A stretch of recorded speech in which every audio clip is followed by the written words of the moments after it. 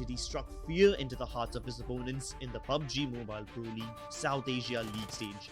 He was able to get 35 kills in week 3 of the tournament, and if you add the 50 kills he had previously, he's got a total of 85, which makes him the top fragger and the most valuable player of the tournament. This week, Jonathan went on a killing spree, mowing down people left, right and center. He dished out 19,000 points of damage. Now that's a lot of damage, a lot higher than his kill count, which probably indicates that this guy was deadlier than what the numbers say. But hold on, he's not just some shooting machine. He is a sly fox who manipulates his opponents into throwing away their advantage and then roars like a lion to strike them down. One such example of his cunningness is when he skillfully clutched a chicken dinner against 2 teams all by himself. He knows there's just one guy remaining who is trying to revive his fallen teammate. Jonathan will not miss that 1v1. Oh! But the madness did not stop there. After winning a chicken dinner for his team, Jonathan laid down some punishment in the next game as well, and TSM won their 2nd game in a row. Day 2. They had a shaky start. In the first 2 games, they found themselves stuck in inconvenient locations as they got third-partied and picked off in annoying ways. But come game 3, they unleashed Jonathan. He went off, shooting anyone and everyone. Fnatic, it is going to be Jonathan and Z-God versus 4 members of Fnatic pushing in on their position, trying to get the job done. He does get 1 knock, he gets the 2nd knock, and is that a squad wipe? That is a squad wipe. TSM against all out. Z-God and Jonathan eliminating Fnatic. He had 7 kills in that game and he carried his team to victory. TSM are going to capitalize on this. Jonathan running inch his way closer a bit. That grenade is huge. Megastars going up against Austin Botnex, making sure he gets the knockout. And Jonathan is going to capitalize on that. Winner, chicken dinner goes way of TSM. They earned 3 quick wins and did not stop getting high placement points. And Jonathan certainly did not stop fragging. On the last day of the league stage, the race between TSM Entity and Orange Rock had come dangerously close. At the end of the first game, they had overtaken Orange Rock on the overall standings, and Jonathan's steady inflow of points enabled Entity to surge forward and take the lead. Unfortunately, because of a few mistakes, Entity couldn't maintain the lead and came in 2nd. Yeah, and of course, TSM Entity, a team who are looking to hold on to the first spot here. I know it's lower stakes. Oh, that nade is not ideal, Jonathan. No! What are you doing? No! He doesn't make those mistakes, and they were 2 down. Now like 3 down. A power slide. Wait, did it just happen? He's going to get in the Dacia. No. He's going to move the Dacia. Wait, what are you guys doing? You guys need to discuss these things, and they're going to block it up. They are going to block it up and blow up the vehicle, and is TSM no. find their maker in doom. Despite that, Jonathan was miles ahead of everyone on the kill board, proving that he won't falter even in the harshest of conditions. TSM Entity have qualified for the PUBG Mobile World League, where they will be facing some of the strongest opponents from across the globe. Last year, Jonathan did extremely well on the international stage at PMPL Global Finals Fall Split. Do you think he can do better this time and etch his name as one of the best players in the world?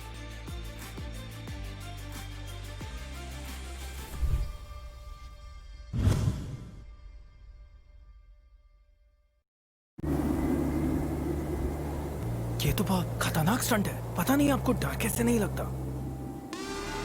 डर सबको लगता है, गला सबका सूखता है, पर डर से डरोगे तो कुछ बड़ा कैसे करोगे? तो ड्यू उठाओ और डर को पी जाओ।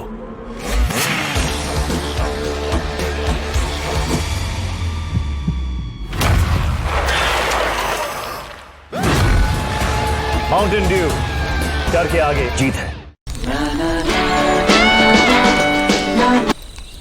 अरे वीडियो फिर से फ्रीज हो गया। तो मैंने बोला था इसका नेटवर्क जाएगा। मैंने भी सुना था, उसने बोला किसकी सुनो? अरे इसने कहा उसने सुना, सब भूल जाओ और अपनी आँखों पे भरोसा करो। मतलब वीडियो सही है तो नेटवर्क सही है, और इंडिया का ना बेस्ट वीडियो एक्सपीरियंस एयरटेल पे है। देखा? तो आंखें खोलो और सही चुनो।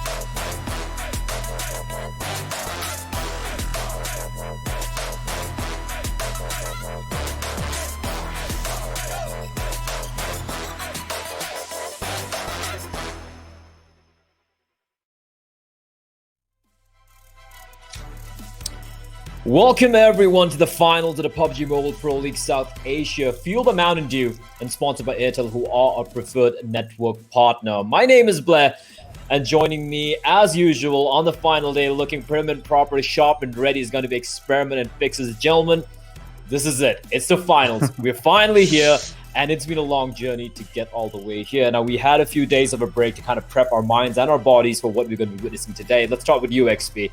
What have you been up to? You're looking like you're ready to go for a 9-to-5 job. You got to look the part, but I've been actually battling a lot of Pikachus in game and outside the game. So I've been having fun. I've been kind of anxious to see what's going to happen in this grand final week. Of course, we have reached the end game, so I am actually excited. The end game. And Fixes, what about you? I'm really elated. I'm so ecstatic about the fact that finally SynerGE has made it. Remember the last week when we were just praying that maybe something just happens and SynerGE gets in, and voila, that did happen yesterday. And I really want to see now that 12 teams will be competing for another 3 spots. It's going to be amazing. We have overall standings for you guys coming up for you. And well, in the end, after 3 weeks of non-stop competition, it was 4 entities who remained and who showed grit, skill, and synergy to not only rock the PUBG Mobile Pro League South Asia, but also show how godlike they truly are. And in case that statement wasn't very obvious as to which 4 teams made it through, Orange Rock, TSM Entity, Godlike, and SynerGE are now qualified for the World Finals. They will, of course, be battling it out for that prize pool, a chunky prize pool as well later on. We have Megastars, Fnatic, Marcus Gaming, Seoul, VSG-Crawlers, and Powerhouse in the top 10. These were the top 10 teams who managed to make it out from the league stage on top. The bottom half of the table, some heartbreak and some victories. We have Umumba, who had a great start. They fell on down, but they still do qualify. We have Team IND, we have Celtz, we have Elementrix, Team Tamilas, and Team Xtreme, who will be joining the top 10 across the 3 days we have in front of you over the weekend. And unfortunately, we all had to say goodbye to John Mara, Team Hype, INES, and of course Dead Eyes guy, who, while they might not be playing in the finals, they did definitely put up a showing, and it was a hell of an end to their journey as well. They did definitely put up a fight, and it was definitely something worth watching. Now, XP, coming to the finals, a big change here is the fact that instead of 3 teams going through from the league stage and 2 making it through the finals, it's been switched up. Now we have 4 teams who have qualified, meaning SynerGE have got their slot. Congratulations to them. And now we have 3 slots available, which makes things very, very interesting right now. And XP, I want you to talk me through what these teams are going to be fighting for. Well, the big number on your screens right now, of course, is the $138,500 that is going to be up for grabs for all these teams participating. And first prize is going to walk away with the purse of $40,000. Second prize goes home with $20,000. And the third place, of course, is going to get $14,000. But that is not all. Have a look at the qualifiers for the World League. We have, of course, increased the number over here. Earlier from 5, we have now put up to 7. Of course, 4 have already got their slots in the league stage, as we saw earlier. And talking about the 4th victor, we have them up on our screens right now. Play SynerGE. What a game these boys have been playing, and I think a well-deserved entry into the world stage. Indeed, it was. We were all discussing how they would still be a shoe-win into the finals when they do play the over the course of the next 3 days. But them getting the slot would definitely be a load off their back. But looking at the prize money on the line right now, Fixes, I don't think any of the 4 teams who have qualified, I don't think they're going to let their foot off the pedal. It's going to be full on. They want that cash. Obviously, and of course the pressure is a bit too less, but still then they will be competing for that number 1 spot. That is $40,000. Who does not want that much amount of money? So yeah, like you said, they are going to put everything in. We're going to be putting everything in, and we have a lot of things. Yeah, XP, sorry, you were about to say something. I was just about to add a point on to what Fixes just said. So remember I was telling you about battling Pikachus in-game and out. So one incident that happened was I was going through my DMs and a lot of questions being asked. The most common question was, but how is it fair on these teams playing it again? And I'll tell you how it's fair, because of course we are going to be battling out for that big chunk of the purse, and to battle it out you do need points, and we have the point distribution on our screens right now. Play again, 1 kill, 1 point, something that is instrumental in the epic fights that we've seen. For one thing that's going to be exciting for me is now that the pressure is off for the lads over an Entity, like say Entity, and here they crop up over here. We have Entity, we have teams like SynerGE, Godlike, and even Orange Rock. Now they can do whatever they want. They can just pop off, and I, for one, would be worried to face off against people like Jonathan, like a Z-God, and of course, we can't forget Mr. Vexy himself from Megastars, who are now fighting for one of the 3 slots up for grabs. And you know what? We had Team Tamilas sneak their way out from the bottom 4. We had Powerhouse struggling a little bit. We had Umumba struggling quite substantially. VSG-Crawlers had their ups and downs. Celtz kind of in the lower end of the spectrum. But now that F5 button has been pressed, it is completely a fresh new start for each and every one of these teams. Everyone's going to start from the same starting point, and that means any one of these teams have a chance right now. Whatever failures or victories they had in the past 3 weeks, or rather the past couple of months, because it did start all the way back in March. It's gone for a toss now. Now it's going to be completely fresh. And with that mentality in mind, I feel, Fixes, we're going to be seeing a different style of play coming out from almost every one of these teams. Absolutely. We have 16 teams playing today, so 4 less teams compared to the league stages. So that was really interesting, and I want to see how things go on, Blay. Indeed we do, and we have, of course, the schedule of the day, ladies and gents. It is going to be Erangel, Miramar, Sanhok, Vikendi, and to close it off, it's going to be Erangel. No groups here, it's only 16 teams. Everyone's going to be playing all the maps over the course of the next 3 days. We have 15 maps to be played to decide the final 3 teams who will qualify. And we do have, of course, almost every map being played today as well. We have Erangel being played twice. And now, shout out to you guys watching and tuning in. We have the hashtag PMPL fan moments still very much in play. And for those of you who have a message for maybe for your fellow, it's not fellow, your favorite team or your favorite player or your favorite whatnot, we have created this collage, which you have mailed to us. And here it is for you to watch.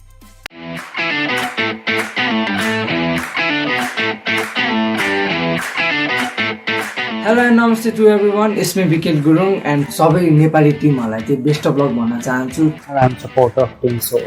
I am supporting PSM entity. Hello, I am big fan of Team Soul and I have been following PMPL from very beginning, and the casters are 2 of Ketan and Ocean. Hey, this is Faisal aka1 Haida, love from Bangladesh, and INS the Vikendi Badshah. Myself Progyan Khongsai. I support TSM entity because they are the most powerful gun power in the world right now. Love from Manipur. Jai Hind. Guys, I'm from Bangladesh and I am voting for TSM entity. Let's go, Jonathan. Tapatap. Hi guys, Arden decided I am supporting Fnatic. Hi, Scout bhai, big fan bhai. My favorite team is a TSM entity, or my favorite player is a TSM entity, Jonathan. Hi guys, my name is XD Kunal. I am from Maharashtra. I am supporting TSM entity. All my support is for Team OR. OR for win. I'm here supporting TSM entity, and my favorite player is entity Jonathan because the way he changed my perception that 4-finger gameplay is really not important if you can master your 2-finger play as well. So all the best, Jonathan. Hello guys, it's Mr. Struggle. I support Team Xtreme. Best of luck for all the team. Thank you for our casters making this tournament very interesting. I'm supporting Team Elementrix, Team Xtreme, Dead Guys, Team Hype, and Team Janmara, as well as TSM entity. Nepali team may not win the trophy, but they will get a lot of experience and they will rock next time. Hello guys, मेरा नाम चैतन्य है और मैं चाहता हूँ कि soul world league के लिए क्वालिफाई करे. Hello guys, my name is Prasandal and I'm from Nepal and I'm supporting our Nepali team. They are Team Elementrix, Team Xtreme, Team Hype, Team Dead Guys, Team Zanbara. So at last I would like to say that Nepali team are real.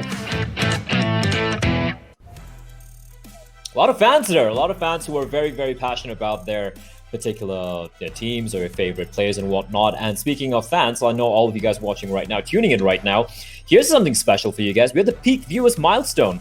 Take a look at that. If we have 200,000 viewers across all the streams, that is, English and Hindi and Tamil and whichever languages are being streamed on right now, you combine all of them together, and if we hit 200,000 concurrently, everyone has a chance to get a crate. You're going to get a crate into your, into your account. That is massive. And this is over the weekend. We hit 350. That's 2 crates. We hit 500,000. That's 3 crates. The numbers keep going up, XP. This is madness. I think we all are going to be finding a few crates but you got to subscribe in our game soon. Yeah, you have to subscribe and you have to watch as well. And of course, I think this is a milestone which can be easily cracked open, especially keeping in mind how passionate the viewers in India are. Indeed, and if the PUBG Mobile channel does hit 2 million subscribers, and it's just like barely a few thousand away, there we go. You're gonna get a chance to get a permanent set, and that set looks phenomenal. I do believe it's called the Pinocchio Road Worker set. I don't know what it's called, but that's what the name I'm gonna be giving to it. Fixes, what's it called? Even I do not know. Let's just call it what you just said. Yeah, XP is good with names. The Pinocchio set is fine, but unlike Pinocchio, this is not a ruse. This is not a lie. Your nose will not grow longer. If we do hit that 2 mil mark really shortly, it is going to be yours, and it's not a time set. I know that we've been complaining about that a lot. It's going to be permanent. So make sure you hit that subscribe button on whichever channel you're watching. Of course, Esports PUBG, or if you're watching it on the Hindi channel, if you're watching it on PUBGMobile.India. Again, subscribe. Make sure you get your subscribe account high, and you're not going to be living a lie. It's not a lie. Trust me, it's for real. It is not a lie. The cake is not a lie, and this is definitely not a lie either. We're going to be jumping in quickly, though. We're not going to be wasting any time here. There's not going to be any changing groups. Everyone's going to be playing the same amount of games. 15 games to be played. Now, quickly fixes. 4 teams have already qualified. Do you think Entity and Orange Rock and Godlike and SynerGE, do you think they're going to be playing different, or do you think just going to be going all in, kind of like a showcase of power of what they can really do against everyone else? I think they will be playing their natural game in the first 2 days. Third days, depending on how the situation is, they will mold themselves. So that is what I'm thinking. Okay. And XP, now we have 12 other teams. Let's not forget about this, right? Who would be, and over the course of the 3 days, we're going to be talking more about it, but who would be the 3 teams that which you feel would potentially be qualifying here? I mean, let's make it quick before we're going to be jumping in straight into the game. Potentially qualifying. I'm going to have to, give my answer after I see a couple of games, because I want to see how the mindset is going to be like. Are they going to go out all out aggressive? But that's not fun. That's not fun. That's not fun. I'm sorry. If you want me to take names, I'm going to take names that, people want me to take names. Of course, I do believe if Seoul get their act together, but that's a big if. If they get their act together, they might. Is that just fixes? You all have to look aside. Maybe there's somebody poking me right now. It is fixes, yeah. But if they get their act together, that's a possibility. Fnatic again, one last hurrah for them. We know that the boys have been prepping themselves really well, and of course, Megastars are looking good. If Vexy makes sure that his team kind of plays at that same level that he's been performing at, then I don't see why these boys can't go through. All right, Soul, Megastars, and Fnatic, and fixes for you. You got 5 seconds. Give me 3. I go with Megastars, Fnatic, and IND. And you can't pick the same teams. No, he said IND. You said so. 2 out of 3. 2 out of 3 over here. Fair enough, and I do believe they would be. How about you, Mr. Blade, Mr. Yeah. I love everyone equally. I don't know what you guys are talking about. I'm gonna make this biased casters. All right, fine. Megastars. I'm gonna put it across. Megastars. It's hard, man. I think Marcus Gaming, maybe, and I'm gonna root here for Fnatic. I think they might pull this one off, but we're gonna be jumping in straight into the map, ladies and gentlemen. It is gonna be the first one. It's gonna be Erangel. That looks fancy. That looks fabulous. Look at that. Augmented reality, and the reality is this. The reality is that this is going to be the first game being played, the PUBG Mobile Pro League South Asia Finals. We're going to be seeing a lot of action taking place today. All 4 maps will be seen. We have a double Erangel day as well. And to start things off, it's going to be, every team's going to be playing in, every team's going to be dropping in. What's going to happen? I don't know. I'm excited because this is basically a brand new start to the event. And on this note, we're going to be jumping in straight into the game. XP Fixes, you're going to start off with this one. Have fun. Bring us home the bread. See you later. Of course, that's what these boys are going to be fighting for, not just for the bread, but for those chicken dinners as well. But I'm kind of liking what I'm seeing right now. Those 2 drops, of course, are catching my eye right now. I wonder what is contained in them. But we are finally underway with match 1 of the grand finale, and of course it is going to be in Erangel. The playing path kind of favoring Team IND. If I quickly just have a look and see where military base is, so I'm pretty sure Megastars and IND are going to be happy with this playing path. Of course, leaving in just a little south of Gatka, we are on a southeastern projection. I'm Yeah. sure a lot of teams are going to be jumping out and driving to their long. When they have a long drive ahead of them, but I do not see how it's going to be a hindrance for them to get some vehicles and go to their favorite loot spots. What do you think, Pixis? Are we going to see the normal that we see, that people are going to go to where they are comfortable, or is someone going to spice things up a little this time?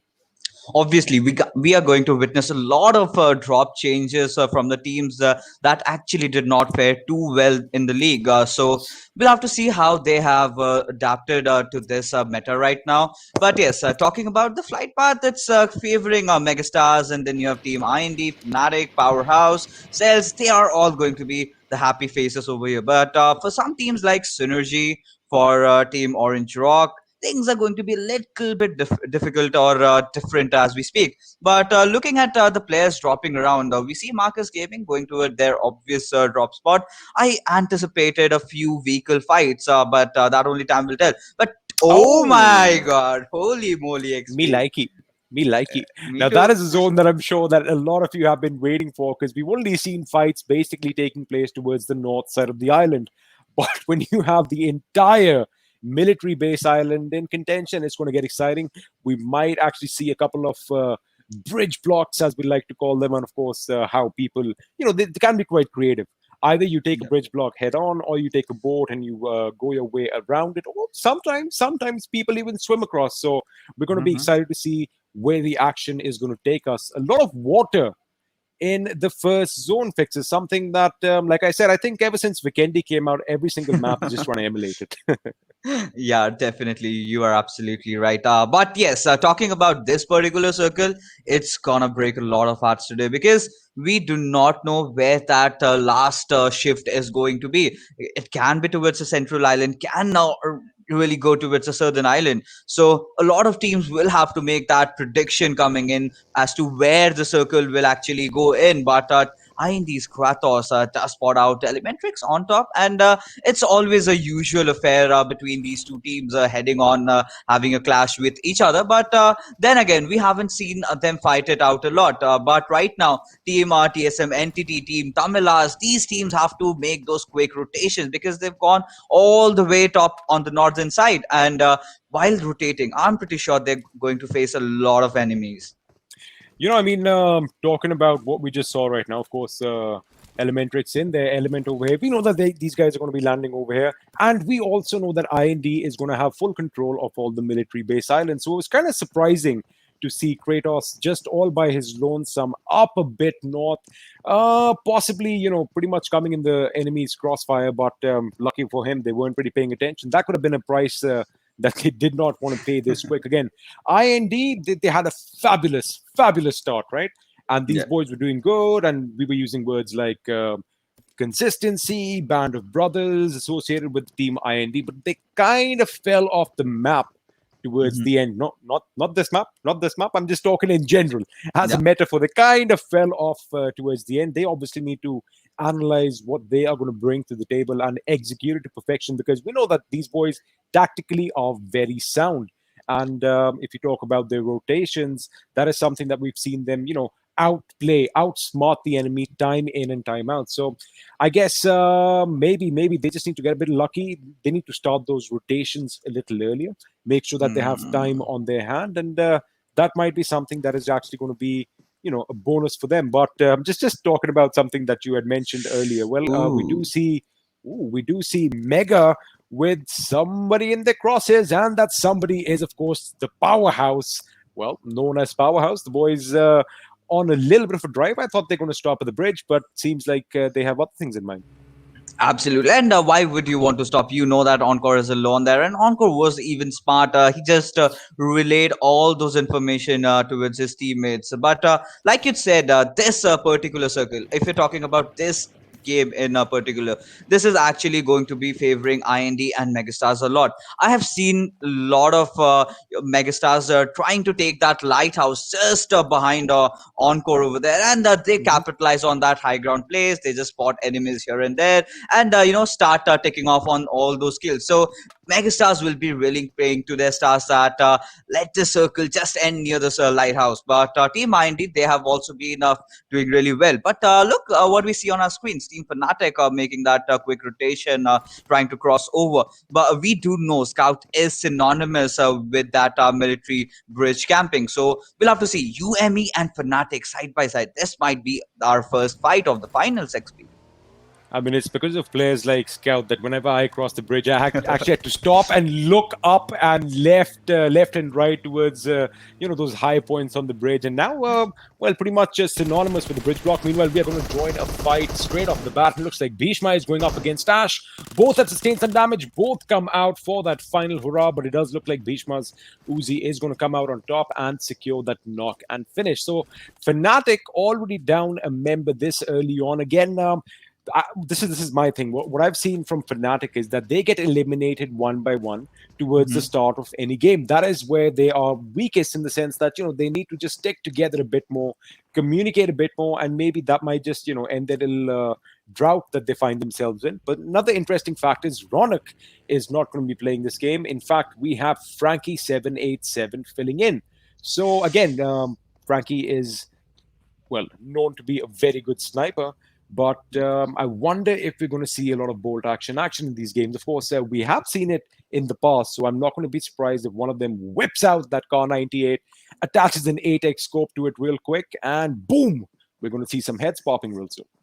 Absolutely. And to be honest, XP, I really miss Ronak out there, because lately he has been in a very good form. Always definitely has been the star of Fnatic so far, racking up all those kills during the league. But Ronak, he was in a very good run. I really am worried that why he was substituted, and why is he not playing when your player are back in their good stances. But talking about the circle, we see a lot of teams starting off with the rotation, but TSM entity XP, they are looking a bit slow today. They want to enter the zone a little bit late, but will that go against them? Because SynerGE, look at them, they are also doing the same thing. They haven't also started off with the rotations, and look at all those teams gathering up near those two bridges. So we have to see a lot of teams taking either the boats, or we'll just have to swim. And if you are swimming, then my friend, you are in a whole world of trouble. Well, talking about TSM, here they are on your screen. Of course, Jonathan John Wick, as we like calling him earlier over there, Z-God and Clutch God grabbing a bike and making their way out of the blue. But, I guess the thing is, since this is the first zone, which is actually closing in on itself, a majority of the players are going to see where that first drastic shift is going to take place. Because if it is going to be centralized around the military island, then that is when they need to make those decisions, right? Whether they go on by foot, by car, or they go across on water, by a boat, jet ski, or in dire situations, even swim across. But, Godlike over here is going to combine them both. He's like, you know what, I want a little bit of both. I want to drive my car right into the water, get as much as a launch as I can, and now he is going to swim across. So, again, they can get really creative with the method of transportation. And over here, if you have a look, this is something that always stops me in my tracks. We have an AWM, but coming to that later, Mega is going to be picking a fight with the boys from Celtz. I do believe MJ has gone down to one of their members, and elsewhere I saw another knock as well. So an early fight. Finally, we're getting to see some action. This should be quite exhilarating, Fixes. Absolutely. And with that team Godlike, I really want to know what's going on in their minds, because they're making that early rotation, which is really good. But we do remember that Powerhouse is in the nearby vicinity. If they do spot them out, I think that's a dunzo for Team Godlike. They will not be able to enter. But look at what we might witness. Orange Rock and TSM Entity might just engage against each other. This is a fight that we need to see. And starting off in the first map itself, and in the early game phases, a full-fledged team fight, that will be brutal, XP. Well, the fact that they do have people riding shotgun, we might actually see some high-speed stakes over here, some high-speed vehicular, drive-bys, to be honest with you. I want to see a drive-by. Come on, drive-by one another. Just let those automatic rifles do all the talking and hopefully survive out of this. But it looks like Orange Rock is actually heading straight for the bridge. which is, well, if you look at all things considered, it is empty on this side, but they are going to have some tussle with Fnatic in the future, who are basically going to be laying siege to the other side of the bridge. Meanwhile, we are going to join bouncing over here, trying to pepper some bullets off on the members from Orange Rock. And talking about no action this side of the bridge, I was wrong. Umumba Esports currently are holding this position, 1 kill to their name. So again, they've got to have a few good games. And, the fact is, since the slate has been wiped clean for all these teams, it's like they can start afresh. If you had a bad day, that's out of the picture. If you have a good day, that's out of the picture. Now what matters is how you prepare yourself for all these games. Because fixes, we are playing all 15 games, 5 a day. And, I like the fact that even the grand finale is sort of like a round-robin league. And it keeps things interesting. You can have your ups, you can have your lows, but you do still have a few second chances. First brave man to go through the block, and he actually makes it. Destro gets a knock on Oasis. What just happened? That is perfect cover fire from back here. Absolutely, and Scout with his signature DP28 spray from up the bridge does not quite find a lot of members. And Destro, this guy is an absolute beast today, as he is decimating Team Fnatic. Frankie is so low. He knows exactly where Frankie is, and he knows that there is no Ash. So Frankie is all alone, and that is it. Yes, they are done.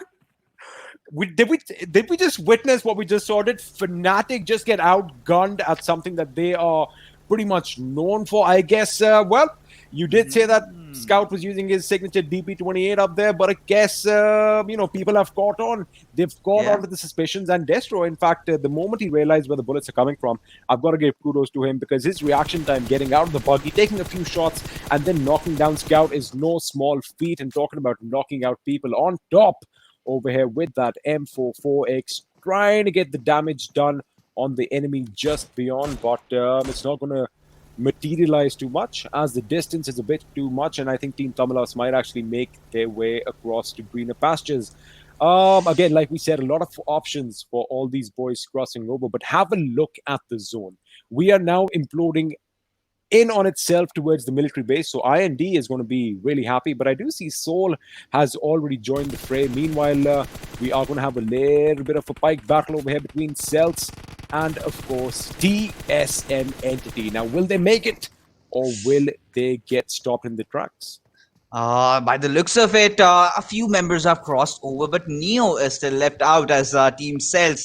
They are still not in a good position. They've already lost out on MJ, and I think Ultron has smelt Neo in the nearby vicinity, as he is just looking down to spray onto with his buggy. But it's a tad bit too late, as Neo does manage to escape around. But getting to what we just witnessed a couple of seconds ago, Fnatic being ousted, that was an absolute shocker. Oasis was too much in the open, and we have to give all the credits to Destro. My oh my, with the Bison, oh my goodness, Trance knocking out Zebra, Trance taking that second kill, taking down Iconic. This is trouble in paradise for Team Powerhouse, as they have to run for their lives, and they do manage to do that. But Team Soul, they are in the bunkers. But yes, talking about that fight, I love the way Destro used that Bison on that 6 times.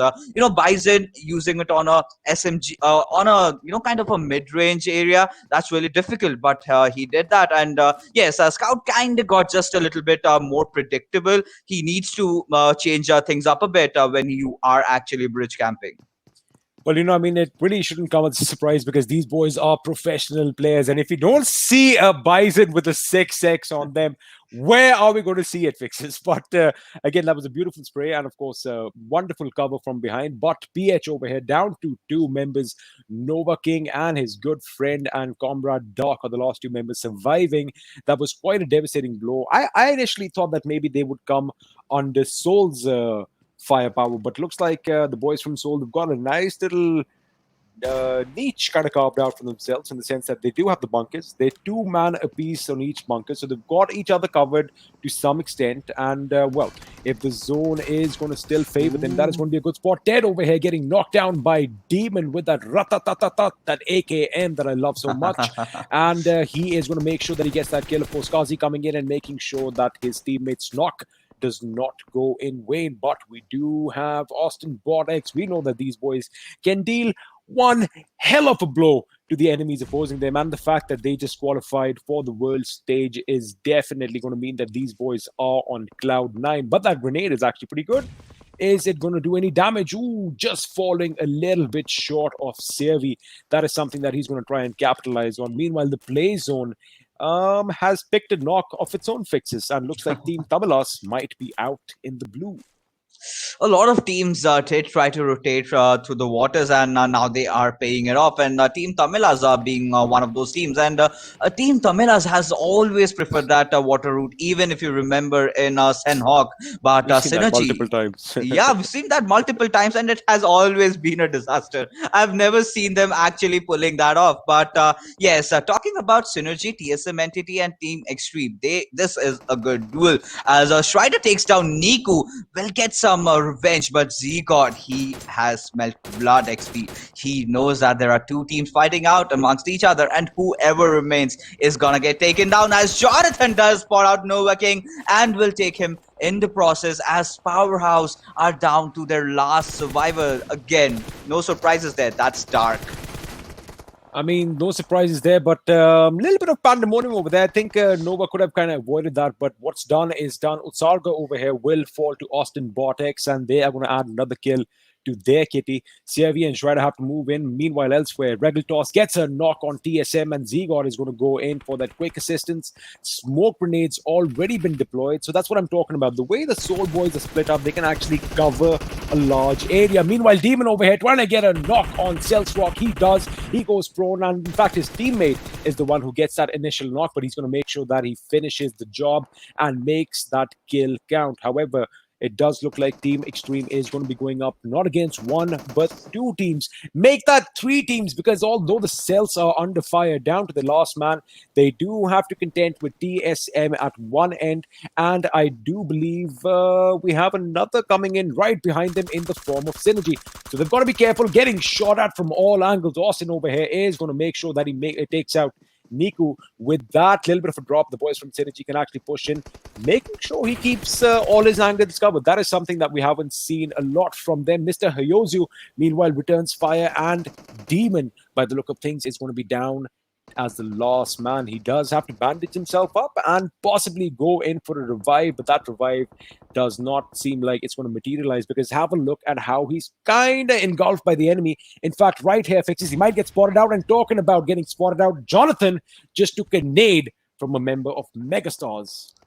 It was Paradox doing all those beauty, but Viru, being that third man in, does take down a member of Megastars over there. But SynerGE does spot down Neo in the fray, and Z-God will also be taken down as SynerGE takes down two members of Team TSM Entity. It's absolute pandemonium, like XP loves to say. 420 OP, we are seeing a lot out of this lad, because he's been racking up all those kills today. The dude, he is doing his job as he takes down Snacks. SynerGE does finish off Z-God, but Team Soul, they are looking so confident. Look at Sangwan, but it was a tad too much, because he just overstepped and got knocked in the process. But Regeltoss spraying down all those bullets onto the members of, if I'm not wrong, Team Megastars, but Team IND have been spotted out as well. I love the smoke placement coming in from Team Soul, as they have lost out on Sangwan, but the rest of the three play are still surviving. Trance, meanwhile, taking down Max Karsh, but Strider, he is very low. SynerGE is down.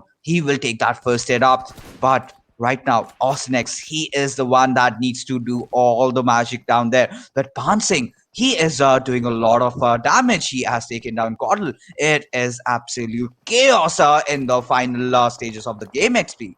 And you know, these fights are actually not taking place too far off. Of course, it is towards the blue. And with that, we have Marcus Gaming that are going to be eliminated from this game. Mortal with his M16, trying to knock some shots in Dark's direction, trying to keep him at bay. But of course, Trance and the boys from IND have been spotted out, and it looks like they might just materialize on that. Will they go in for the kill? It doesn't look like it. Roach over here gets a knock on top and knocks him off his pedestal, so to speak. But Orange Rock, still a 4-man squad, still pretty No much in the zone. surprises. And we know that these boys can wreak havoc towards the end. While Atanki is actually going off and getting a member of SynerGE. Austin goes down. Neo goes down in his stead. Powerhouse getting eliminated altogether. 420 OP putting that final nail in the coffin for Powerhouse, and out they go from this game.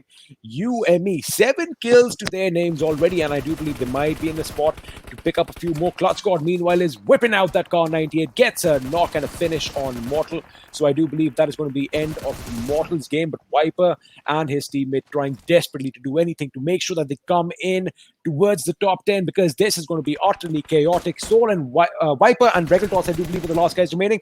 And wait a second, SynerGE getting knocked out over here. I thought they were going to go all the way, but they do exit this game in the 11th position. Now, all the teams are going to be coming closer to one another, not a lot of cover. So I'm kind of excited to see how creative they can get with all these vehicles that they have fixes. I love the way UME had positioned themselves initially, but after that, they were in the center of the traction, and everyone was just spraying down onto them. But 420 OP's got a lot of fight up his sleeve right now as he keeps spraying down all those bullets over there. Trance has been knocked, and with that, Kratos gets taken down by Viper as Team Soul still managed to survive by the Whiskers. Regaltoss definitely being knocked down, but will get that res on by his teammates. But talking about Team Orange Rock, look at how good they are. They spot down Encore, and they will take down and Megastar Swag. He is kind of the last member alive, and with that, he is also donezo over here. Orange Rock again with that amazing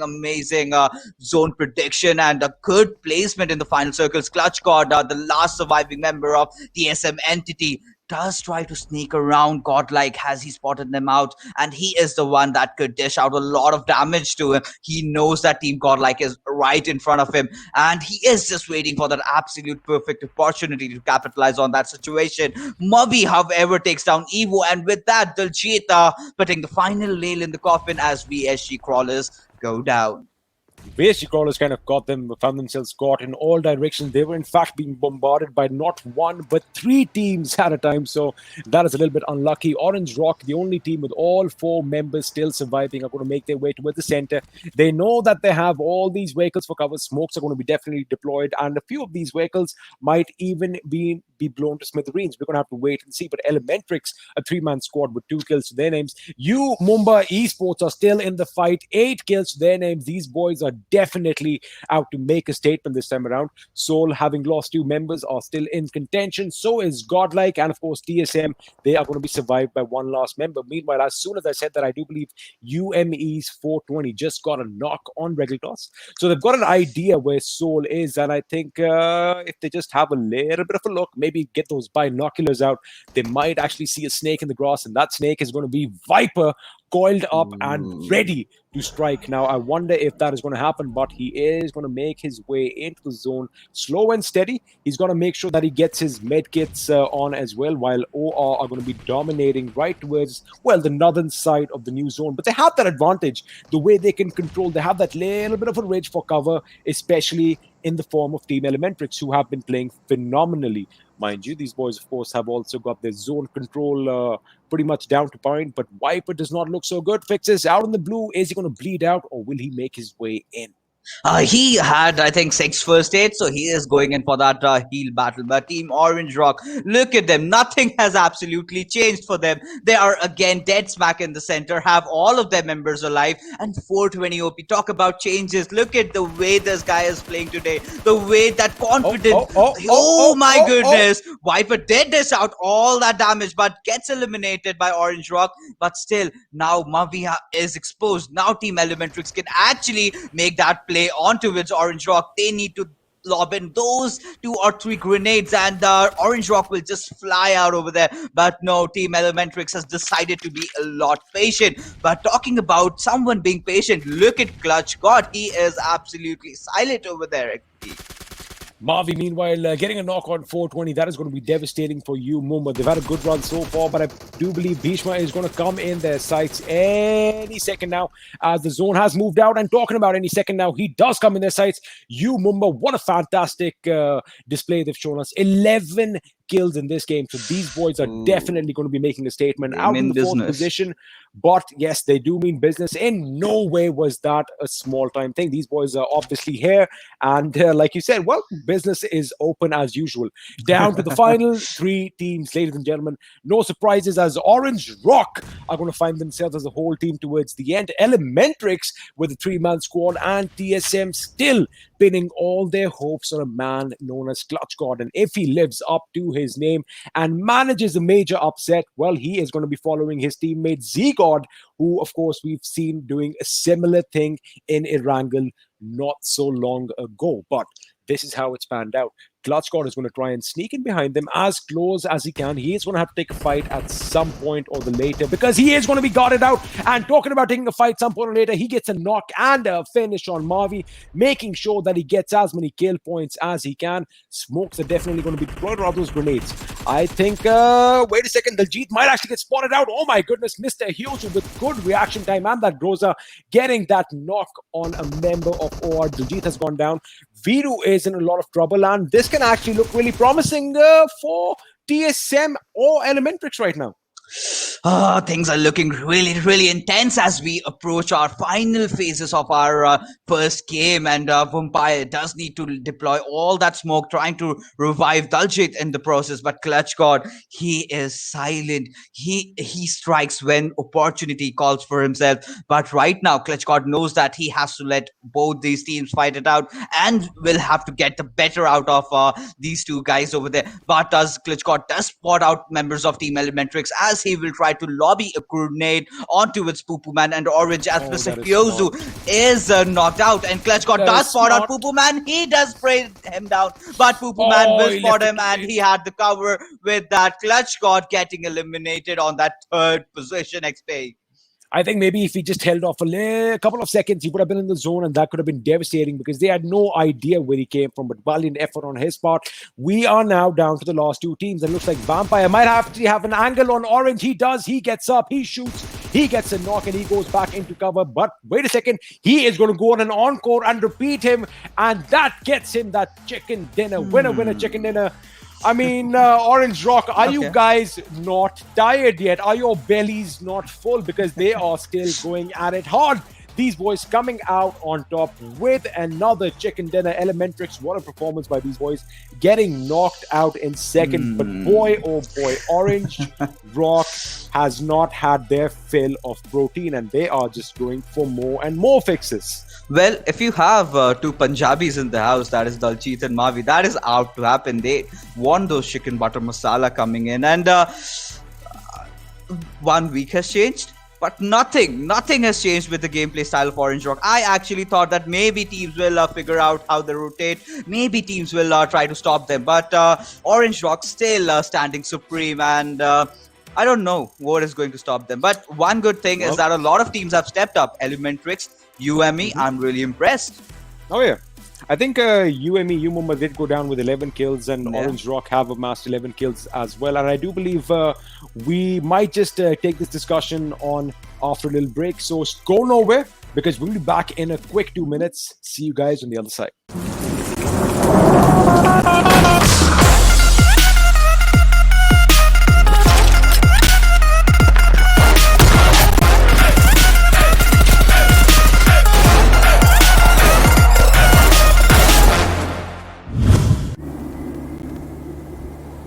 ये तो बहुत खतरनाक stunt है। पता नहीं आपको डर कैसे नहीं लगता? डर सबको लगता है, गला सबका सूखता है, पर डर से डरोगे तो कुछ बड़ा कैसे करोगे? तो ड्यू उठाओ और डर को पी जाओ।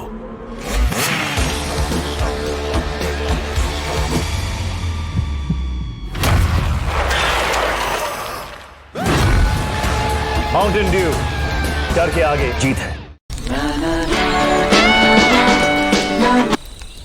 अरे वीडियो फिर से फ्रीज हो गया। तो मैंने बोला था इसका नेटवर्क जाएगा। मैंने भी सुना था, इसने बोला, उसने बोला, किसकी सुनूं? अरे इसने कहा, उसने सुना, सब भूल जाओ और अपनी आंखों पे भरोसा करो। मतलब वीडियो सही है तो नेटवर्क सही है, और इंडिया का ना बेस्ट वीडियो एक्सपीरियंस एयरटेल पे है। देखा? तो आंखें खोलो और सही चुनो। so invite some friends and explore this new space. The shooting range has been revamped. Now, when you start a round, you'll have 60 seconds to down 20 targets spread over 5 waves. Your results will then be rated and displayed. The player with the highest rating will stay at the top of the ranking for others to challenge. You can also play against your friends to see who is the better marksman. Players can now duel other players in Cheer Park via quick draw. The duel will start after both sides confirm the fight. The 2 sides will have red borders and start a duel. The player that defeats the other wins. Don't forget to take a photo with each other afterwards. Friendship first, results second.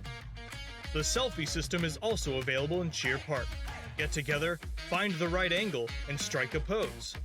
Say cheese. Nice shot. Don't forget to share it on social media.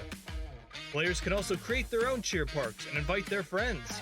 Many special buildings from the original map can also be found in Cheer Park. Don't miss out.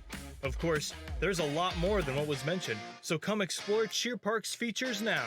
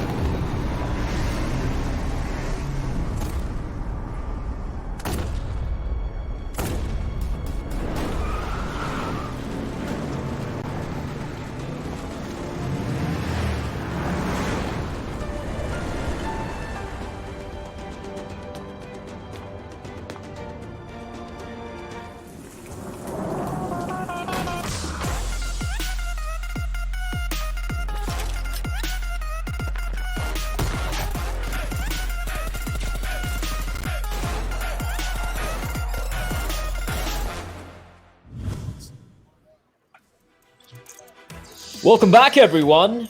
Orange Rock are not stopping anytime soon.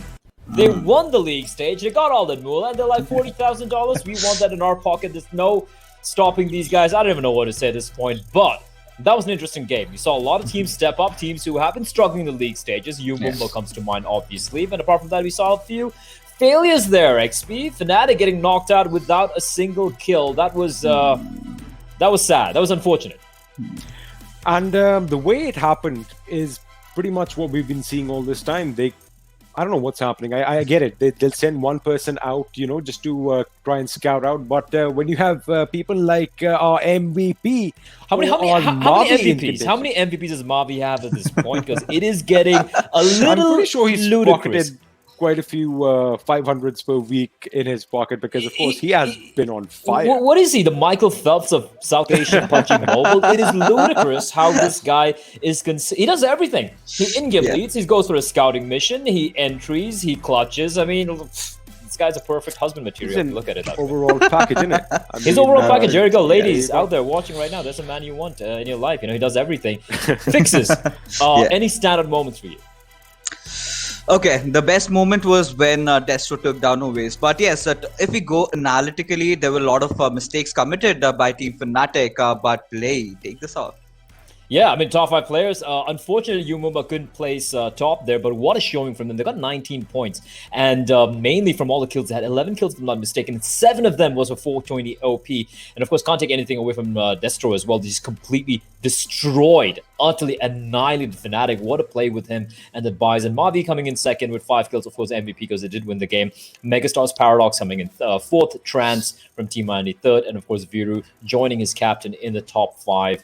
Leaderboard for this particular match. But Fixes, the usual suspects did kind of step up here. Umumba obviously being the outlier, they've been struggling quite a bit, but it's more the known teams. But Elementrix had a pretty good game as well. Absolutely. Elementrix did put on a good show, and all the credit goes to the rotation. They did land on the southern island. They made that rotation from the western side down from the south, and that was bang on. And right when they had a position where there was no one behind them, and everyone was right in front of them, and they just capitalized on it and went on taking down enemies till the last fight. They did put up a good show, however.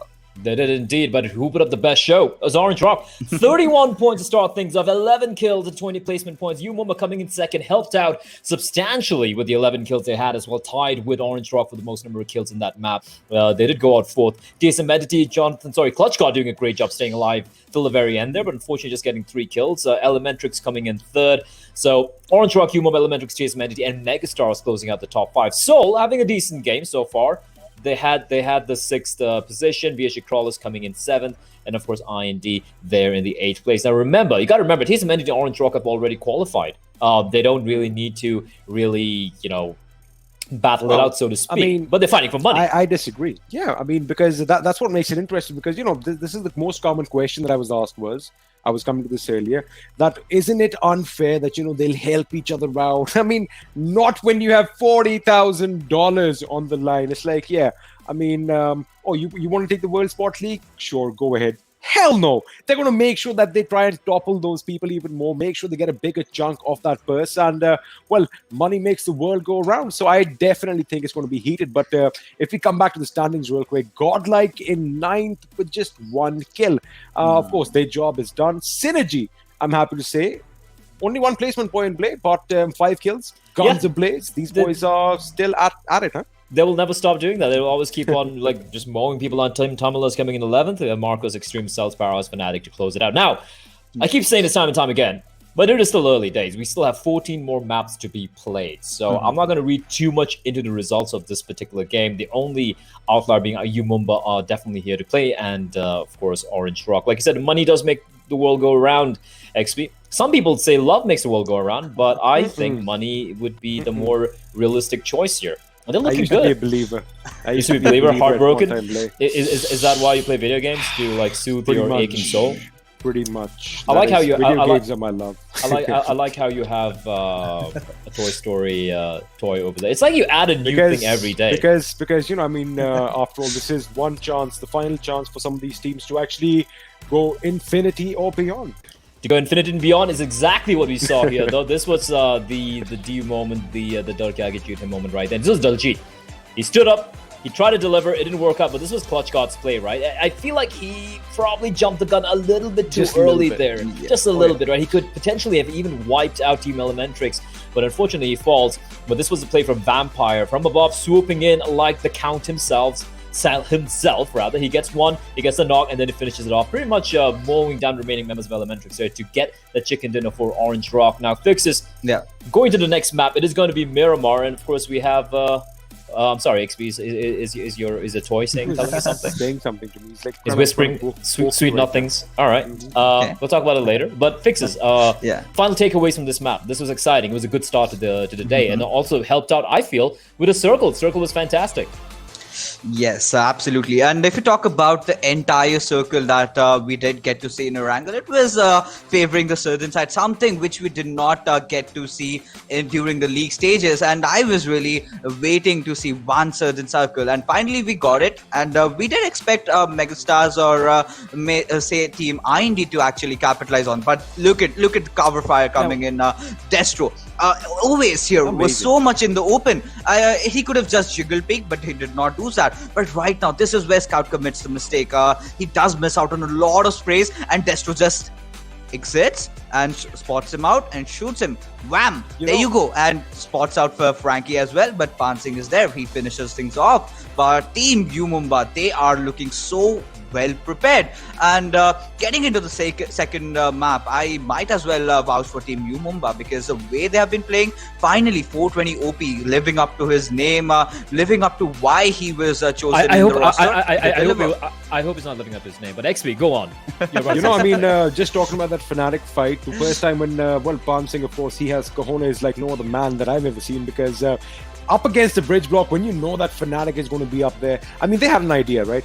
You have to have, well, you're supposed to be made out of steel, but that guy just went through, of course, mishaps on OS and Scout Spot for missing their shots. But again, Frankie was on that hill back there, who could have actually got a few shots in on pouncing, but I did not see that cover coming in. And of course, you mentioned it, that, you know, Scout should, I mean, normally 10 out of 10 times he wins on those sprays, but that did not just, it did not happen today, and outwent Fnatic. So, you know, again, you can say a lot of things, but I do believe communication is a major thing that these boys need to work on.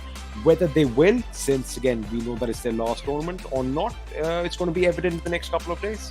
It will indeed, and I completely agree with you. It felt like that defense was a bridge area, was very disjointed. They weren't peeking together, and when they were taking the fights, it was basically 1v3 or 1v4 every single time, although they had 3 players alive. Ash, unfortunately, getting taken down early.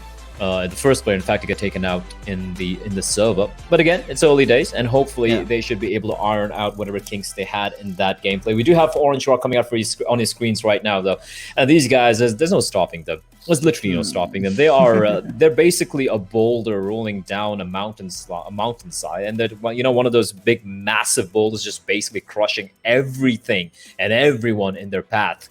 And that is a terrifying thought. They're not going to make things easy for anyone out there. It doesn't matter if they've already qualified first place in the league stage. They want the money, and they want to make life miserable for everyone else, Vixes.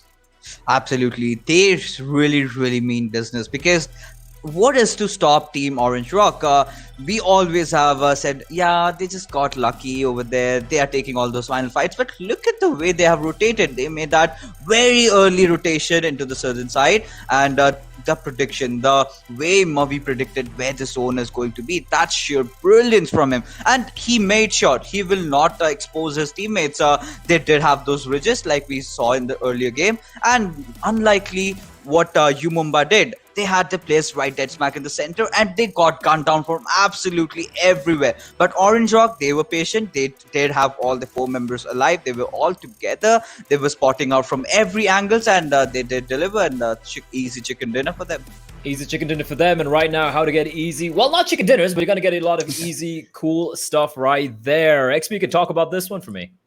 Well, I mean, it's pretty straightforward. The more you watch and the more concurrent viewers we have, the more chances you watching, have a chance to win these crates. Now remember, don't be greedy. Get your friends along, get your moms along, get everyone to watch the stream, because if you can crack 200k viewers at one time on any stream, be it any language, you get 1 crate. If you cross the 350,000 marker, well, you get 2 crates, and lo and behold, if you have 500k viewers watching at any given time over all the different languages, you get 3 crates. So guys, I mean, look, if you want a chance to win permanent sets, I mean, you know, we've been complaining, and have a look. PUBG Mobile actually listens to us. They're like, all right, we get it. You don't want the time sets? Here you go.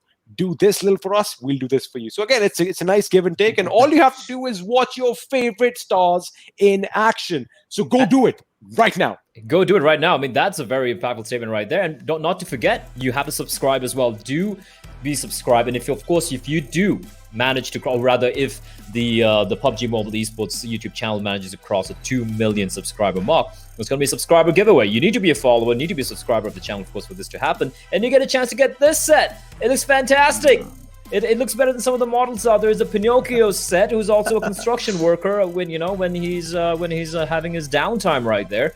And on that note, I want to talk a little bit about Miramar. Now, Miramar is going to be the second map being played here today. Obviously, we're going to be seeing much more Erangel being played throughout the entire duration of the event. But Miramar is a map where we've seen some, despite being the biggest map amongst all the maps we have fixes, it's a map where we've seen a lot of exciting action taking place. We've seen a lot of early mid-game action, and it doesn't necessarily wind up in the last circle. Yeah. What are you expecting this time around?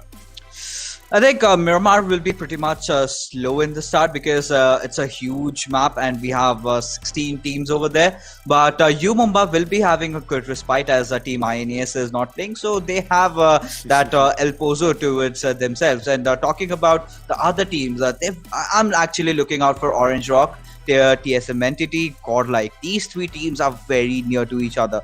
I want to see if they are taking those early fights, or they're going in for those early high ground rotations. Okay, and on that note, XP, seems like you have something in mind here, but Fixes will be catching you after this game. But XP, before you jump into this one, you wanted to say something there.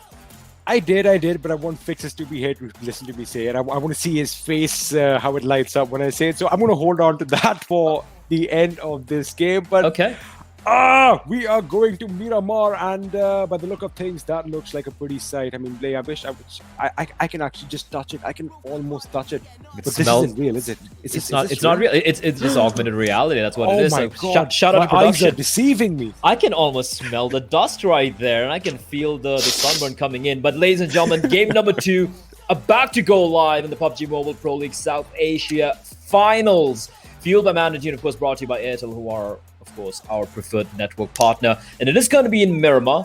It's going to get dry. Your lips are going to get chapped. You want to put on that sunscreen. And, of course, you want to have your guns in your hands because it is going to be a battle. And at least from what we've seen right now, no one, and I mean none of the teams, even the ones who've qualified, they're not going to just go quietly without a fight. They're going to be giving it their everything. And looking at this plane path, it's going to be heading all the way from Campo Militar and heading all the way south next to Puerto Paraya, which makes it interesting. It doesn't really dissect the map in half, but it gives a lot of room for a lot of these players to drop wherever they want to. And this time around, Daljit is going to be taking his private jet to fly over the map.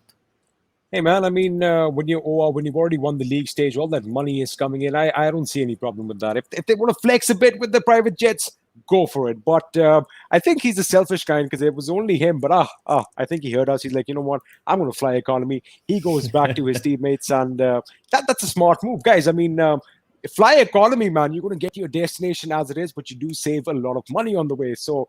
But if anybody does have any first-class tickets for free, what's up? How you doing? Anyway, coming back to the game, of course, we are going to see... I mean, the plane path is towards the east, so all those El Pozo fans, all those Monte Nuevo fans, they are going to have to do some driving. But when the conditions are this clear, Blay, when it's nice and sunny and no dust storms in sight, I think that's pretty doable. It is 100% doable, and Vision not going to be obscured. You're not going to be seeing any massive dust storms coming in, and we do have the circle not quite there yet. Teams dropping and in the usual locations. I do envision Seoul going to be dropping to its Picado, and that circle it's not too bad, except for the guys who dropped off a little bit too early towards the northern or northeastern side of the island. But then, considering how massive a map Miramar is, they should have a lot of time to make their way into the safe zone. Now, question is, a few of these teams who are already in the circle might be envisioning themselves heading maybe to the western side of the circle, where they won't really face off against anyone. You can head towards Chumacero, you can head towards Minas del Valle, maybe even towards Valle del Mar, and potentially loot up to your heart's content. And even when the second circle comes in, you have a very good chance of it being on you, right? I mean, yeah, that is kind of true. But then again, we want to get that momentum rolling, right? So they might actually pick out a few fights here. And again, time will tell, because by the look of things, a few teams are pretty much heading in a collision course towards one another. But yeah, talking about those teams to the northeast, of course, at Campo Militar, we have Team Xtreme, and just to their west, Megastars. Now, Megastars had a good game the last game. They got 7 kills out of that little skirmish that we saw in Erangel. Of course, they want to capitalize on that and make sure they have a better outing today. But, it can really go either way, because, of course, the big dogs are firing kind of on all cylinders. But it's interesting. I think I love the fact that, there's a big prize pool over here and that everyone is still playing. It kind of makes it easy and difficult at the same time. Easy because, all right, even if you don't finish, suppose if we have the same outing, suppose if Godlike, TSM, and Orange Rock and SynerGE finish top 4, right? Then we know that people who are going to be finishing 5th, 6th, or 7th, hypothetically, they're going to pass through. But again, just to reach that point when you are playing against the big guns is going to be a bit dramatic. And again, money is something, like we've said, makes the world go round. And that is something that is not going to be let, just slip away that easily. Yeah, I mean, you're talking about $40,000 at first. Like that. I think. I'm absolute crap at this game, and I just want to form a team with the 3 of us and just throw in a producer and just go for it. Just a chance to get the 40K. You never know; it could happen. It's unlikely, but it could happen. Right now, we're switching over to Seoul. They had a pretty good start. The game wasn't bad at all. They had that good coverage of the ridge, of the slope of that little bit of a hillock they had earlier in Erangel. They were holding on to it pretty well. Had a pretty decent showing, all things considered. And they're one team that a lot of people, and even Fixes did mention that, he's expecting Seoul to make their way out here. And 3 slots available. There is a chance. If they play the way they have played in a couple of those days where we were like, all right, Seoul look really solid right now, it could definitely work out in their favor. However, over the past 4 days, do you think they've managed to work out the kinks they've had in their armor so far? I mean, looking at how they started this day off, I think they definitely have improved since what we saw in the last 12 days. But again, a stroke of luck is not what is needed right now, right? They need to have that little bit of consistent gameplay. Whether they play it safe, whether they play it a bit passive, hold back, let others fight it out, and get towards the end, and then unleash their savagery on whoever's left. That is also a game plan that I would be content with, because again, whether it by hook or by crook, I mean, getting to the top few positions is definitely going to help you with those standing points, and of course, skills along the way are going to help with not only more points, but it will increase that morale, and that morale boost is something that all teams require at this time. But now, talking about Orange Rock, who are on our maps, pretty much right now, just driving through the vegetation, through the wasteland, so to speak. You guys were mentioning something that the zone prediction. I'll say one thing. Look, they've got a tried and tested method which has worked wonders, right? Mm-hmm. 0 to no engagement towards the first few circles. Basically, just trying to play mind tricks with the enemy. I mean, when you find out, all right, Orange Rock is here. All right, 2 things happen.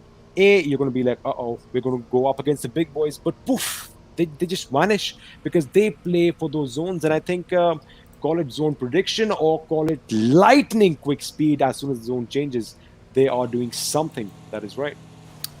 Indeed, it is. Look, listen, if you're going to be lucky almost every game, that's not luck you're doing at that something point. Right? You're doing everything right. That means you're insane. You know something no one else does, and I think that's very impressive. You can only call out luck only maybe a couple of times, and if you're consistently lucky, you're either a god or you're very, very good at the game. We're going to be switching over perspective to Megastars, who had a comparatively little bit of quiet game, and I won't lie, man. I'm going to be a little heartbroken if Vexy doesn't get one of the slots. Meanwhile, On Top has managed to... Not on top of his game. Yeah, it's on top of his game. I like that. And I think it's kind of like fallen off his vehicle, which is unfortunate. And the most common thing that happens is, you kind of get off the vehicle before it comes to a full standstill. And I think, ladies and gentlemen, that is a life lesson. Don't get off a moving vehicle.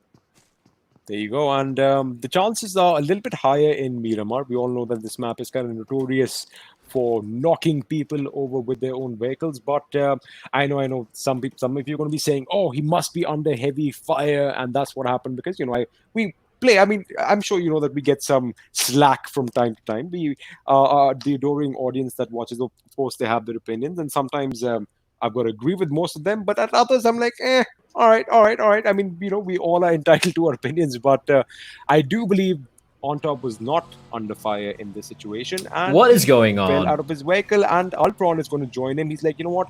Don't be left out. I'm just going to have a little bit of ill footing and come crashing down a mountain of sorts. But I do hope that they get picked up by their teammates. I don't see any fighting breaking out on the map. Else, we would have definitely seen it. But Play, I think the zone is going to be pretty slow now since we are, going to be wrapping up the first round. And I think everyone is still going to be comfortable waiting to see where that shift takes them. And hopefully we see some vehicular manslaughter in the not-so-distant future. I'd love to see that. And I think the fact so many players getting knocked down while driving around goes to show that being able to drive on roads is a very different thing than going cross-country driving. As Seoul, they hear a few vehicles across that ridge, and it is Godlike. Now, Godgill just shows a sliver of his vehicle, but they are doing the smart thing, not showing themselves, not exposing themselves to this little compound where Seoul have found their home.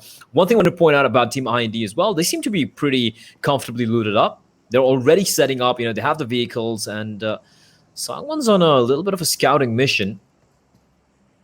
And Godlike, they need to be a little wary of this. They have managed to push on in, but they seem to be unaware how close they are to Team Soul. And this is a fight. This is a fight that I'm really looking forward to. But right now, what everyone's looking forward to is where the circle's going to be shifting towards. Any bets on this?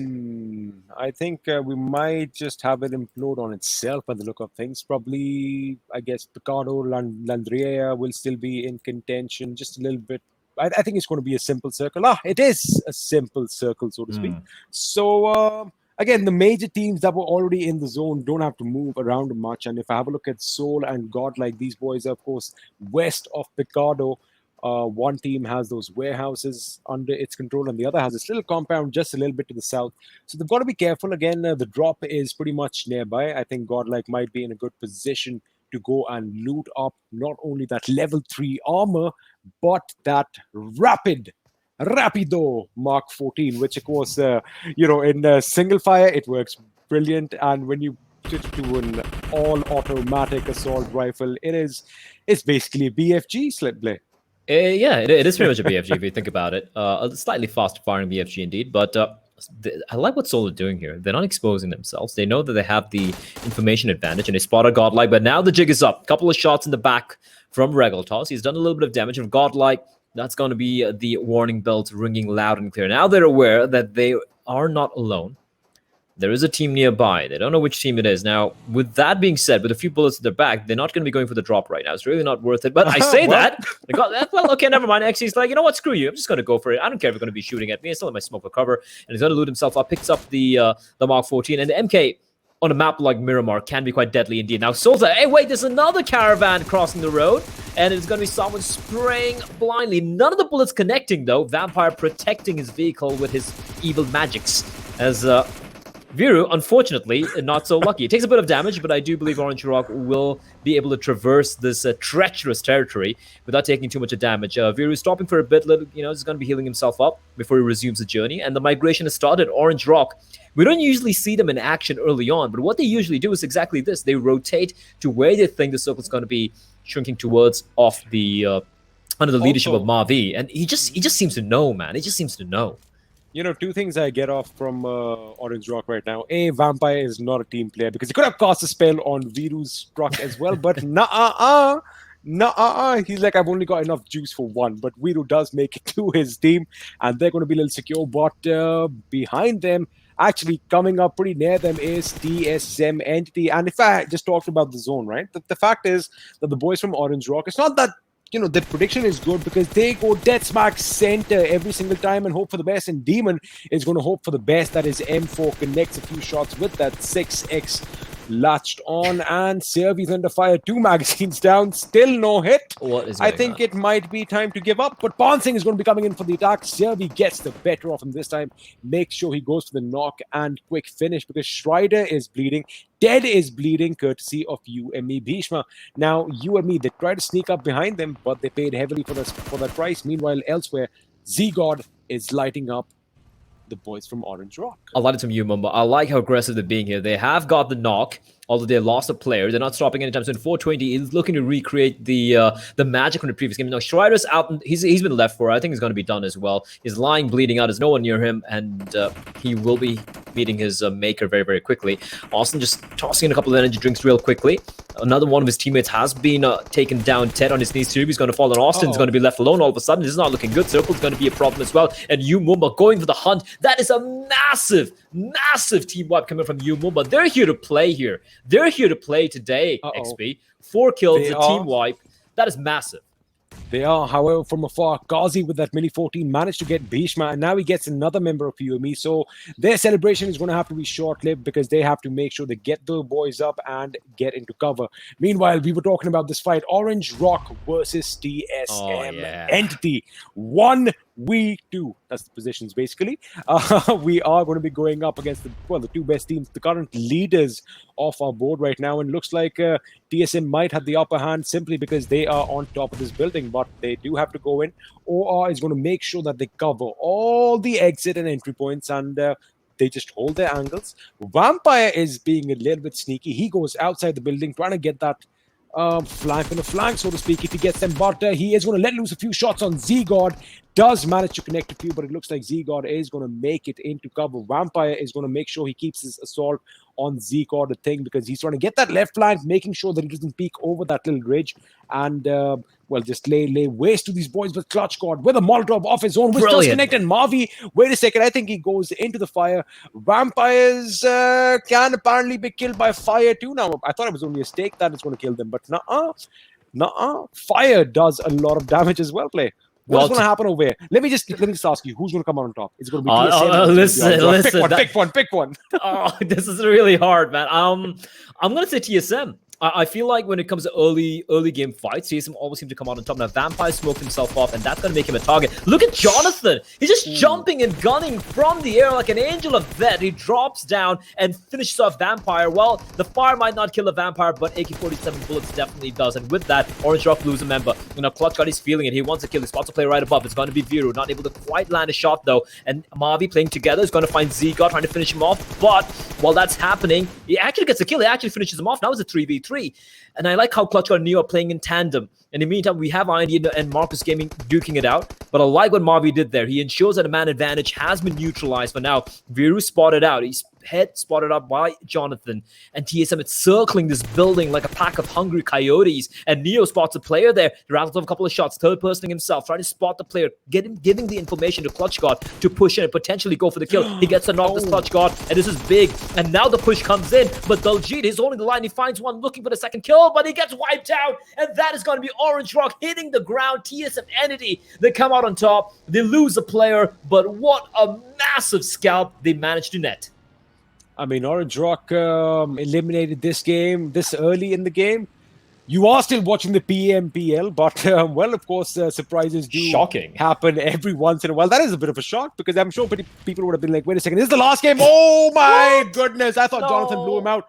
But Bhishma, probably expecting a grenade, just exited his vehicle a bit too quick. Well, that grenade is pretty much very far away from him. So he could have actually survived, but Bhishma got off his vehicle thinking that he's going to do some damage over here, but his teammate is coming in. Is this going to be enough though? Because he is going to get rattled by bullets and they're going to get taken down. No way! My goodness, Umumba, what have you done? That is the ripple effect started by Bhishma's knock. Oh, play. They just wow, they just messed it up for themselves, didn't they? I mean, talk about heartbreaks. Ay caramba. Ay caramba. But you know what the good thing is? What the good news is? TSM Entity are back, baby. They are back. They're like, wait a second, you took the last game? Was it you? All right, we made a mistake, but what's up? We are back. We are here to play and let the domination begin. Of course, 2 quick squad wipes for them. But how unlucky that, you know, I wonder if they knew that it was Bhishma who kind of, you know, had that little bit of a mishap.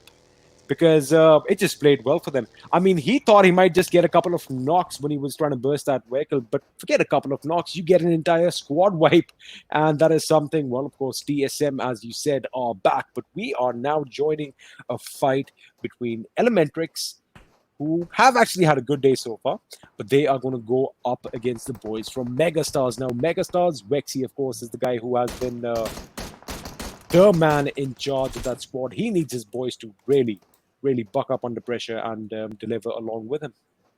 Indeed, they do. And Vexy, of course, like I said earlier, if Megastars don't make it out to the finals, I'm just gonna be extremely disheartened. I'm gonna be really, really sad for the man. And right now, Poo Poo Man keeping them at bay. But Hark, what do I see in the distance? Oace finds Clutch God. Frankie finds Neo. TSM under a lot of fire. And Jonathan's gonna be left alone here. We might see TSM Entity hitting the ground real early. Neo's going to get taken down. Frankie finding the kill. And Fnatic, they've pounced. The Coyotes are under fire from the Hunters.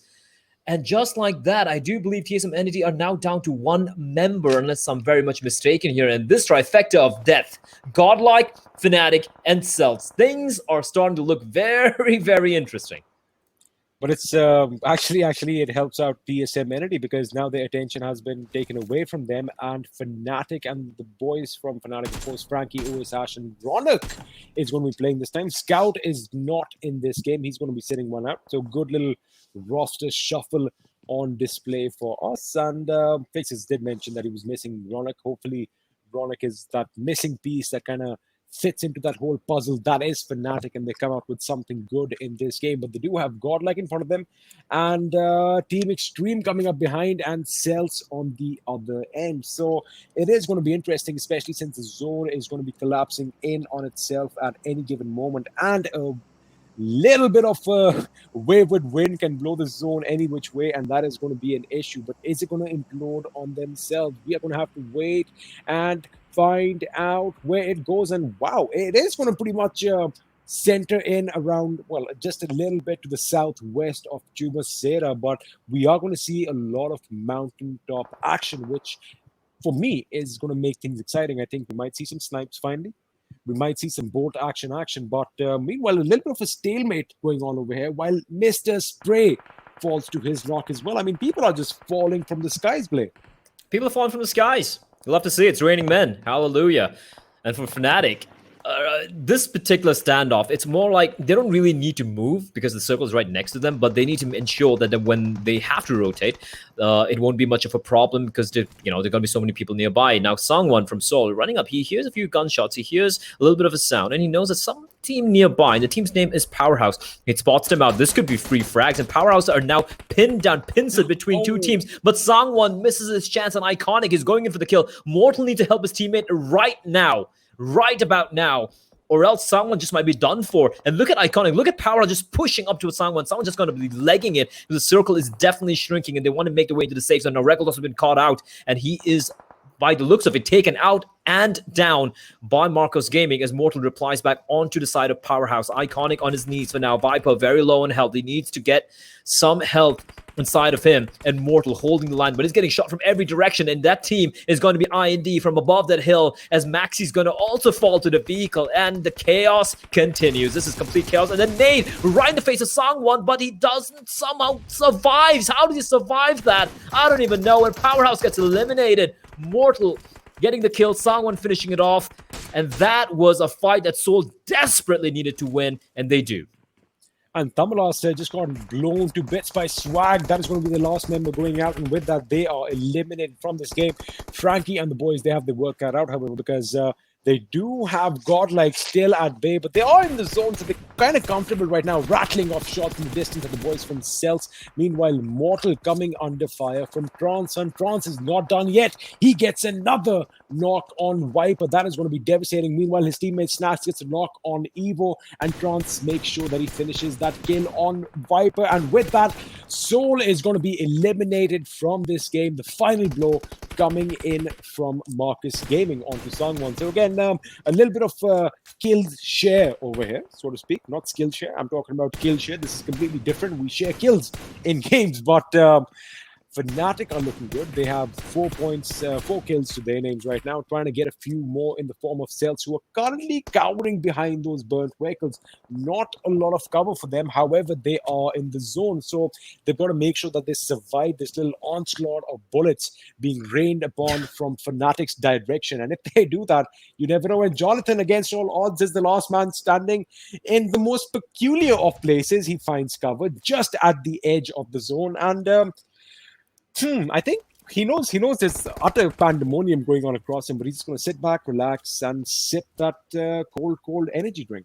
Yes, John, I mean, he's got 4 kills to his name, over 500 points of damage as well. And right now, it's about a placements, right, for TSM. They have a number of kills, and now he's going to try and wait for these teams to battle it out amongst themselves. And the two teams right now, right in front of him, who might be duking it out, is going to be, of course, Fnatic and I do believe that was Marcos Gaming and Godlike. And Gil knows where Celtz are, and like you pointed out, Celtz don't really have much cover, but where did it go from here? They're stuck on that hillside and basically a sitting duck for literally any team who'd be looking in their general direction. However, they've got that little cover behind those vehicles, right? So at this point, only grenades can really knock them out of that position. So they've got to be patient.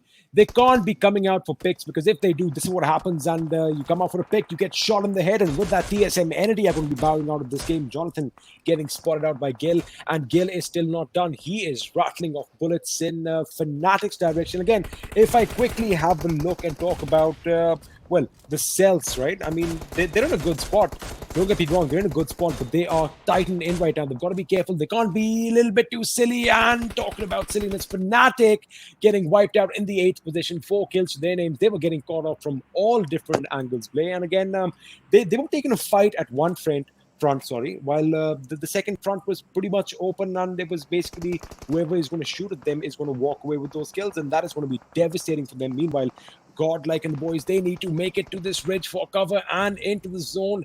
Will they make it, or will their life be snuffed out? Can you take a look at the radar on the top right? What is going on there? Can you make out any sense? I can't make out anything. All I know is a lot of players alive, and there's a very tiny circle. As Paradox finds a player out in the open shadow, is potentially got his meet his maker here, but Gil, he's been very quiet. He's not been very quiet, in fact. What am I even saying? He's got 4 kills to his name, maybe more now, as you do see the kill feed just starting to read off like a newsreel at the moment. Now, Encore will be res. Megastars, a team who hasn't qualified yet. As VSG-Crawlers is going to get taken out in 7th position, 0 kills to their name.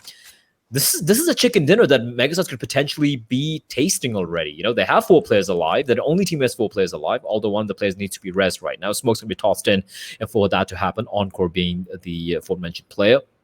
On top of that hill, he's bleeding out, and I think he is pretty much done right now. He's going to be Elementrix getting knocked out potentially in the 5th or 6th place, unless Gil gets taken out earlier. Now, Gil somehow seems to be alive, not spotted out yet.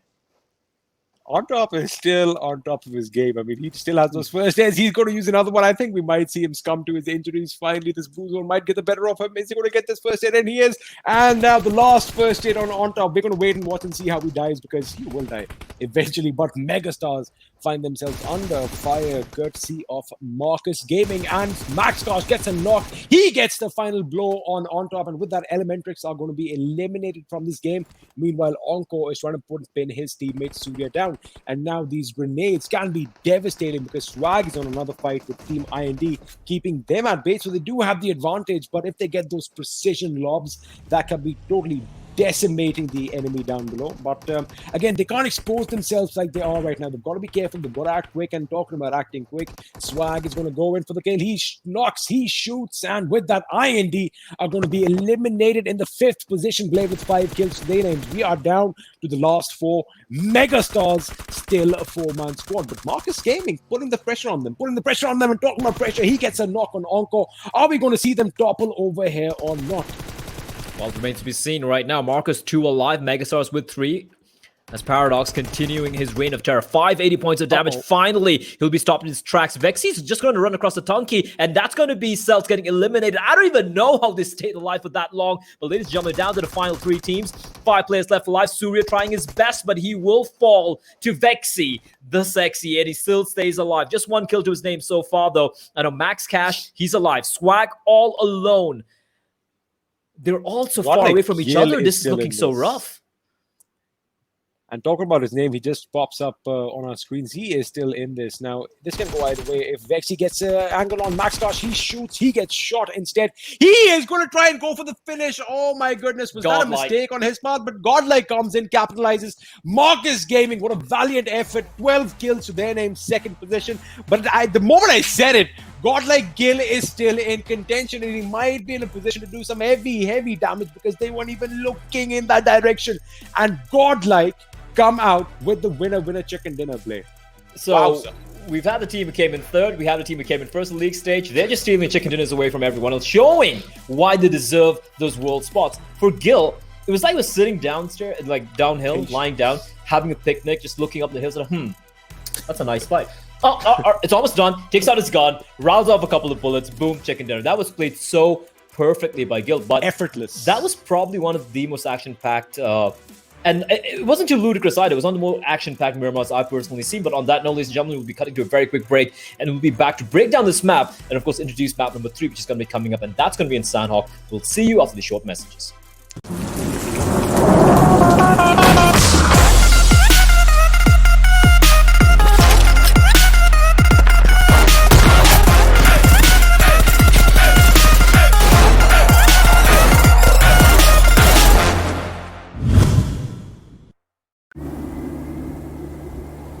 ये तो बहुत खतरनाक stunt है। पता नहीं आपको डर कैसे नहीं लगता।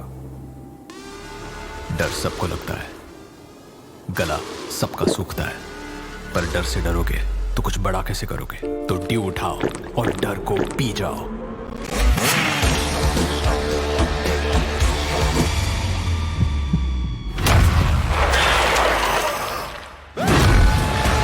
माउंटेन ड्यू, डर के आगे जीत है। अरे वीडियो फिर से फ्रीज हो गया। तो मैंने बोला था इसका नेटवर्क जाएगा। मैंने भी सुना था, उसने बोला किसकी सुनूं? अरे इसने कहा उसने सुना, सब भूल जाओ और अपनी आंखों पे भरोसा करो। मतलब वीडियो सही है तो नेटवर्क सही है, और इंडिया का ना बेस्ट वीडियो एक्सपीरियंस एयरटेल पे है। देखा? तो आंखें खोलो और सही चुनो।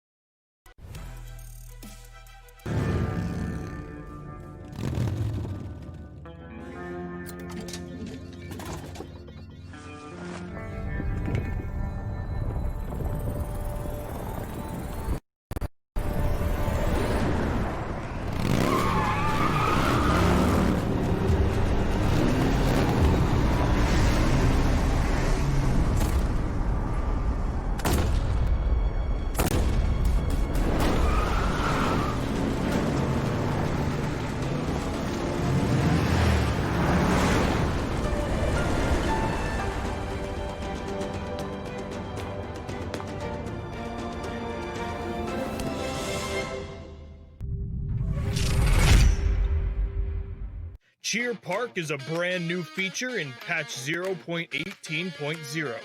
It's a place for players to relax with their friends, practice skills, and meet new people.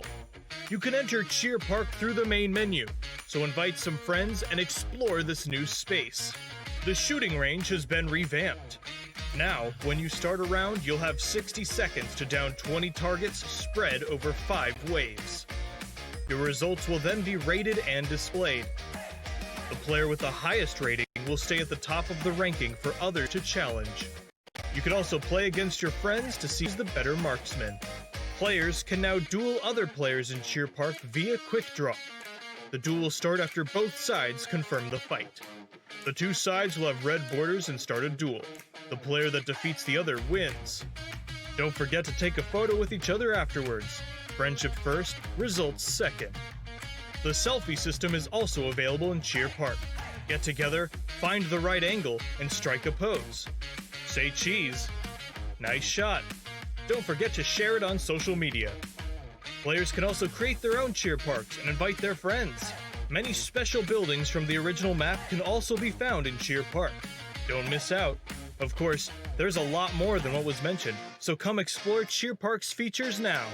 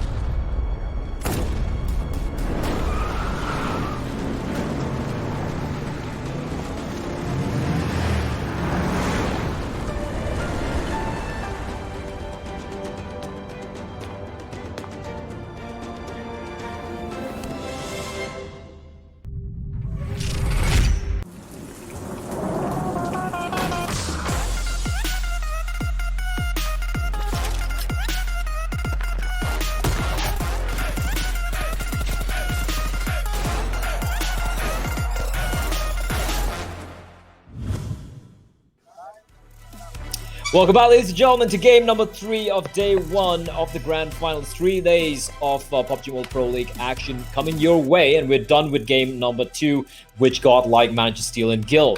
You gotta give him kudos to that, Fixes. Welcome back. Yeah. And I mean, just the sheer patience to sit there, wait. It's like, you know what? There's a very slim chance of me winning this game. I'm just one guy alone. The other two teams have like 3 or 4 members alive. Best way to play it. And I really don't get the I don't say the hate, but rather people being like, oh, you know, he's a camper, he's a snake or whatever. I'm like, yo, he won the freaking game. Who said that? Shut up. He won the game. He gets the money. He gets the points. That is what matters. Gotta give kudos to him. I felt like Godlike were out of it, but they managed to clinch it, and they proved that a top 3 placing they got in the league stage was not a fluke at all. Gil coming up huge there. Not too much of damage, just the 4 kills, which is still very, very impressive. But the fact that he stayed alive till the very end is what counted in the end, Fixes. He pulled off a Jonathan, something that Jonathan did in Sanhok, if you remember, that legendary finish that he did against, I guess, if I'm not wrong, Deadeyes and Team Celtz. So similarly, we had this same situation today as well, where Megastars and Marcus Gaming, they were all going against each other. They were just fighting it out, and there you go. He was like that small cookie monster. He was in the corner and he was letting them fight. And boy, oh boy, he waited for the right opportunity and did capitalize. However, Blake, my favorite moment was the fight that occurred between TSM Entity and Team Orange Rock. That was abysmal. That was abysmal indeed for Orange Rock at the very least. We have Max Cash Shadow leading the kill the kill charts over here.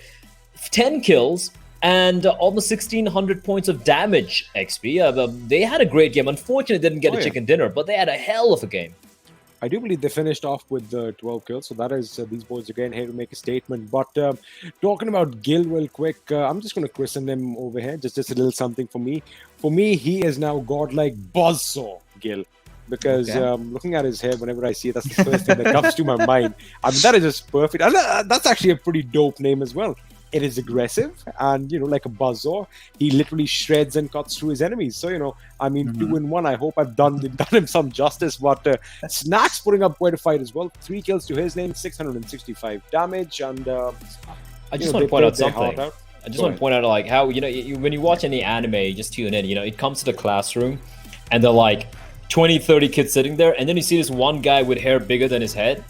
And it's all spiky and like usually pink or green or blue in color. You're like, that's the main character of the show. And I think Gil was the anime hero of that particular map. Marcus Gaming coming out, actually getting tied there with Godlike, because that 12 freaking kills. That is massive. Godlike just with 6, but they also get 26 points in total. Megastars coming in, unfortunately, 3rd place with 18. IND, not a bad showing at all. 12. TSM Entity, thanks to those 2 squad wipes over Umumba, and Orange Rock coming in 5th on 10 points. Celtz tied with them. Doing a great job staying alive, mind you. They were in a very precarious position on that hillside. Elementrix in 9, Fnatic coming in the 8th position. Elementrix, they're looking good, suddenly. I mean, this is a team who we don't really envision being up top in the top 5, top 6. But the past couple of games, it's been a pretty decent showing so far, XP. I mean, decent showing, yes. And again, of course, you know, towards the end of the stage, they had the work cut out that they had to qualify, and they have qualified. So, you know, they're going to give it their best. But the other teams that have qualified and are on the second half of the table are going to be Seoul at 9th position with 6 kills. I beg your pardon, 4 kills and a total of 6 points. So in the kill department, these boys are getting a little comfortable. Umumba taking a little bit of a blow this game, finishing in 10th, followed by VSG-Crawlers, Powerhouse, Orange Rock, SynerGE, Team Xtreme, and Team Tamilas and Blay. Team Tamilas, man. We thought they were going to pop. We thought they were going to pop. We want them to pop. I mean, they did a phenomenal job not getting disqualified, right? Getting, I think they ended in 15th or 14th position, but this is it. I mean, this is it. Tags up, go for it, play like your life depends on it, because you have 3 opportunities to get the money, you have 3 opportunities to get those slots. Not 3 opportunities to get the money. You get money, doesn't matter where you place, but you want more money. You want to get the slots, and if it's time to, you know, show us where your mouth is, put up or shut up. No excuses. You got to play. And if they're not going to perform this way, I'm sorry. I like the guys. I like how much tenacity they show. But if not going to place in the top 10 over here, I'm sorry. You're not the best. It's the way the cookie crumbles, right? It's simple as that. But we do, of course, have some of the overall standings coming up for you guys very, very quickly. And I think it's going to be interesting. Orange Rock having a miserable game this time around, but they did get the chicken dinner earlier on. So I don't know if that's coming up. And there we go. Orange Rock still on top, but they're tied with Godlike now. 33 points apiece, closely followed by Megastars and Marcos Gaming. This is interesting. And Elementrix in the 5th place. Now we're starting to see the way it's building up, right? TSM Entity 7th place. It's fine. I want to talk about Megastars, Marcos, Elementrix, and Umumba because we have 3 slots available. Now, Orange Rock and Godlike are already through. TSM Entity already through. SynerGE on the bottom half of the table, they're already through as well. So Megastars, Marcos Gaming, Elementrix, and Umumba are separated by a total of 5 points. Megastars and Elementrix separated by 2 points. That is what I want to see. I want to see how close it is. On the bottom half of the table, Seoul, the misery continues. VSG-Crawlers looking grim as well. Celtz in the 11th place with 11 points. Fnatic, this is not the start you're looking for. It's not looking good at all. SynerGE in the bottom there, but there's always a caveat. They're through, right? They're through. They don't really need to really put all in. Yes, you want to play for the money, but it's much lower stakes for SynerGE coming into this tournament and coming to the finals rather. And of course, at the bottom we have Team Xtreme, Powerhouse, and I forgot which team it was at the very end there, but I mean, there you have it. Talking about SynerGE real quick, I do believe yesterday was when it was officially announced that they are going to make sure that they get that spot for the World League. I'm pretty sure all the effects of the partying haven't kind of gone off for it now. Of course, these boys, they are in boot camp, so they're not what I would be doing, but maybe a little bit too much of a sugar rush, so to speak, too much cake or something, might be just a little full. They might wake up, but again, the hard part, the hurdle that they had to cross has been crossed. And boy, it would have been amazing, once that news was actually broken out to them. I wish that we could have actually seen that joy overcome their faces, because towards the last day, Godlike and Miramar making sure that they cut any chances that they still thought they had, because leading up the last 2 games, it was a measly 23 points. And you know what did it for them? It was, of course, when you were faced with the Calamity Blade, what are you supposed to do? Yeah, this is it. When fear is right in front of you, you got to surpass it, and sometimes in front of that is going to be victory. And this was the fight with Orange Rock and TSM, the fight I think everyone was looking forward to, which TSM managed to win. And then, of course, Jonathan waiting patiently, goes for the spray at Umumba, absolutely crushed, annihilated. Jonathan, despite not getting more kills, we used to have having 7 or 8 kills, just gets 4 kills, but each and every one of those kills were very impactful on 2 massive wipes. Umumba getting taken out there pretty early, and Orange Rock getting wiped out, and we have 420 OP from Umumba right now, leading the kill charts, 1,000 points of damage, closely followed by Max Cash on 1,009, 9 and 7 frags apiece, Mavi 6, Trans from IND in 5th place, and of course Paradox from Megastars in the 5th place.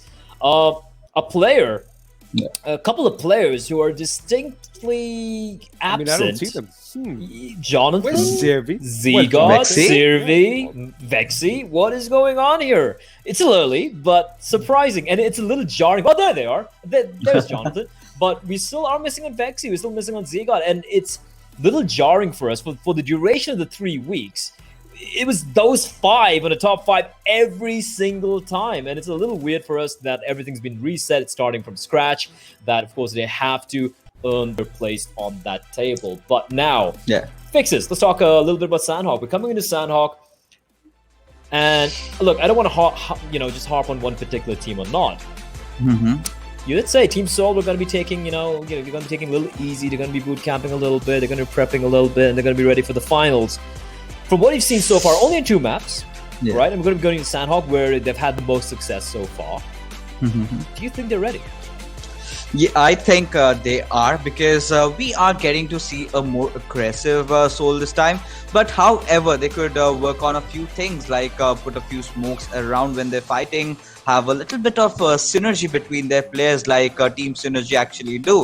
When a player is engaging, you need to provide that cover fire from behind, which is Team Seoul not able to actually execute that. So if they work on those few things, they will definitely be amazing in Sanhok. And like XP always tells that, yes, they most of the time they get caught around the rotations during their vehicles, but Sanhok might just be their map where they redeem themselves. Well, it could very well be the map. We still have a lot of games to be played. This is just day 1. We have 3 days of action, 15 maps, of which now 13 remain. And XP, I mean, you got to remember, like, we started week 1, you're like, yeah, there's still got a couple of weeks, and we reach the middle of week 2, they have a few more weeks, and then suddenly, it's like time flies, like the bullets coming out from the Automat Kalashnikov 47, which is terrifying, because it's only 3 days, and in a couple of hours, we're going to be done with day 1.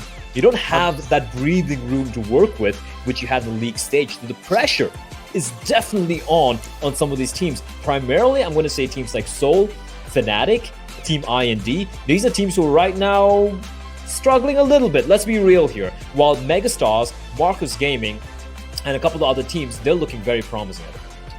You know, you made some wonderful points, but my mind is still stuck on a little silly joke that crossed my mind as soon as Fixer said something, and I have to bring it up because it's eating me up from inside.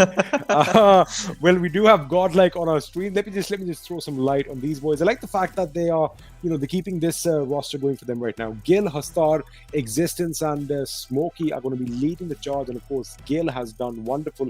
5 kills to his name, 847 damage. So they are trying to make a statement. But coming back to that silly little joke that just can't seem to escape my mind, I do apologize in advance for all you guys watching. Get ready to type cringe and -50 because I know you guys love doing that. I loved it when Fixes said a little bit of synergy in between Soul won't be a bad idea. I was like, no, it will be a very bad idea. You get it? I messed it up. It's whatever. At that time, they were showing synergy on a real clip, so it makes sense. I'm right. All right. Yeah, you fine? You wanna cuddle your Buzz Lightyear statue over there? Maybe? No? Yes? No? Who would win in a fight between a Buzz Lightyear and a tiny Tyrannosaurus Rex? That is a question which a country wants to know, and I want you to pick those up later on, XP. But this guy's pointing at me all the time. I mean, he's not a team player. I thought you'd be nice. He just points his finger at me all day long. Well, no one really likes you then, XP. I'm really sad. I do like you though. I do like you. But I'm just gonna said no one. All right. I love you. All right, I love you. There we go. I don't know if Fixes likes you though. He just kept quiet. He just laughed when he said that. I don't think he gives a crap about you. Sorry about that. Just looking at the bottom 3, the bottom 4. We have SynerGE, we have Tamilas, we have Team Xtreme, and we have Powerhouse. Right? They have been struggling quite a bit. Of course, for Fnatic, 12th place at the moment, considering they want to go out, with a big hurrah. It is a final tournament under the black and orange. It's kind of rough. VSG-Crawlers looking pretty solid though. They still might have a chance, but for me, the storyline is Megastars, Marcos, Elementrix in particular, and Umumba. What? I mean, if I can just quickly throw some light on the whole Fnatic situation, I guess we expected a lot from them in the league stage as well, being some of the best players, put together in a team. But we've discussed this, right, Fixes, that you can't put the best people in a team together, but doesn't mean that they have to click off. Doesn't mean that it's going to work all the time. And I think what we should expect from Fnatic now is to have a good game, have a good rest of the tournament. If they get it, they get it. If they don't, you know what? There's going to be a revival in due time. So look forward to that. We do look forward to that. What I am looking forward to for you guys watching right now is the fact that if we do peak at 200,000 viewers across all the streams, you guys have a chance of getting a crate free. If you peak at 350, you get 2 crates. If you peak at 500,000 viewers concurrently across all the streams, you get 3 crates. All you need to do is to subscribe. And also, if you subscribe and if we hit the 2 million subscriber mark on the PUBG Mobile Esports YouTube channel, every one of you guys who subscribe have a chance to win this particular permanent set. I call it the Pinocchio. You can call it whatever the hell you want, but it looks fancy, it looks clean, it looks nice, and I would like that. So click on the subscribe button. Man, I sound like just a YouTuber right now. I mean, don't forget to press like and click on the subscribe button. I get it, you want subs play, but wow. I don't even have a YouTube channel. I don't even need seconds. And also, let's just add one more thing. Yeah. Unlike Pinocchio, this is not a lie. I had to. It is not a lie. It is not a lie. This is a fact. You subscribe and you tune in. Get your moms, get your dads, get your girlfriends, boyfriends, or I don't know, brothers, sisters, dogs, grandmas, aunts, uncles, whatever. Maintain social distancing though. Don't get in too close with them. Don't share your phone and everything. But just tell them. Tune in right now. Share them the links. If they don't know what PUBG Mobile is, tell them what it is. Tell them what video games are. And I'll tell you what's happening right now. Though right now, we're going to be jumping straight into the map. It is going to be on Sanhok. It's going to be Paradise City, baby. And it's going to be hot and heavy. It's going to get humid. You got to put on those wife beaters. You got to put on your Hawaiian shirts, your shorts, and to take you through the action, there's going to be Fixes and Experiment. Ladies and gentlemen, take me down to Paradise City where the grass is green and the girls are pretty. Take it away, boys. God damn it. You just had to say that right now. And now my mind is going to be definitely off for the entire game because I'm going to be thinking about that. And, well, what was it? Was it green girls or was it green grass or was it pretty girls? I don't know. We'll come to that later because the match is now underway and we are flying from the northwest to the southeast. And again, flying directly over Painan. All these drop points are in clear jumping distance for all the teams. So I'm going to let Fixes go over that. Meanwhile, do I see any big shuffle in the rosters, Fixes?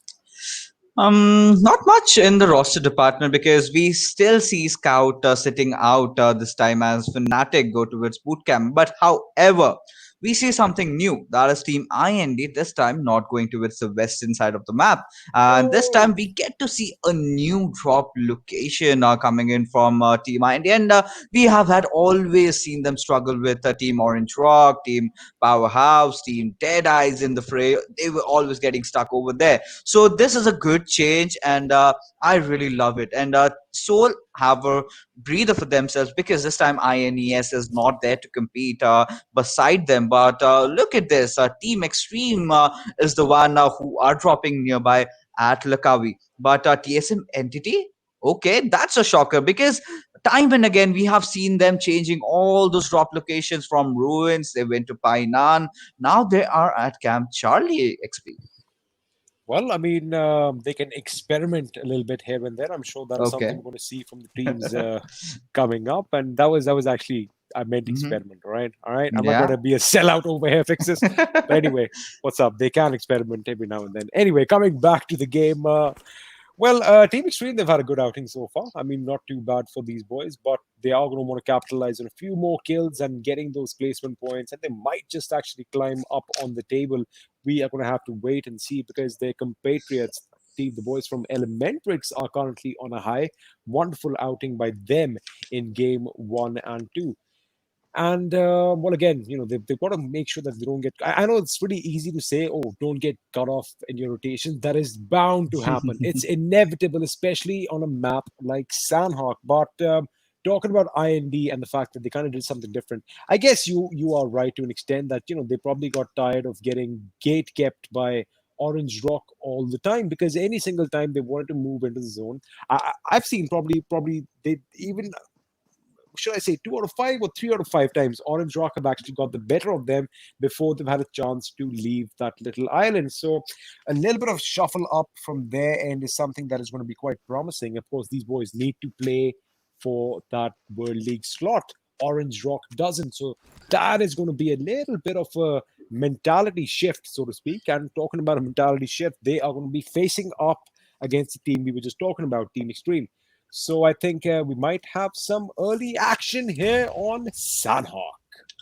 Ooh, things are going to get pretty heated up really soon because Team IND and Team Xtreme are going head to head. Something that both of them did not anticipate. But look at that, Mr. Spray clobbering down all the bullets on Nova King as he knocks him down and instantly will rotate around. And Team Tamilas look really promising with this attack of their own. And Powerhouse, they are struggling today. They haven't been able to pull off quite a few strings, and they really need to amp up their game like we've always expected them to be, because this entire league has been so much about Dark clinging on to that rock, performing, and we have kind of ignored the fact that there are other members in the squad as well.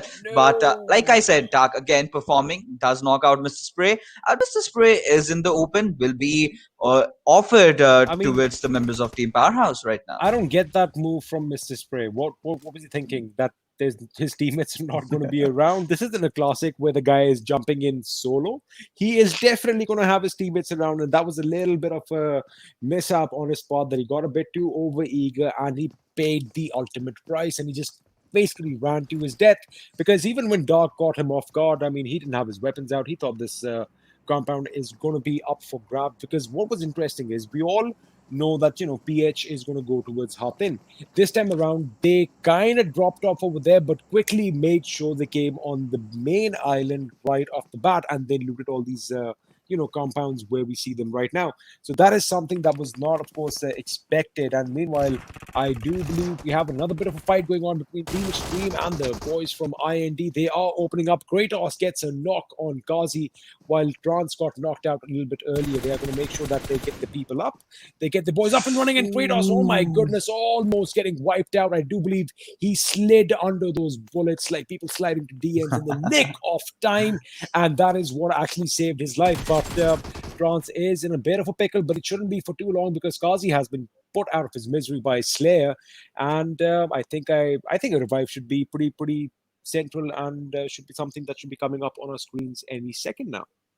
Kratos has a decision to make because he does not know where the other members of Team Xtreme are positioned at. Utsarga does manage to spot out Slayer and Snacks in the process and is waiting patiently. Swag in the meanwhile does take down Zebra. I'm going for a -50 right now. We did talk about, we always do talk about Darke Aage Jeet hai, right? But ladies and gentlemen, that was Darke Aage Maut hai for you because I don't know what Mr. Spray was thinking over there. He just went overboard. He did not have any guns holstered, and just went right on in. And there was Dark, punished him. But yes, getting back to this particular fight at the moment, Team Xtreme are in a bad position. But on the other hand side, we see a lot of to and fro exchanges are going around. I think Fnatic is kind of unloading on Megastars, who did get an initial knock on a member of Powerhouse. So that is a fight that we are missing. But we are going to stay tuned with the action right now because, Team Xtreme, they have a decision to make. They are down one member.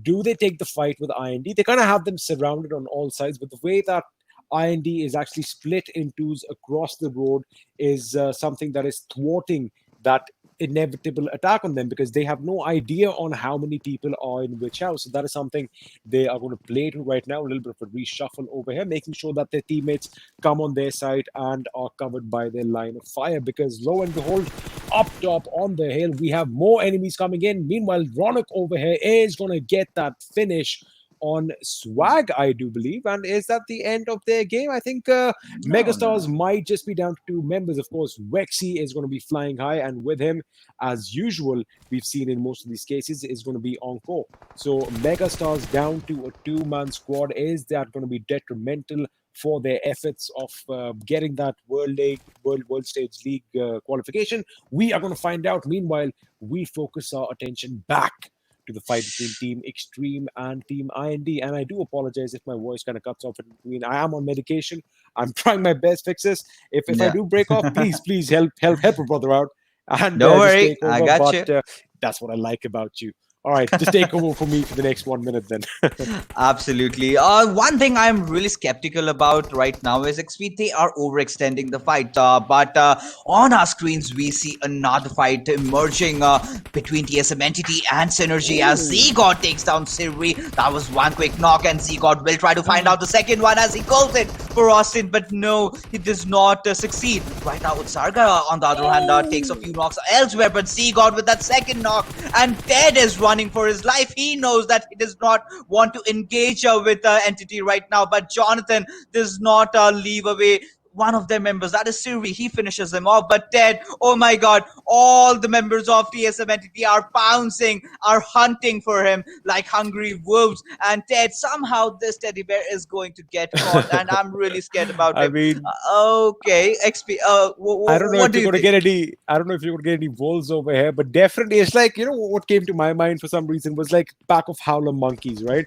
The way they are just letting that location know that all right, we're going to go for the kill, and they are just ramming behind him with all their might, and somehow against all odds he finds himself safe and sound. But people who are not safe and sound are Team IND, who apparently have lost two members, and Snacks and Slayer are going to be the last members remaining. But Utsarga goes down to that grenade by Slayer. This might actually give them a little bit of a chance to come out of that building and actually capitalize and assault from all of this, because they are going to be at one end, but one grenade can actually be devastating. Snacks over here unloads on Niku, finds him, gets the knock, and is going to be low on HP. So a lot of work on Demon's shoulders. I think Demon's position has been found out, and Slayer is going to make sure that he cuts him off while him and his teammate recuperate. Utsalga just makes it in cover in the nick of time, and I think we might get a little bit of a revive unless Slayer and his teammate Snacks push up on them, because if they do, this is going to be devastating, which is exactly what's happening.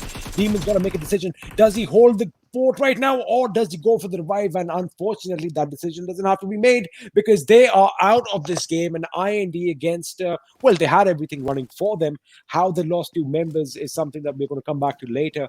But they do have the squad wipe for now, and they are a 2-man squad still ready for some fights. But they've got to be careful because right above them we have the boys from Celtz looking to stop them in their tracks. Trouble in Sanhok for Team IND because the collateral damage has already been dished out. They've already lost out on 2 members and they are at a pretty bad loot. Rocks, meanwhile, finding out Snacks and will finish him off. And this is the moment where Celtz are going all in because they know that only 1 member of Team IND stands. That is Slayer. But I'm really scared about IND, huh? I don't know if they know that only 1 person is surviving, though. I mean, if they kept an eye on the kill feed, then they definitely know. They definitely. All right, Fixer that said it. They definitely know it's a 1-man. So we should expect all 4 of them to be coming in. And, well, lo and behold, all 4 of them are coming in. And they are trying to make sure they find the enemy and just... It's like I mean, what's more synonymous with Sanhok? I mean, I don't want to call them parasites, but they are like bugs right now, creeping in that house, trying to get every single corner occupied so that they can cover all their angles. And Slayer is not one to back off. He gets a knock on MJ, and he goes for the finish. He's got to be careful because we do have grenades coming in, and this is where he is going to literally be blown to bits if he's not quick enough, because he does have only 6 bandages to his name. Oh, that was a good little jiggle, and he got a shot off on the member, but I do believe Rox is going to come in and blow Slayer to the oblivion. And with that, Team IND, although they had a good run, 4 kills to their name, they are going to bow out from this game. Not the start that we wanted for them or they wanted for themselves, but it is what it is, and they are going to have to be content with whatever they've got right now. 4 points, make that 1 point for their placement, so I think they might go off on 5 points. They've got to do a lot better. They've got to come back. But another team that we have a lot of high hopes from still, Fnatic, find themselves surrounded. Well, not really, because UME is in one building. But again, Fixes, the way Fnatic kind of spans out a lot. I mean, it's nice. It's like a boon and a bane, right? Because it's got a lot of pros, but then it has a lot of cons. And especially with the shaky communication that we've been seeing from them off late, I think it's not in their best interest. Absolutely, you are 100% right. Because even if you are off from each other, you need to make sure that you have that perfect covering angles, right? And look at where Frankie was, and look at where Ronak and Oves were placed. If someone gets knocked, they cannot provide that very crucial cover fire, and that is not in the best interest for Team Fnatic. And that is where that lack of communication, the lack of synergy between these players are easily spotted out, and that is where all these teams are benefiting from them. But Kale, meanwhile, takes a dig at Sangwan as he will knock him and finish him off. But Team Godlike, they are looking really strong. VSG-Crawlers, a team that we haven't had the chance to talk about much. They did put up a few good shows in the league stages, but this is the finals. You cannot slack off during the first few games, and that is what they have done so far. Right now, Sanhok has to be a game where they need that top 3 finish, or they are looking to be in deep waters.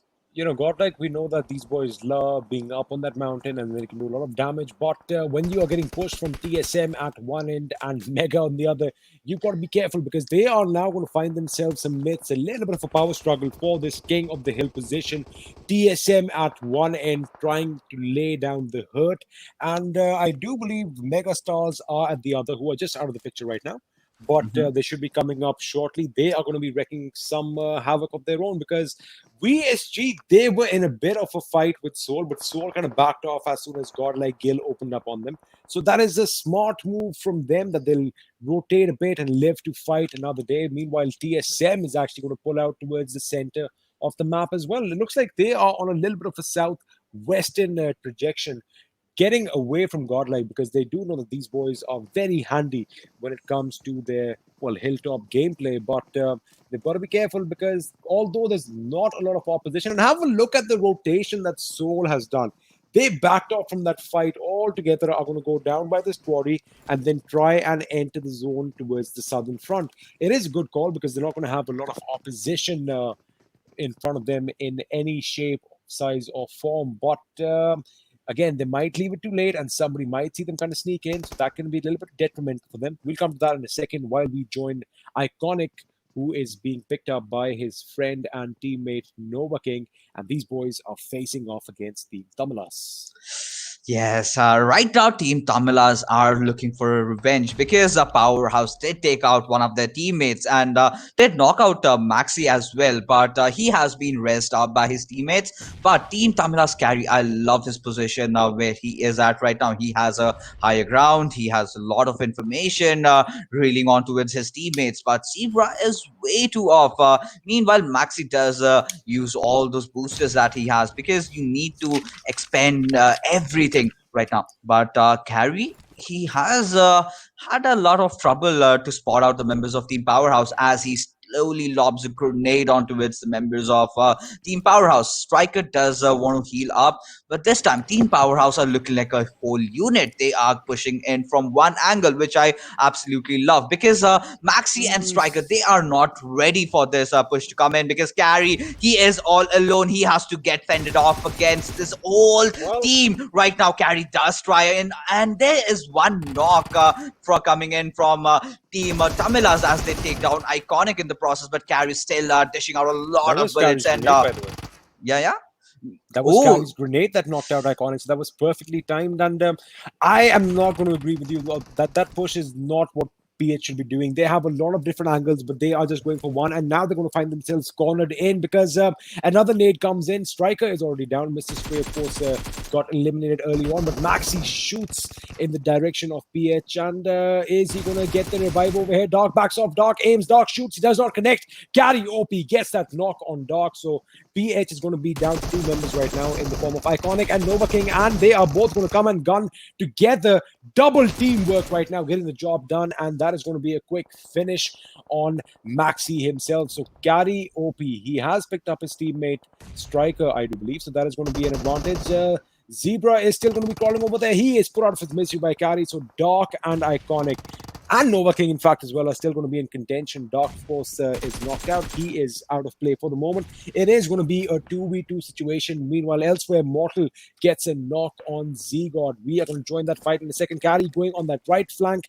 For his point of view, I think he is going to locate Dark, and he might go for the finish. Nova King is going to be frantically making sure that he keeps his crosses on towards his left flank, which I think might have been breached because Carry does get a spot and a finish on Dark, but this is where Striker can actually go from the left of his flank from his perspective and do some damage because Iconic might just be in a little bit of a position to get knocked out and spotted. If that is going to happen, this is going to be a brilliant strike by Striker and the boys, and if it doesn't, well, I think they might just leave it off a bit too late. Striker, he is still got some fight up his sleeves right now. Powerhouse, they are in a bad of position because that was a long nade. Yeah, actually, but Striker does try to put up a fight right now because one point we did see Striker having that. I think it was Carry that had that high ground, and other players were inside that compound. But right now they're out in the open. But what I like about Team Tamilas is the way that they are executing those rotations right now, because Powerhouse, they are kind of limited to a certain place and they're not moving around much. But right now on our screens we have Team TSM Entity engaging against Team Soul, and they are creeping in. VSG-Crawlers Roach, that can be a good grenade, and we'll have to see how that turns out. Last guy standing right now, VSG-Crawlers going up against Celtz. They did manage to get 3 knocks, finished one of them. Roach is the last man standing. I had not seen Respite coming in for Avi, and just as I say that, MJ, make sure he finishes the job. Frankie elsewhere is gunning down Godlike's existence, and Shadow gets a knock and finish on Ted. But if we concentrate over here right now, Celtz are moving in. They have one man to contend for the time being, because Megastars are going to be in play towards the right of your screens as well. And in fact, Onko is trying to light up MJ. He catches him off guard, knocks him down with that QBZ. Atanki is going to have his work cut out while Surya is exploding on the enemies. And with that grenade, Schreider gets eliminated. And with that, SynerGE are going to be bowing out from this game. Again, they have done most of the heavy lifting, so they can actually take it easy right now. I'm sure we'll see a lot more from SynerGE, so don't be disheartened yet. But Roach is in a peculiar situation because he is now caught between Celtz and Mega, but they are all going to power in on him. Man, wait a second, they did not go in his building. He is still standing. Fixes. Roach is still standing. If he has a few first aids, he can actually capitalize on this. He does. He gets that finish on Ultron. The knock came from Mega Encore, but he is going to be stealing those points for his boys. And if he runs along behind them now, it can be devastating for themselves. I wonder if they know that they literally have a snake in their back. I mean, now that they've heard the sound and they got the kill, but Viper, on the other hand, he is on a prowl right now. But I think he does have that Uzi, which is amazing in this particular range. Rock's moving out and will try to spot out members of Team Megastars as he instantly prones down. But Regultos, he is trying to gun down players of TSM Entity, but there you go. Well, Soul getting eliminated from this game in the 13th position, not what they wanted. We'll come back to the whole Soul kerfuffle soon enough because, of course, when you're going up against TSM, you've got to get your big guns out. And, well, if you don't have them, that's what happens. You lose. But coming back to the fight, Roach is still in there. He is going to go for one last hurrah. I think he might have an enemy spotted. And, oh my goodness, MJ reacts on record time. VSG-Crawlers following suit. They get eliminated in 12th position. The Celtz coming right behind them in 11th, but 6 kills to their name. So that is not a bad outing for them in any which way that you look at it. But Powerhouse is Nova King lighting up. Finally, a little bit of a fight breaking out over there. Team Tamilas losing one member. I wonder who is going to come out on top because I do believe Carry OP just booked it. He was like, you know what, the zone's coming in. I've got to get to the new zone. And does he make it in the zone? I think he does. Very low on HP, and he's out of the thing. Is that a camera pan, or is he still there? I think he still might be there. I think Team Tamilas are still in contention, and just have a look at the minimap. On top, you can actually have a look at his name. So he is out in the blue, but he is in a world of trouble. Whether he makes it, I think we'll find out in the next few seconds, Fixes.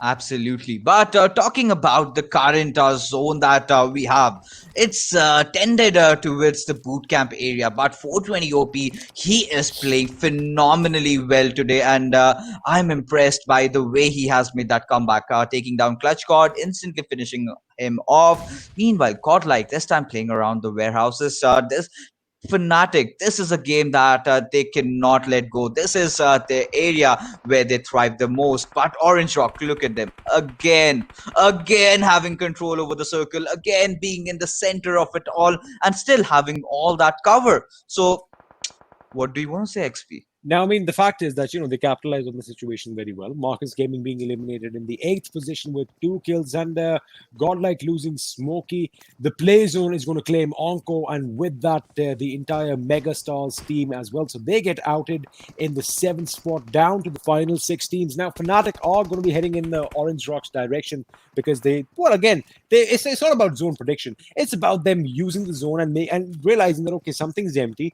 Fnatic could have actually had a little bit more control, but they decided to stay in the red building. And when the zone currently shifts out, well, Orange Rock said that, you know what, we have 2 options. Either we keep peeking and keep fighting Fnatic, which is going to be pretty pointless, or we go to the new zone and block them in and gun them down as and when they come. Because now it's going to be a trifecta over here between Fnatic, Orange Rock, and Godlike. So they've got to have those fights going on. And forget that Elementrix is coming in the fray as well, getting a knock off their own. So again, this is going to be hotly contested property over here. The real estate is definitely going through the roof as far as bootcamp goes, but 420 OP gets a knock on top, and he is going to make sure that he finishes it, getting that point for his team. And if you have a look, 4 kills to his name. This man is leading the kill table with some style now, and he is getting quite a lead. Meanwhile, Ash over here, they are going to get that knock on TSM. TSM eliminated in the 5th position, 5 points to their names. But Orange Rock, like you said it, they are in the best position right now. But can they capitalize on that? Gil getting devastated by that grenade, and that Molotov coming in is going to do a lot of damage as well. Absolutely. Exi has also been taken down now. Hastar is the last member surviving and he will be waiting out. And I do not know if Oves actually spotted that because there was a sliver of a bag that was being spotted from Hastar's side. And right now, 4 teams remaining. Orange Rock still having the best position. Ash trying to take this fight head on as he enters into the Orange Rock building right now. But he has a few grenades upon him and he did survive the onslaught over there. Viru having the most deadly weapon over here, MK14, and he can get absolutely brutal in a matter of seconds.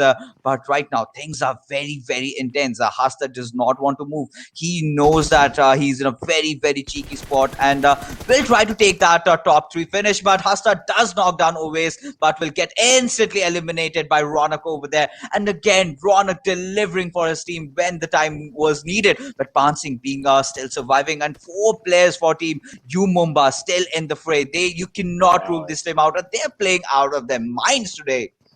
You know, I mean, we are down to the last 3 teams. Ladies and gentlemen, Orange Rock versus Fnatic. And lo and behold, we have Umumba Esports in contention as well. And Fnatic do not look in a good spot right now. Ash is the last guy in the building that is actually going to be in the line of fire right now. But Orange Rock is going to be wowing. Is going to be having a little bit of a power struggle to keep hold of this property with Umumba Esports. Again, all 4 members alive. That is something that they definitely need to capitalize on. But they are going to have to go up against Fnatic and always gets knocked out courtesy of Destro. Ronak trying to gun the enemy down, but he gets taken down by 420. And Destro and 420 are going to finish and seal the deal on Ronak as well. So that means Fnatic is out. Bhishma, all of them. Umumba a piece, getting a final piece from Fnatic and making sure they eliminate them. So we are now down to the last 2 teams. A 4v4 situation. Any squad can take it at this point. It is, of course, going to be between fan favorites Orange Rock, the current leaders of our table, the ones who have already cemented a position in the World Leagues, up against the very hungry Umumba Esports. And it looks like Umumba Esports are already down 1 man. Bouncing has been coming down. Orange Rocks, Mavi, like the angel of death from above, jumping and gunning. And what did we just see? Again, they might not be the flashiest, but boy, oh boy, does it count. Did you just have a look at what happened? I mean, I'm still going to reel in that. That was, I mean, is Mr. Shetty over here? Are we directing a new action Bollywood movie? Because the way he jumped out, gunning down his enemy, lands and gets up and knocks out another member. Wow, oh wow. What an effort by Orange Rock over here. And I think we need a few minutes right now, Fixes, just to get our thoughts in order, because that was just phenomenal. So you know what, guys? Yeah. Let's take a quick 2 minutes and we'll see you really quick on the other side of this short break.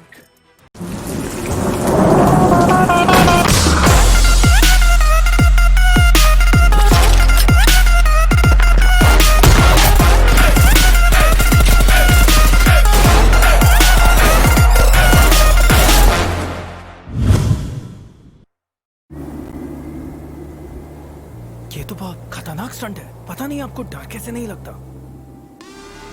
डर सबको लगता है, गला सबका सूखता है, पर डर से डरोगे तो कुछ बड़ा कैसे करोगे? तो ड्यू उठाओ और डर को पी जाओ।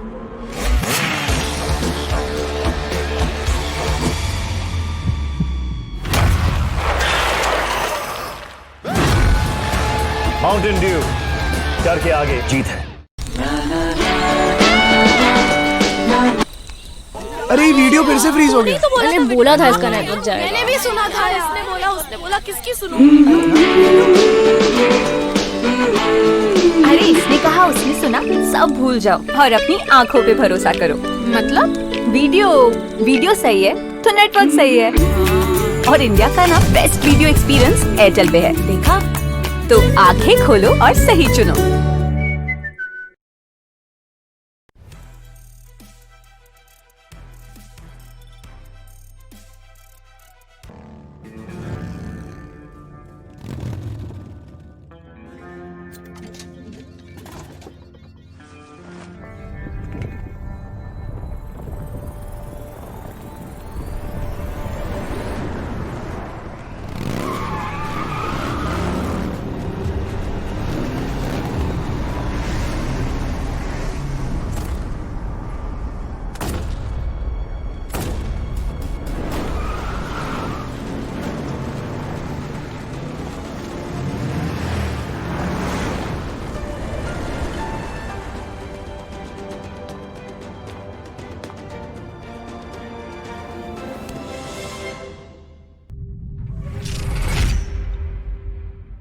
Cheer Park is a brand new feature in patch 0.18.0.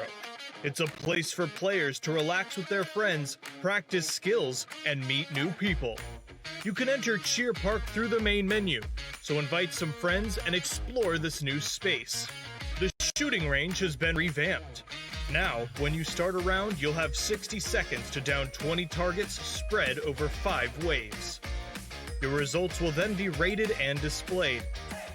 The player with the highest rating will stay at the top of the ranking for others to challenge. You can also play against your friends to see who is the better marksman.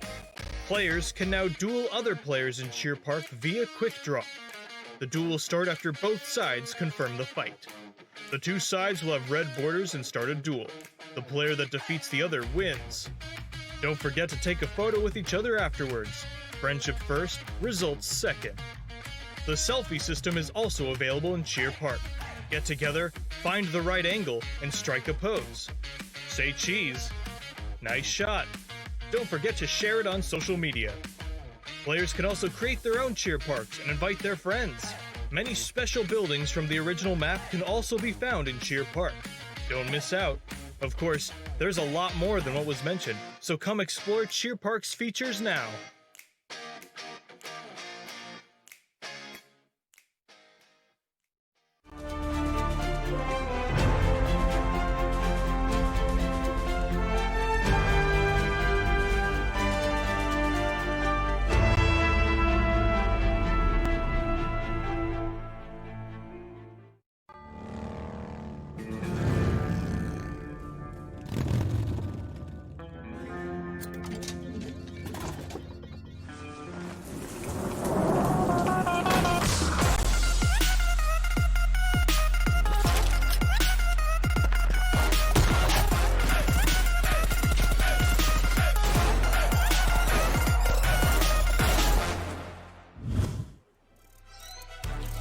Welcome back, everyone, to day one of the grand finals of the PUBG Mobile Pro League South Asia, and what a day we've had so far. You know, seasons change, and life moves on, things change. That's the way the universe works. But there are a few things which are consistent. Death, taxes, and Orange Rock getting chicken dinners like it's no one's business. What is on with these guys, XP? I mean, I don't know, man. I'm telling you, there's something different in the protein that these boys are eating, because they come out with another win and another MVP. This time, surprise, surprise, it's not Mavi up there on your screens. It is going to be OR's Diljit. 2 kills, not a high fragging amount, but again, well, it doesn't really matter, because once you come out with a chicken dinner and you mop up whatever is left of the opposition, winning is winning. This is something that we've been trying to tell you guys from day one. And you call all the other tactics you want to call out, go for it. If they win, they still win. They're the ones who win. So, you know, I mean, whether you do it by an inch, by a mile, winning's winning. And Orange Rock is just showing that, you know, they aren't stopping anytime soon. They aren't stopping anytime soon, but one man who's not stopping anytime soon is also 420 OP. What a day he's had so far. Umumba coming in second there. And also got to point out, even though Mavi didn't win the MVP, that leaping, that leap of faith from above, just mowing people down. Angel of Death, indeed. I don't know what the hell he was up to, but they did manage to net them that win. MJ from Celtz coming in second, Ash from Fnatic, Gil coming in fourth, and Umumba's Destroy joining the top 5 there of that particular matchup. Now, got to point out, Fnatic playing without Scout, and they're doing good. Yeah, Fixes. I mean, explain. Yeah, let's give this one. That's going to be a really hard one. But yes, as long as you get those points in, whatever makes you win, whatever is really having all those points coming in, works out. If Scout staying away does make your team get those position points, get those kills, I don't mind. You don't mind? All right. And I'm sure they don't mind either. Orange Rock, they're on top, 25 points. Umumba coming in second. They have finally woken up. XP question is, will they hold on to this form for the next couple more days? Fnatic coming in third. Great showing from them as well. Entity, 12 points, coming in fourth. Godlike in the 5th position. The usual suspects, in fact. But SynerGE nowhere to be seen. They seem to have unplugged their phones. They seem to toss away their phones. They're like, I'm done. We're out of batteries. I don't care. Toss it in. They seem to be basically AFK right now. And I guess I can kind of understand how much stress they've been under. Elementrix, though, they somehow hold on to be very competitive so far today. 9 points to their name. Celtz on 7, Megastars on 7th. This battle for the top 3 spots, it's definitely heating up right now, XP. And I do believe it's anyone's for the taking. With Powerhouse on 9 plays, a much better showing than what we've seen from them in the past couple of games. Marcus Gaming a little bit more disappointing compared to the previous one. Team Tamilas finally putting in a show.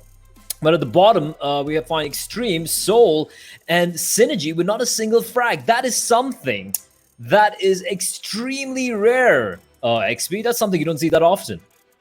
I mean, it looks like we might be in the upside down, because that is something you don't see from SynerGE at all. No kills. I mean, I'm definitely not in the right dimension, am I? But of course, this is how it is. And you win some, you lose some. But I'm pretty sure all that sugar is still not coming off from their night of celebration, because that is exactly on display where these boys are just elated. They're happy that they got the job done. And, you know, they can kind of take it easy. But of course, all that money, all the moolah that is online right now is something that is going to, you know, egg them on. I'm pretty sure we might see them wake up. If not today, then definitely tomorrow they'll be out with their trademark guns ablaze, as we like talking. Well, hopefully that does happen soon. You don't want to lose out on the money, right? Money's great. I love money. Everyone loves money. But right now, who's on top? Look at that. Look at that, ladies and gentlemen. Just hold on. Your eyes, do they deceive you? No, they don't. Look at that. Orange Rock on top. But who's right beneath them? Umumba. Finally putting up a show and making sure that they won that slot for the World League. Godlike still third. Megastars, 23 kills. That's ludicrous indeed. They're basically pulling off a SynerGE. It's like, are SynerGE using Umumba's phones? I don't know. Are they playing in their accounts? I don't know. But it looks like it. Megastars in 4th, Elementrix in 5th. And of course, we have Marcus Gaming in the 6th position, closely followed by Entity and Fnatic. Now, Fnatic a little behind, trailing by 9 points, but that can easily dissipate that gap within the span of just one game. Now, the interesting thing is Umumba, Megastars, and Elementrix are the top runners, at least now, with 3 games played. Bear in mind, we still have a lot of games remaining, a lot of days of action still to be done with before we can decide which top 3 teams will move on to the world stage. IND, Soul, Celtz, VSG-Crawlers, Team Tamilas, SynerGE, Powerhouse, and Team Xtreme finishing off the bottom half of the bracket. Now, XP, thoughts?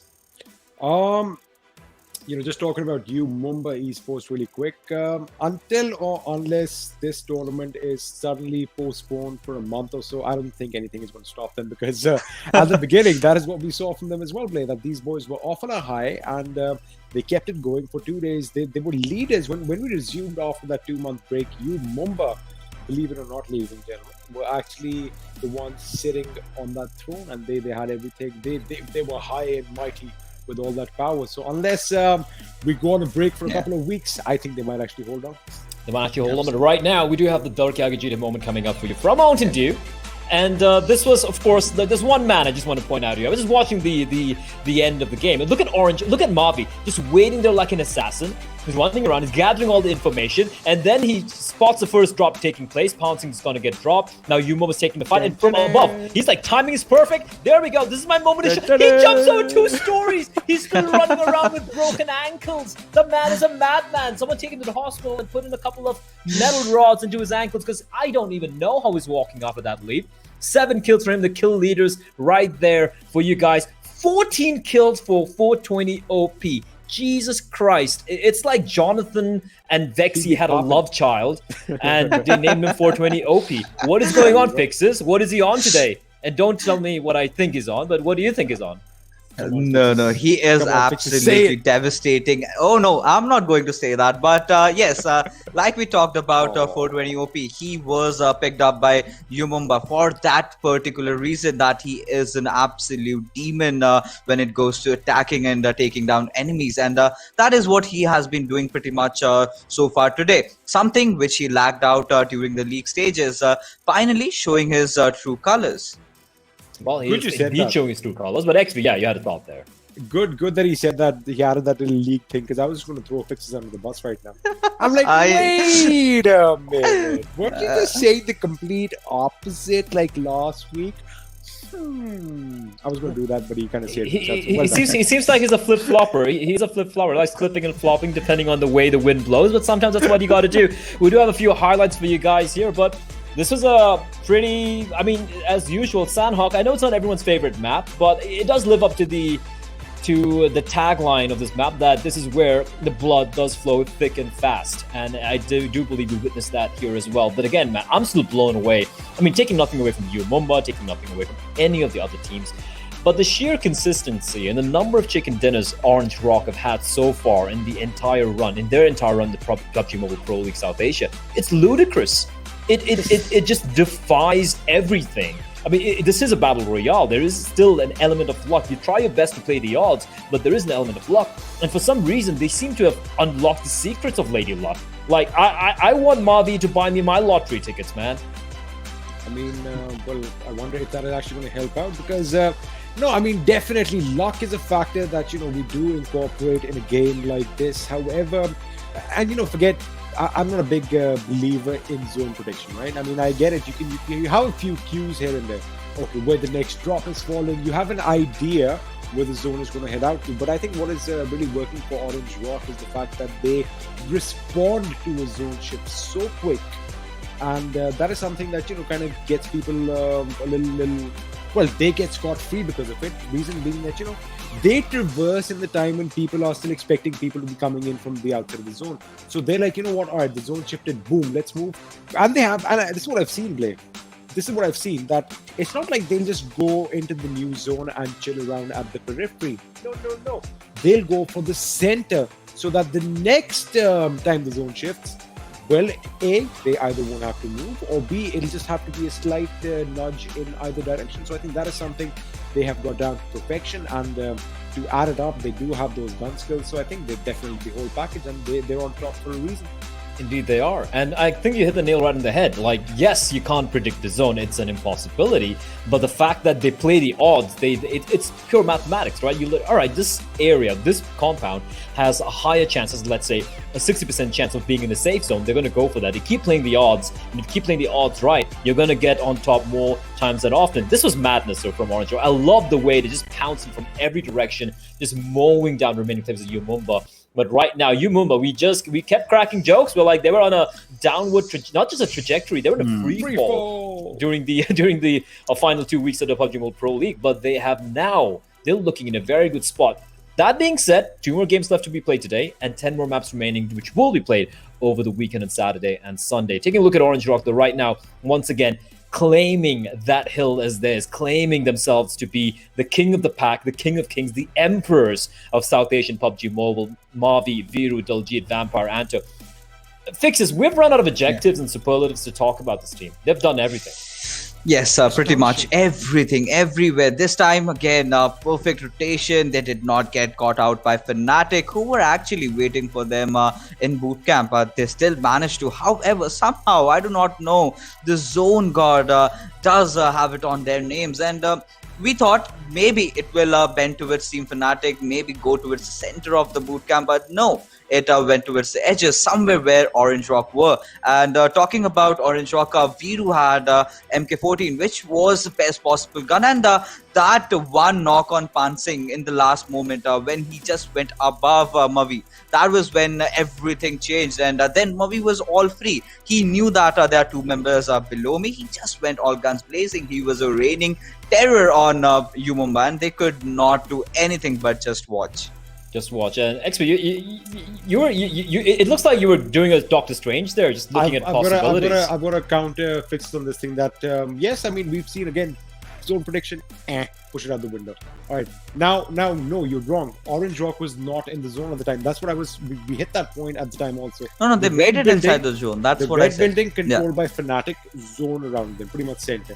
Now the zone just shifted a little bit towards the water. So we had the western front of boot camp still in contention. Orange Rock at the time were towards the north, coming in from the 3 warehouses. You got to remember that. So they reacted quick. Now Fnatic would have either cut them off first by getting those same buildings, or the camera's off me, so I can't really show what I was showing you with my hands. But yeah, I mean, thank you. So I mean, if they had cut them off, like, this is the point Fnatic would have actually cut them off, but they actually stayed in that building way too long. And all Orange Rock did was, they saw they're still holding.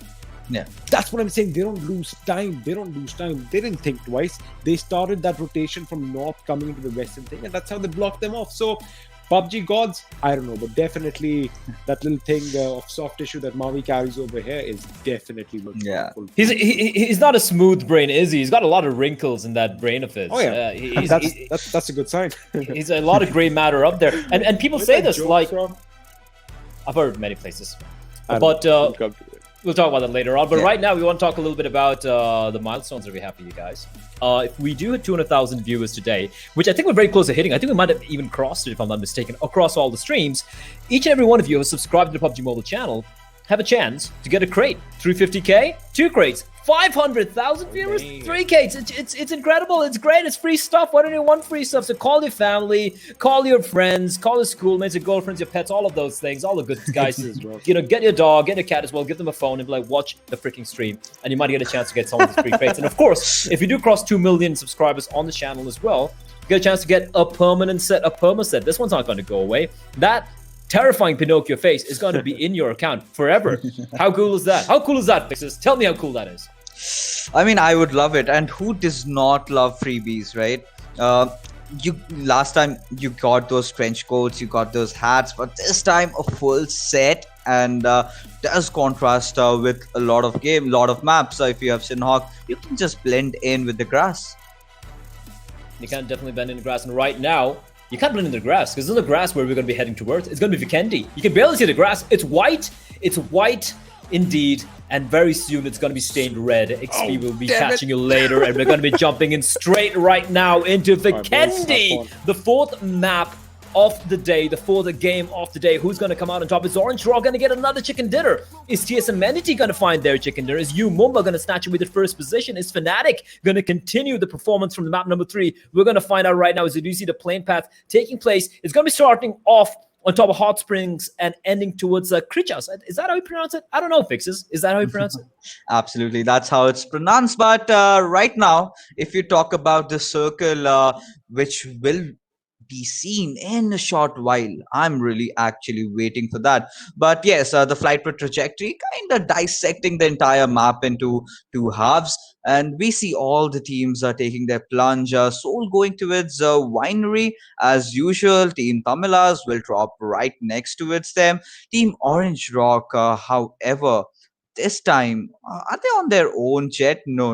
They decided that they will get back on the line, and they will go towards their own drop location, which is just beside Godlike. But there you go. The circle coming in this time down south. Not the best circle, but certainly not the worst. That's the sort of circle I like. I like a circle that's like 60% in the water. Everyone's scrambling, looking for some safe area to find a little bit of a footing. And like you pointed out, teams have landed in their usual spots. Dino Park, unfortunately, left barren, bereft of any presence from any of the players. And that would potentially draw out one singular tear from the eyes of Experiment. He does love the Dino Park.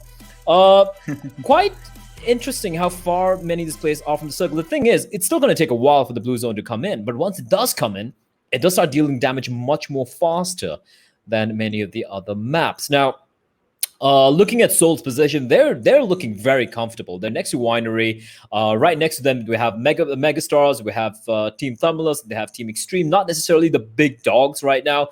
And I'm expecting to see SynerGE to be a little bit more proactive this time around. They have been a little disappointing today, albeit they have qualified, so I guess they can put their foot off the gas pedal for the time being. They can take it a little bit more easy. But for me, the storyline, the 2 main storylines running, 3 rather, for me personally, is Orange Rock gunning for that $40,000 Fixes. Yeah. Umumba finally playing the way they did the first couple of days.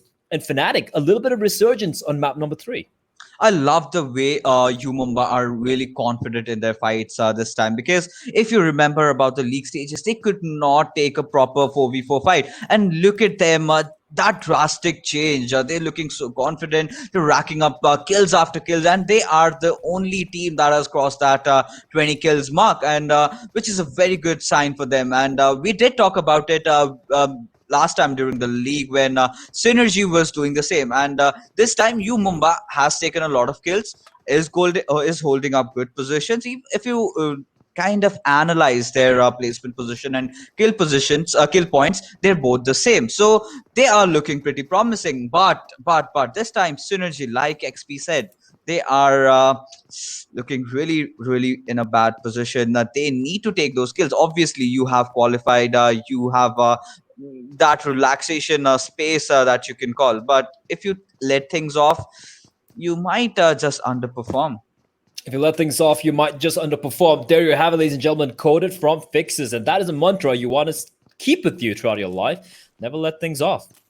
You will not succeed in that case. You got to go full on in, and that is something that Orange Rock have been personifying in the way they've been playing so far. As we do switch to the perspective of TSM, they haven't had a bad day in the office. They've had some pretty decent placings. But obviously, you know, the way we were discussing early in the league stage, which is a better team, Orange Rock or TSM Entity, and only in the final day where Orange Rock crowned the victors, right? It was a narrow win as well. But today, Orange Rock is showing that they seem to be a class apart from everyone else, TSM Entity included. Yes, TSM did win that one team fight against Orange Rock earlier in Miramar. But apart from that, Orange Rock is still, it's just been them running away with the 2 chicken dinners in 3 games. And it's not a fluke. We've seen them do this time and time again, even getting a hat-trick earlier during the league stage.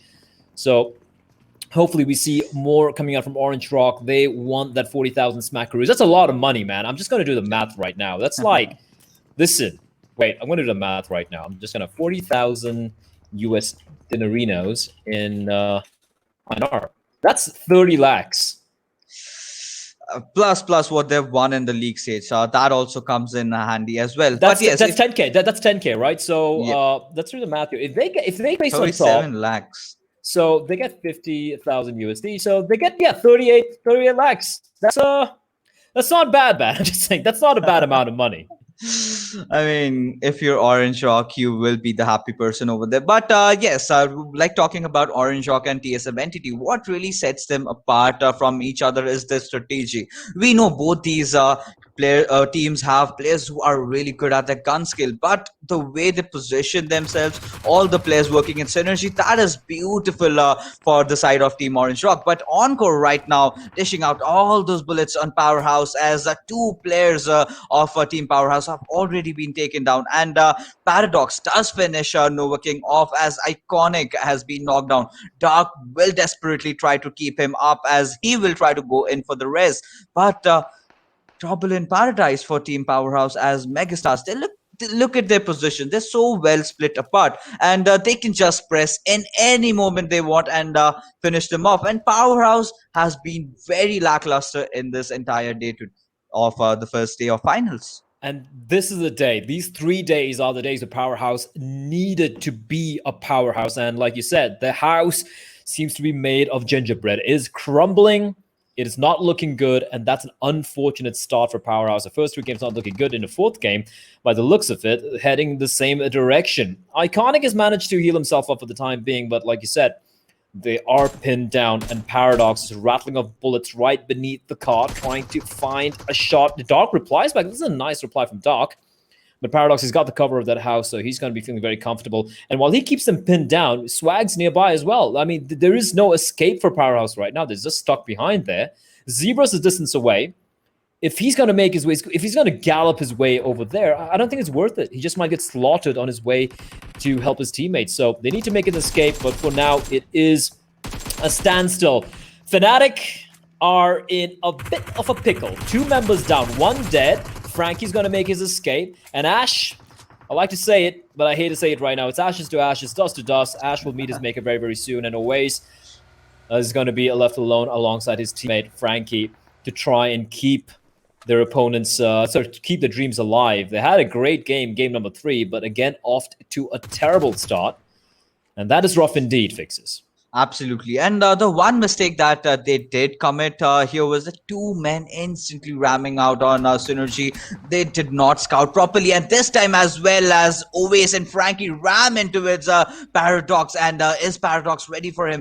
Do they know that it's a 2-man squad? Frankie rushing in from the upper area, and Paradox still trying to hold it off as he needs his teammates. Paradox will rush above, but will get knocked down in the process and does get taken down by the members of Team Fnatic.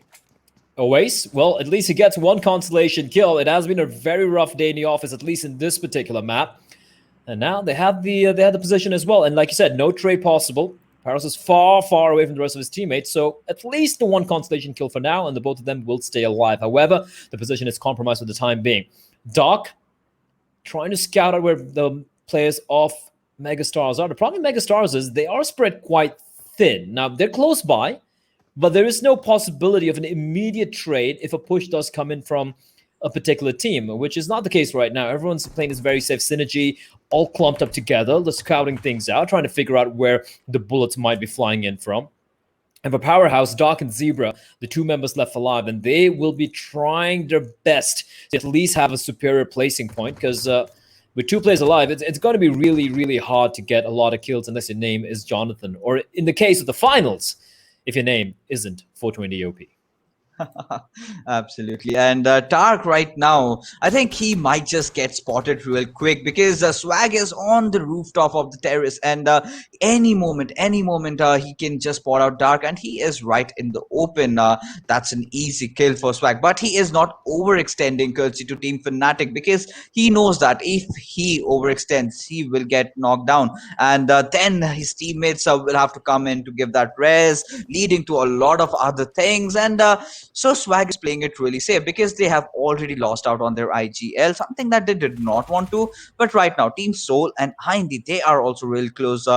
And VSG-Crawlers is also in the nearby fray. So we can see a lot of fights emerging in the next circle, most probably, Blade.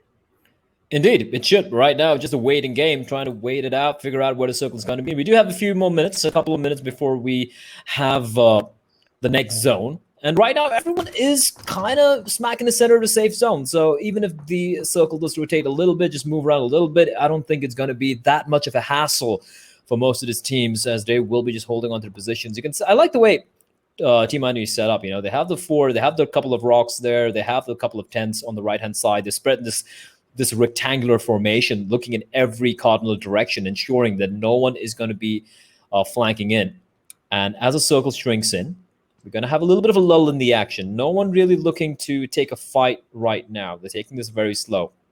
The only team on the move as we see it at the moment on your screens is Orange Rock. They are still pushing up in. And it's one thing which we keep seeing. When everyone's in a standstill, when everyone's taking fights, Orange Rock are on the move.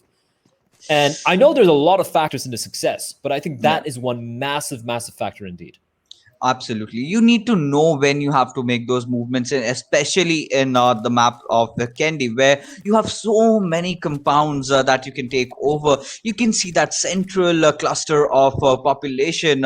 They are so close by, yet none of them are engaging against each other. So you need to make sure you pick up the right compound. And yes, of course, the zone has to favor you a little bit over here in this particular map. But I love how UME is also approaching this game. They want everyone to be, fighting out amongst themselves. Meanwhile, UME will try to make that rotation in the last final phase, and whoever is fighting, they can just easily go third party them and secure that spot for themselves. But right now, Team Orange Rock has really closed in on towards Team IND, Team Soul, Team Tamilas. So this can be a quadruple fight that we might just get to witness in a little bit of time. But no, Bobby does not want to take that fight. He just went on a scouting mission, and he will try to relay more information as Ted takes down Clutch God in the process.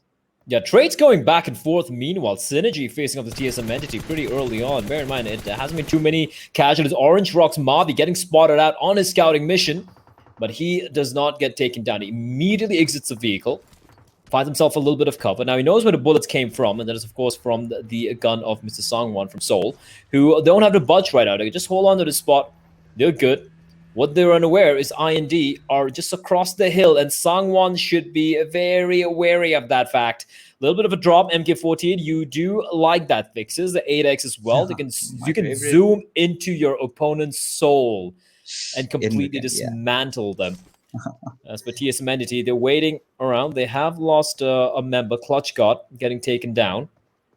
And I'm not sure if that drop has been looted. I don't think it has. And I don't think they're really looking for it right now. It is too high risk and too exposed for Mr. Z-God.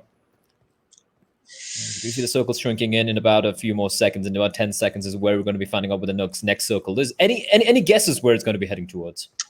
I think it might just go into its winery with the way the circle has been shifting so far. So Team IND is in a very good position alongside Team Orange Rock, but like we have been saying, we have to trust Mavi, right? So I'll just say Orange Rock will be again in dead smack center this time. Listen, man, Mavi, the guy is a wizard. He's like Gandalf the White and Dumbledore and John Wick rolled into one. He was a terrifying being. He just seems to know things that it seems like he's almost figured out how to really approach this game. And I do believe that factor puts Orange Rock just miles ahead of everyone. Yes, they don't have the pure fragging capability of a TSM entity, but they don't need it. That's how they win games. They're not having to outfrag everyone in the server. And that is very impressive indeed. We have Dark and Zebra.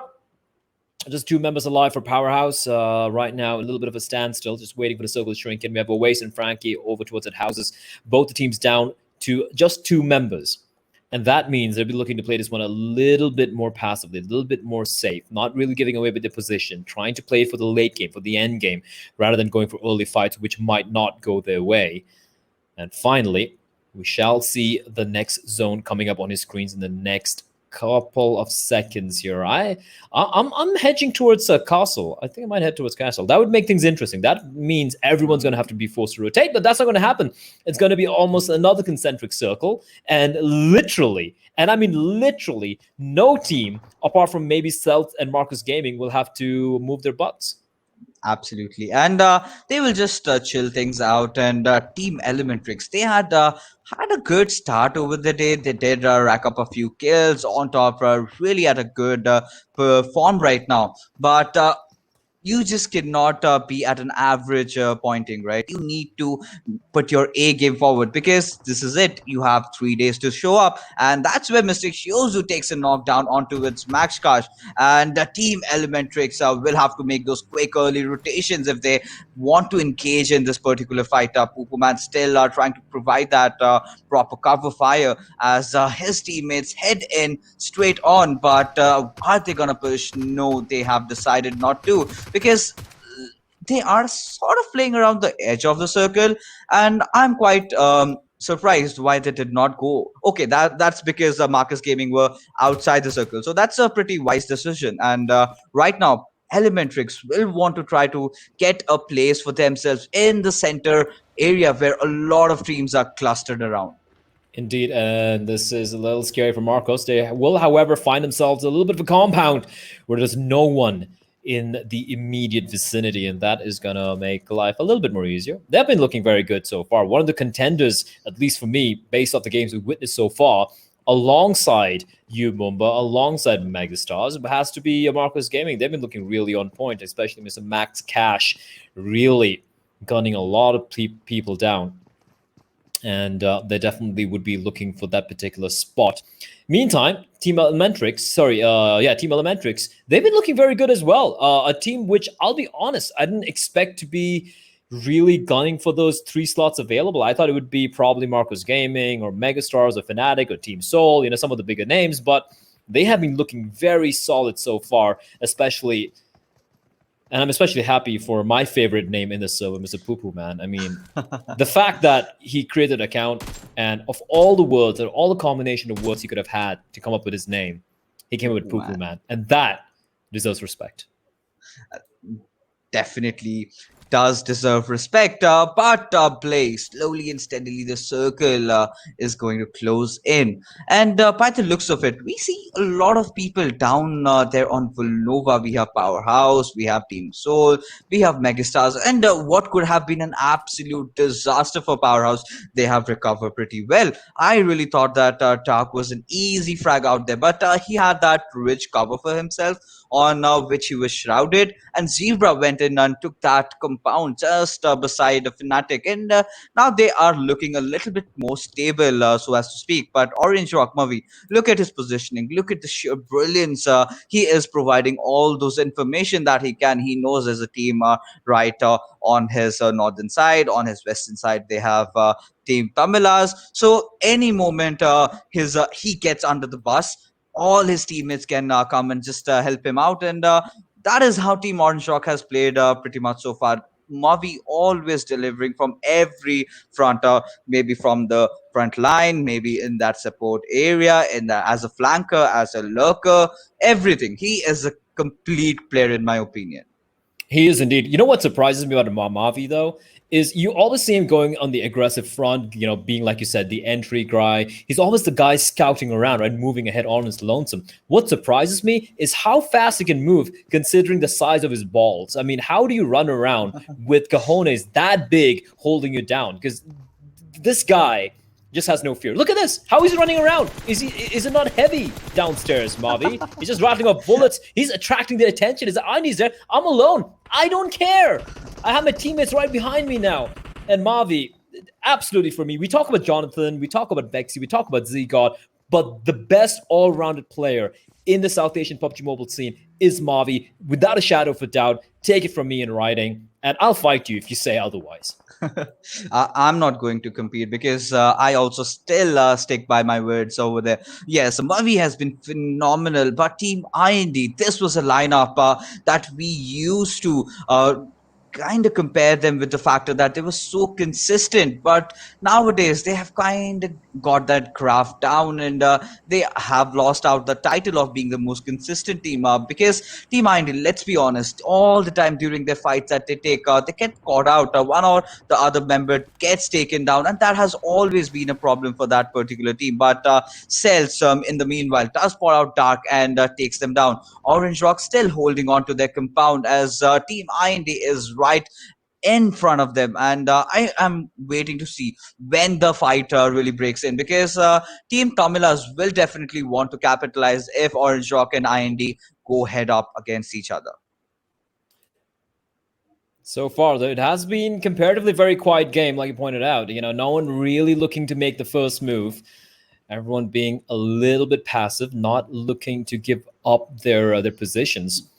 But fourth circle closing in, eventually they will have to make a move. That M249 can come in handy to mow down a few vehicles if it does come down to it. But will that happen or not, that remains to be seen. Right now, still 16 teams alive.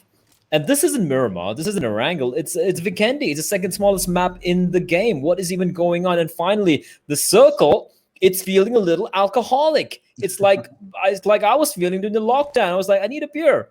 And the circle's like, I need a beer too. So you're going to be heading towards winery, where I don't think they serve beer unless it's a Trappist monk monastery, where they do serve monastery beer, which is cool. If I'm not mistaken, beer was invented in the monasteries. Now we know what they were doing there apart from studying. But yeah, circles shifting down south means that some of these teams, especially Umumba, who are way up north, will have to traverse these frozen wastelands. And that could be risky, because guess who's waiting for them? It's Z-God, and he's got his teammates right next to him.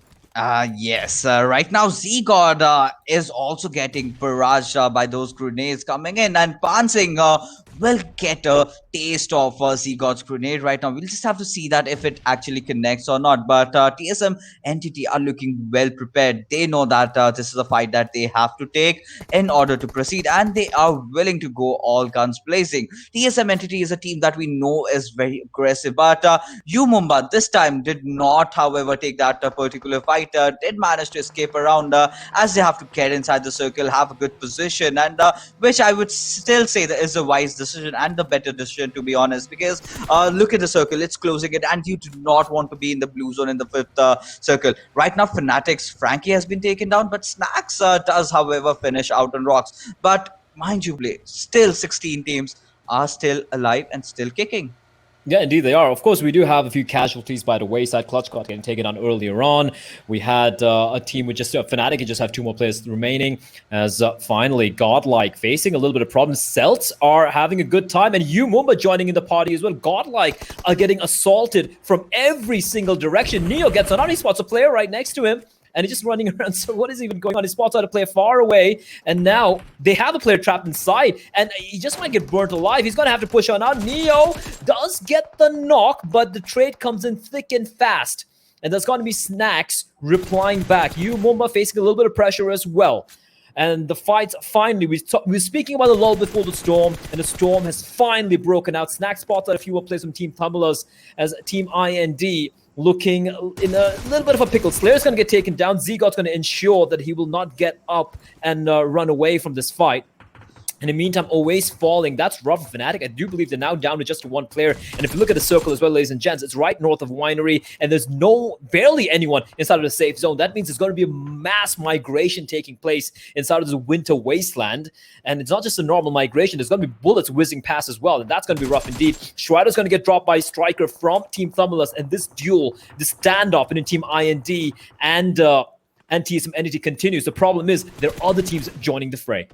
Absolutely. 420 OP going in onto its the members of Team Megastars, but will fall a little too short because he gets taken down from the circle. But Team IND have held themselves so strong. They are, after the loss of Slayer, they have recovered well, taking that kill from Neo. And Mr. Shiozu does take down Evo in the process, as Team Tamilas and Team TSM Entity are very close to each other. Carry crawling in onto it. Zgod and Jonathan, I do not know if they have actually heard him. CG in the meanwhile taking down Orange. Lot of fights taking as all the players are migrating, traversing through the map to get inside the circle. Team IND is still holding towards the edge of the circle, and will try to get it out, but Encore dishing out all those bullets onto its Austin as he knocks him down. Ted does manage to finish off Encore, but Team IND, they're looking good. Meanwhile, Carry takes a dig at Zgod as he knocks him out. It's one man, Jonathan, that survives, and will he come out on the top? That only time will tell right now.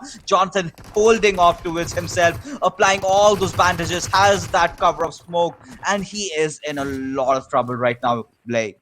Indeed, he is. And Team Tamilas as well. But you know what they say? The most dangerous animal is an animal trapped with no way out. And Jonathan is the beast indeed. Now, will he channel it is the question. He's got a smoke to try and make his escape. And Team Tamilas, while attacking TSM, they've been hounded from all directions. And that's going to be the time for Jonathan to make his play. He knows where they are. He has an idea. That nade could be quite... in fact, it's going to be the Molotov getting tossed in. And that might burn a number of players alive here for Team Tamilas. Jonathan being quite a problem indeed, as he will still be holding on to that little bit of a cabin.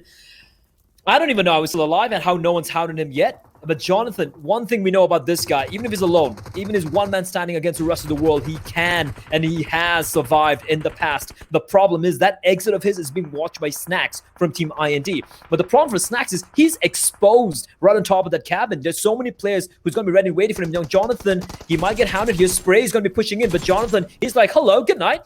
Screw you, get out of my house.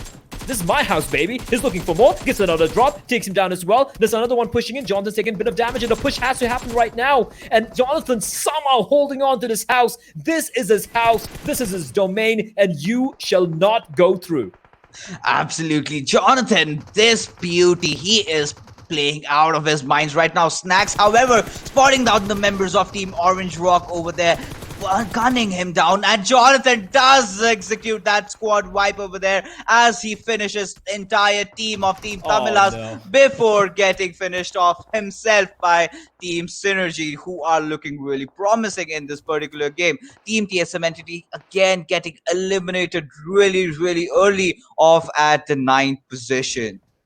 That was not exactly a good fight from Team Tamilas, but again, they were also getting hounded by a number of teams around them in the span of a few seconds. Fixes, we're just down to 7 teams, and Jonathan, we said it, a dangerous animal, someone trapped inside a corner, and he basically 1v3s the entirety of Team Tamilas before he gets taken down.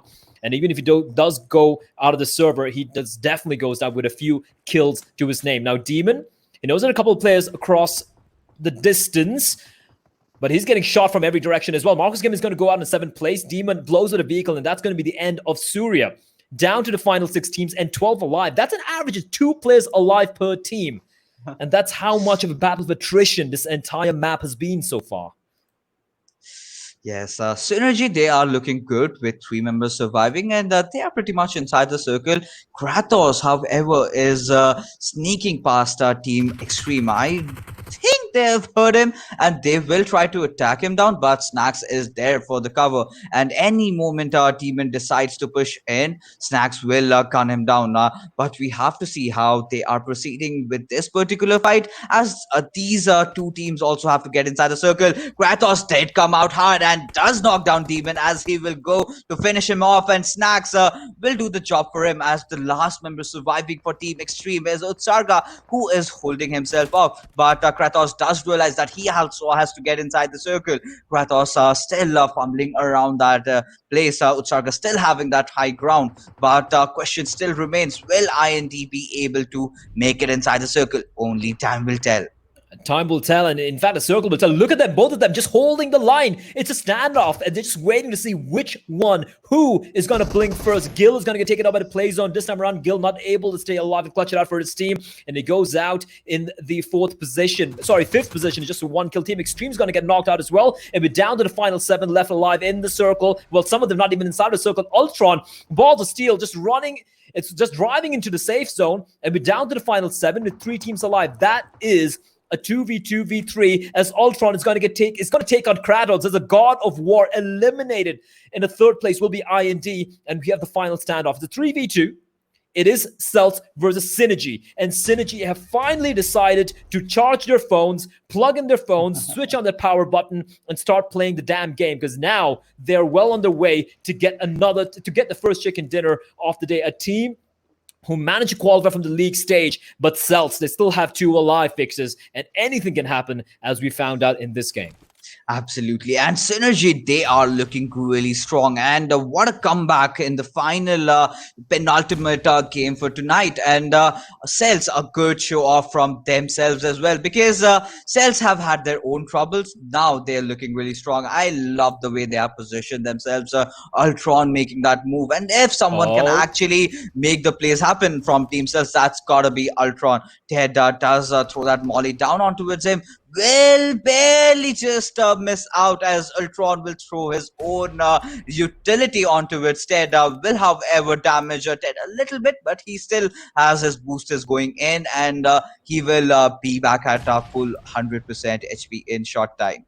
Yeah, he will indeed. And this standoff continues. Ted, kind of low on health right now, but as long as SynerGE is alive and holding his left flank, he's going to be feeling very comfortable. They're still waiting for the circle to shrink in, but a play might be coming in. Atunki spots out Ultron. Austin gets the kill on the knock onto Ultron, but Atunki finds SynerGE in the meantime. Now it's all on the final player left alive for Celtz. Atunki in a 1v2. Both the players for SynerGE running around. They're going in for the kill. They want to take on Ultron first. Now, Ultron's conveying information, so they want to take him down as quick as possible. Ted holding the line. He's very low, bear in mind. A couple of bullets is going to be it for him, and he realizes that it's going to be dropping on down and trying to heal himself. Austin, in the meantime, trying to find a kill on Ultron. Ultron conveying information on Atunki. Atunki is going to be holding his crosshair in the general direction of where the player is.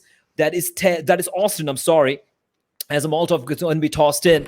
And I do believe that might be it for Ultron. The vehicle will explode. Austin's going to use the vehicle to take him out, and it's a 1v2 right now. Atunki, he's got a chance, but that vehicle where Ted's behind, that could be what determines who's going to win this game. So it's going to be shrinking in. Atunki tossing a few nades, but just almost finds the player that is Bot X. Takes a little bit of damage, down to 60 points of health, but he's still going to be feeling pretty comfortable at the moment here.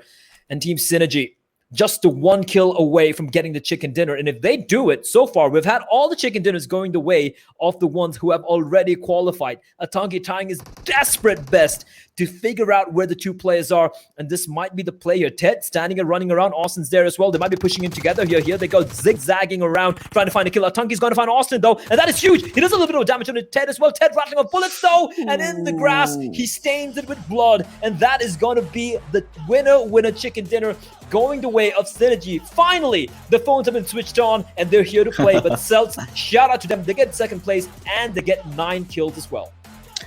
Amazing display from both these teams. And talking about the entire game that we just saw, it went on down to the last wire.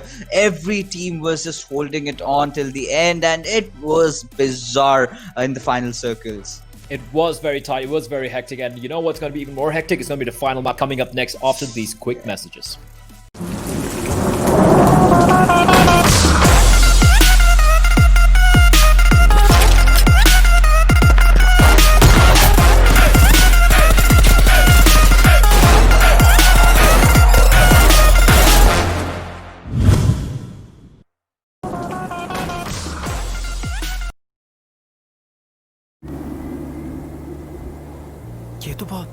Stunt है, पता नहीं आपको डर कैसे नहीं लगता? डर सबको लगता है, गला सबका सूखता है, पर डर से डरोगे तो कुछ बड़ा कैसे करोगे? तो ड्यू उठाओ और डर को पी जाओ।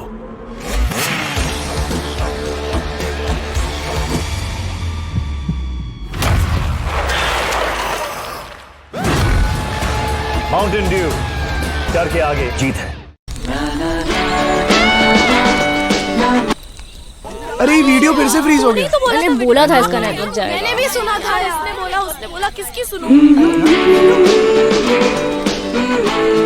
अरे इसने कहा उसने सुना, सब भूल जाओ और अपनी आंखों पे भरोसा करो।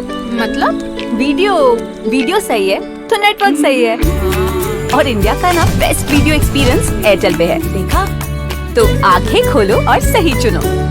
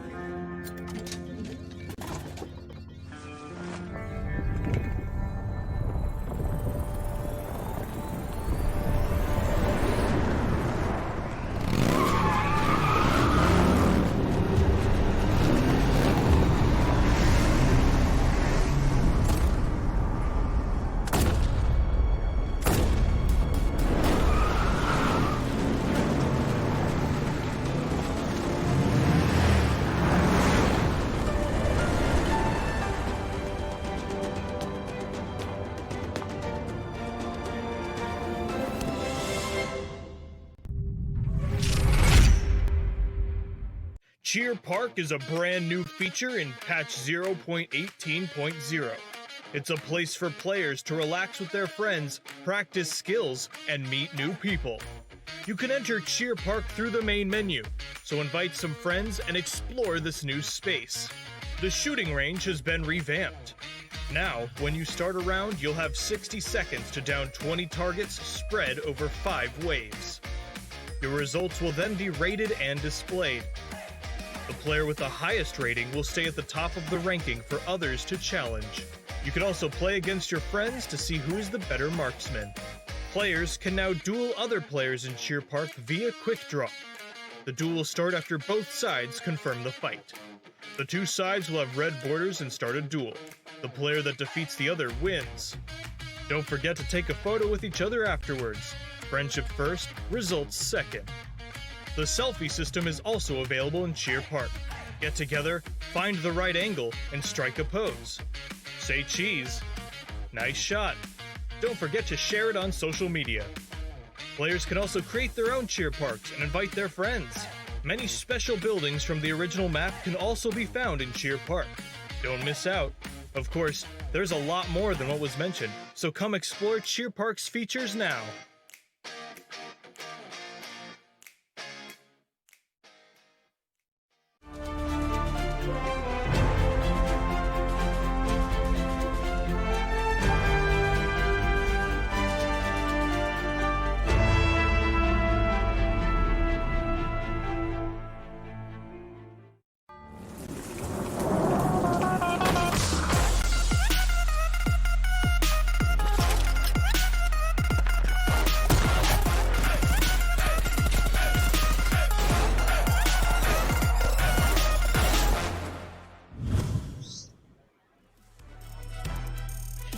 Welcome back, everyone, to the final game of the day of Day 1, the PUBG Mobile Pro League South Asia Season 1 Finals, and what a day we've had so far. Chicken dinners galore, a lot of action galore, XP sitting on the sidelines there. Vikendi was a bloodbath. I loved it. But the fact remains, and I'm going to start with you, X, because we're sitting the previous game out. All the 4 chicken dinners have gone to the teams who have qualified. What does that mean? What can you deduce from that little fact? They're hungry for the money. It's as simple as that, because they don't want to lie down and just watch the others go past them. Because again, even if they get those position points and they actually place higher than a team that hasn't qualified, they're going to be raking in a lot of money. Money, money, baby. And Ted, he wants that money as well. SynerGE finally waking up, plugging in their phones into the chargers, and like finally playing the game. And they do it in style. In the end, they're a little bit of a scary standoff in the end with Team Celtz. But Ted, 6 kills. Welcome back, son. Welcome back to the game. Fixes, your thoughts on what transpired on Vikendi. Well, we have to give all the heads up to Team Celtz. They were definitely man down, but the way they played it, right? Atanki, all credits to him. He almost brought this game down to the wire where it was a 1v1 fight, but his position was sort of revealed, and that's where Ted got the final finish. But till then, I think SynerGE were also on their feet. It was not an easier chicken dinner because we did see so many teams clustered together and they were just coexisting amongst each other, not trying to fight. And there you go, top 5 players play.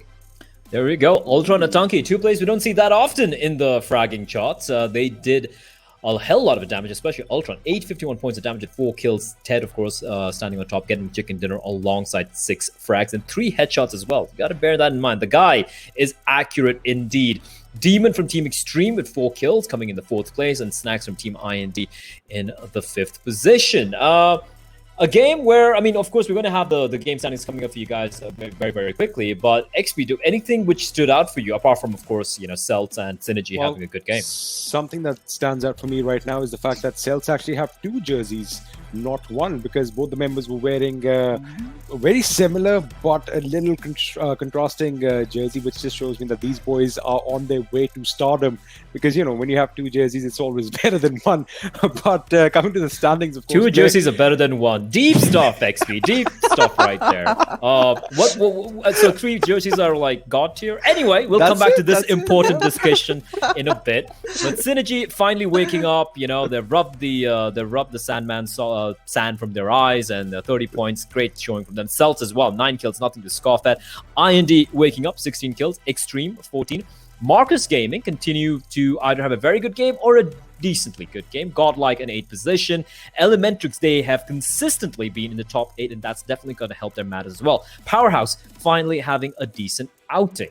On the second half of the table, Entity, quiet game. Tamilas, again, nothing too special. Megastars, this is gonna hurt, and especially Umumba as well. They were so very close to dethroning Orange Rock, but they fall short by just having 2 points. But then again, Orange Rock only have 3 points as well, so nothing really changing in the top 2 position. But XP, this is rather Fixes. I'm gonna throw this one to you. This is a hard question. Fnatic, they kind of show they're here to play in game number 3, and then they go into game number 4 and kind of fell flat on their faces. Looking pretty bad for the guys. Looking pretty bad because Fnatic making a lot of mistakes today, to be honest, every time. But there you go, overall standings, Blake. Yeah, the overall standings. We'll get back to the topic. I'll definitely allow you to speak a little bit more on that. Orange Rock on top, as usual. No surprises. 2 chicken dinners. Godlike, however, in the second place is 52. Umumba, 3rd place. That was a rough game for them. Closely followed by Marcos Gaming. Then we have Elementrix, who is still stuck in the 5th position. So these top 3 teams are in the running right now for the spots. Beneath them is Team Celtz. And the difference is less than 7 points from 3rd to the 7th position. And if you take an IND, the difference is 8 points. That's it. I mean, you don't even need a game. You need just 1 team wipe, and it can jump over 3 or 4 teams, XP. What is going on? A team wipe is definitely going to be crucial, but before I make my point, let's just have a look at the latter half. Megastars in 9th overall, 40 points again tied with IND, so they are 8 points off for 3rd position, so it's really doable for them.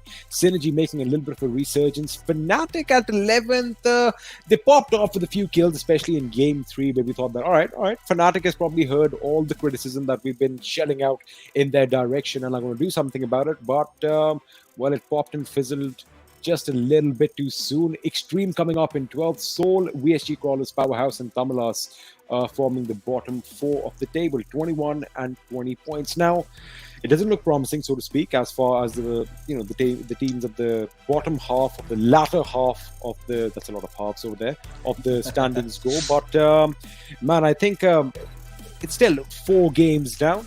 Last game for the day is going to be on our screens shortly. It is going to be in Erangel, of course.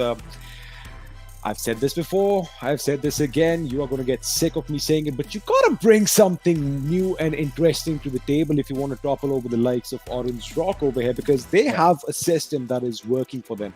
The fact that they are controlling the zone, they are reading it really well. Let me give it to them. And towards the end, they will unleash all that is there in their arsenal and, you know, try and get the win. So if you want to break that, you got to either target them a little earlier, or you just gotta move into the zone a bit quicker. I think that's what we saw in this map as well. I thought you guys, I almost snoozed off because there was no action going on in the first couple of circles. I was like, wait, what? Is this the same PMPL that we've been watching all this time? So again, just a little bit of tweaks here and there. We might see something different from these teams. We might see something different. I just want to take a look at the standings, right, and just talk a little bit about. Look, we've had 4 games right now. So we're starting to see where it's solidifying, right? Orange Rock definitely being the front runner. We have Umumba making a statement for themselves. Let's talk a little bit about of the bottom half. Now, Fnatic, it's their last tournament as a unit, right? So they have that excuse, right? Fixes and XP, they have that excuse. I like the word you used, excuse. It is though. Like I can say that. They're like, you know what? We're just playing it for the heck of it. We're done after this. I can see that. I can see a world where it is kind of justifiable. SynerGE, it's fine. They've already qualified. Plus, they got the 30-point chicken dinner, so they're still playing. Now, Megastars need to buck up. But let's look at VSG-Crawlers, Powerhouse, Team Tamilas, and Team Xtreme. Team Xtreme, of course, showing a pretty good showing previous round. But let's talk about VSG-Crawlers, Powerhouse, Team Tamilas, and Team Soul. What's VSG-Crawlers' excuse? Fixes, this one goes to you. What's happening with them? Again, they are losing out on all those gunfights that they are engaging in. They've been pretty weak over that, and during the rotations also, they've been a little tad too slow, which something Orange Rock is doing so fast, and the other teams that are inside the circle, they are always in the wrong place at the right time, to be honest, and that's what, slowly and steadily, they just get picked off one after the other, and they're relying so much on CG and Evo to deliver, where you've got the likes of Roach, you've got the likes of Avi, Ash Gamer. I want to see a lot out of them. All right, and this one goes to you, XP. Oh, XP, Powerhouse. Yes, sir. Powerhouse had that incredible game in Erangel, and then they had a couple of good days here and there, and we're like, okay, they seem to be a powerhouse, but this is a hard question. I'm just putting it out there. I'm not saying it is. Was it a fluke? I was just going to say that because we did mention it a couple of days ago. Well, on the last day, Blair, you and I had this conversation while casting. That was it a fluke? Have we put them maybe up a bit too high on the pedestal? And, watching them crash and burn is not going to be easy. But then, see, the thing is, we all know that all the teams that have participated in this tournament so far are very capable. And these guys are the best, the brightest of the bunch, so to speak. So, I'd say right now, in my humble opinion, that Powerhouse is pretty much a mid-table tiered team right now, the way that they've been acting up. And of course, they had a couple of good games.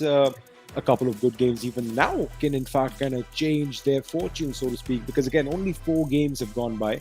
They are on the latter half of the table, but again, we say this again and again, one good game, one high fracking game, maybe if they kind of redo, if they kind of re-implement what they did in Erangel on the day that we are talking about. Of course, that was it a 14 or a 15? 16. That was 16. Yeah. I mean, where Nova King was just knocking out people one after the other with that bag full of grenades that he had. That's what I'm picturing. That he probably had like a poncho bag over here or something. He just picks one, throws it, picks one, throws. That's how it must have been doing, right? I mean, because he had an endless cache of grenades, but. Maybe somebody needs to give the man a big bag of grenades and be like, all right, go boom in that direction. Or again, to be honest with you, coming to a little serious note, I'll just end it on this, saying that forget all the talks of momentum. They need to be confident, and that confidence is something that I'm not seeing.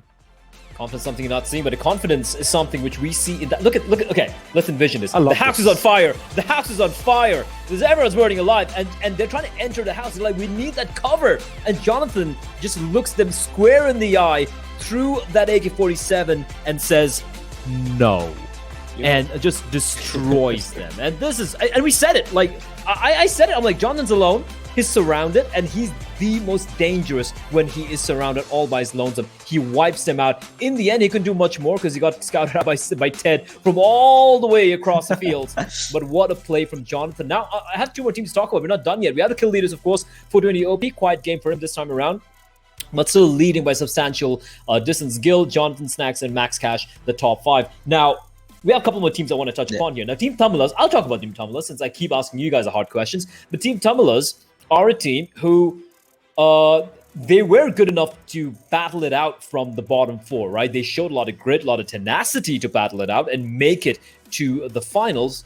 But I think that's as far as they're going to go because, you know, they seem to have way too many lows than highs. And unfortunately, I'm just going to group them alongside the VSG-Crawlers of the, you know, of amongst all the teams where they're kind of like a middle of the pack team. They have their ups and they have their highs, but they're not anywhere close to the level of the teams we're seeing right here, like a Godlike, like a TSM Entity or an Orange Rock.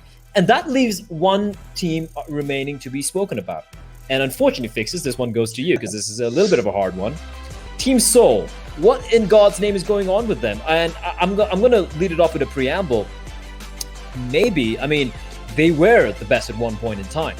Yeah. But I think that time is long gone. I think it is a thing of the past. You know, like we've seen kingdoms. What's the one thing which is a certainty in history is that kingdoms rise, kingdoms fall. And as the poem Ozymandias by P.B. Shelley said, in the end, what remains are sands and memories of your victories, which will eventually be blown away by the winds of time.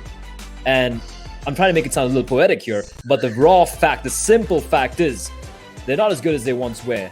And it doesn't look like they're going to be getting back that crown anytime soon because everyone else seems to have stood up and managed to, not just one team, not two teams, but at least close to almost a dozen teams in South Asia just seem to be better than them. And that's just a raw fact, I feel like. I'm going to actually wait for Fixes. Of course, you give us your thoughts on that. I might add on a little something at the end. Okay, so basically what's wrong with Team Soul is firstly, a lot of roster shuffles that they have had so far. They've gotten players, you know, their positioning, they're not very sure as to what they are trying to execute over there. And of course, like you said, there is someone always who is putting in those extra hours while you are attending to other things as we speak. So all these teams have kind of started to figure out how Team Soul plays. They've gone out and they've just taken them down every single time. And earlier when this thing was going on, the league was going on, Mortal did claim, he said that he will be back during the finals. But today, they started off well. They did take a few kills. Regeltos was the one who really shone out. But apart from Regeltos, no one else has been delivering. And that's the same problem with Soul time and again during the rotations, be it their team fights, be it their positioning. Everything is not on point. And that is sort of leading to their demise. It is indeed. And XP, any final thoughts on that before we head into the final game of the day?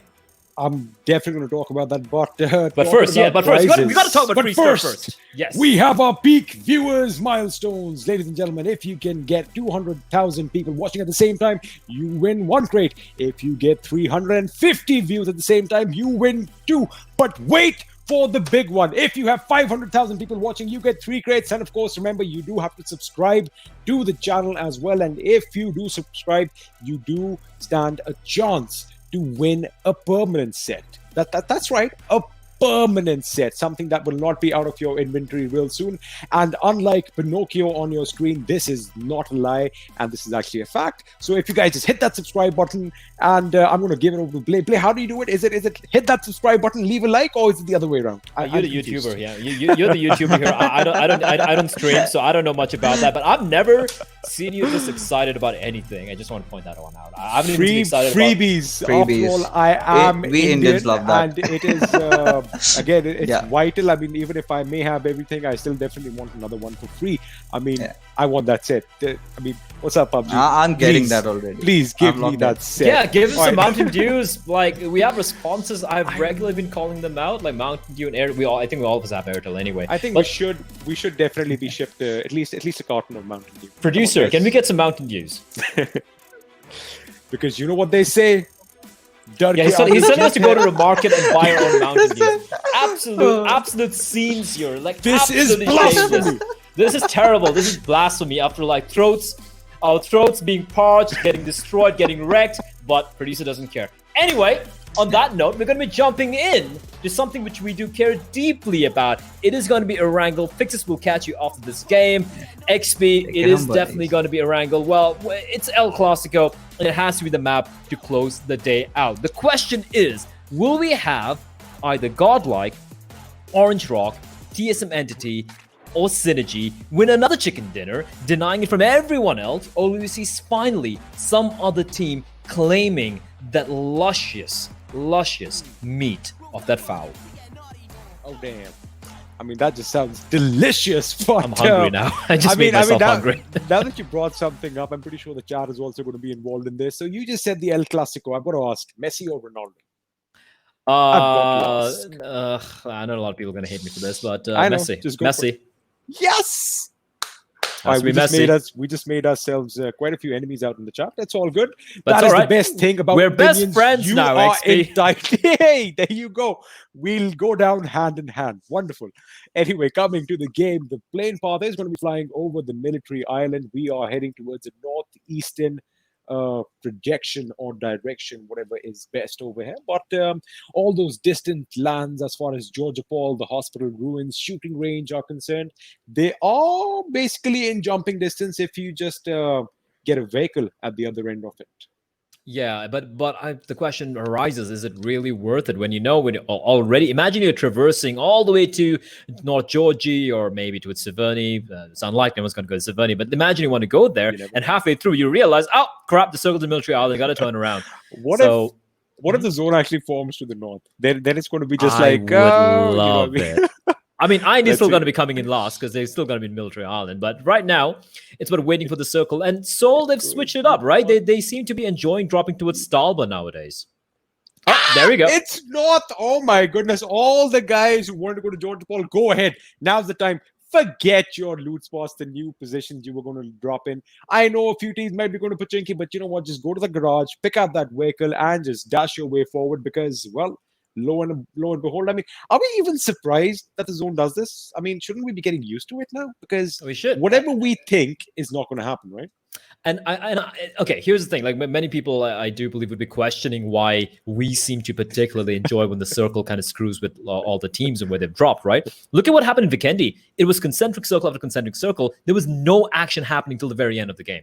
No one moved. No one budged. And that's why you want to see zones like this where everyone's forced to rotate early on. And what does that mean? That means fights breaking out early on. And at least for me, imagine I'm not casting this game. Imagine just watching the game, you know, from the comfort of my couch on my TV. I want to see action. I don't want to see teams just sitting out for 20 minutes, just camping and talking things through. No, I want to see guns blazing. I want to see blood being spilt. Wow, I sound like an absolute psychopath right now. But of course, what I mean is in the game. AKM make? I'm not doing it. Come on, try it once. Rat-a-tat-a-tat. There we go.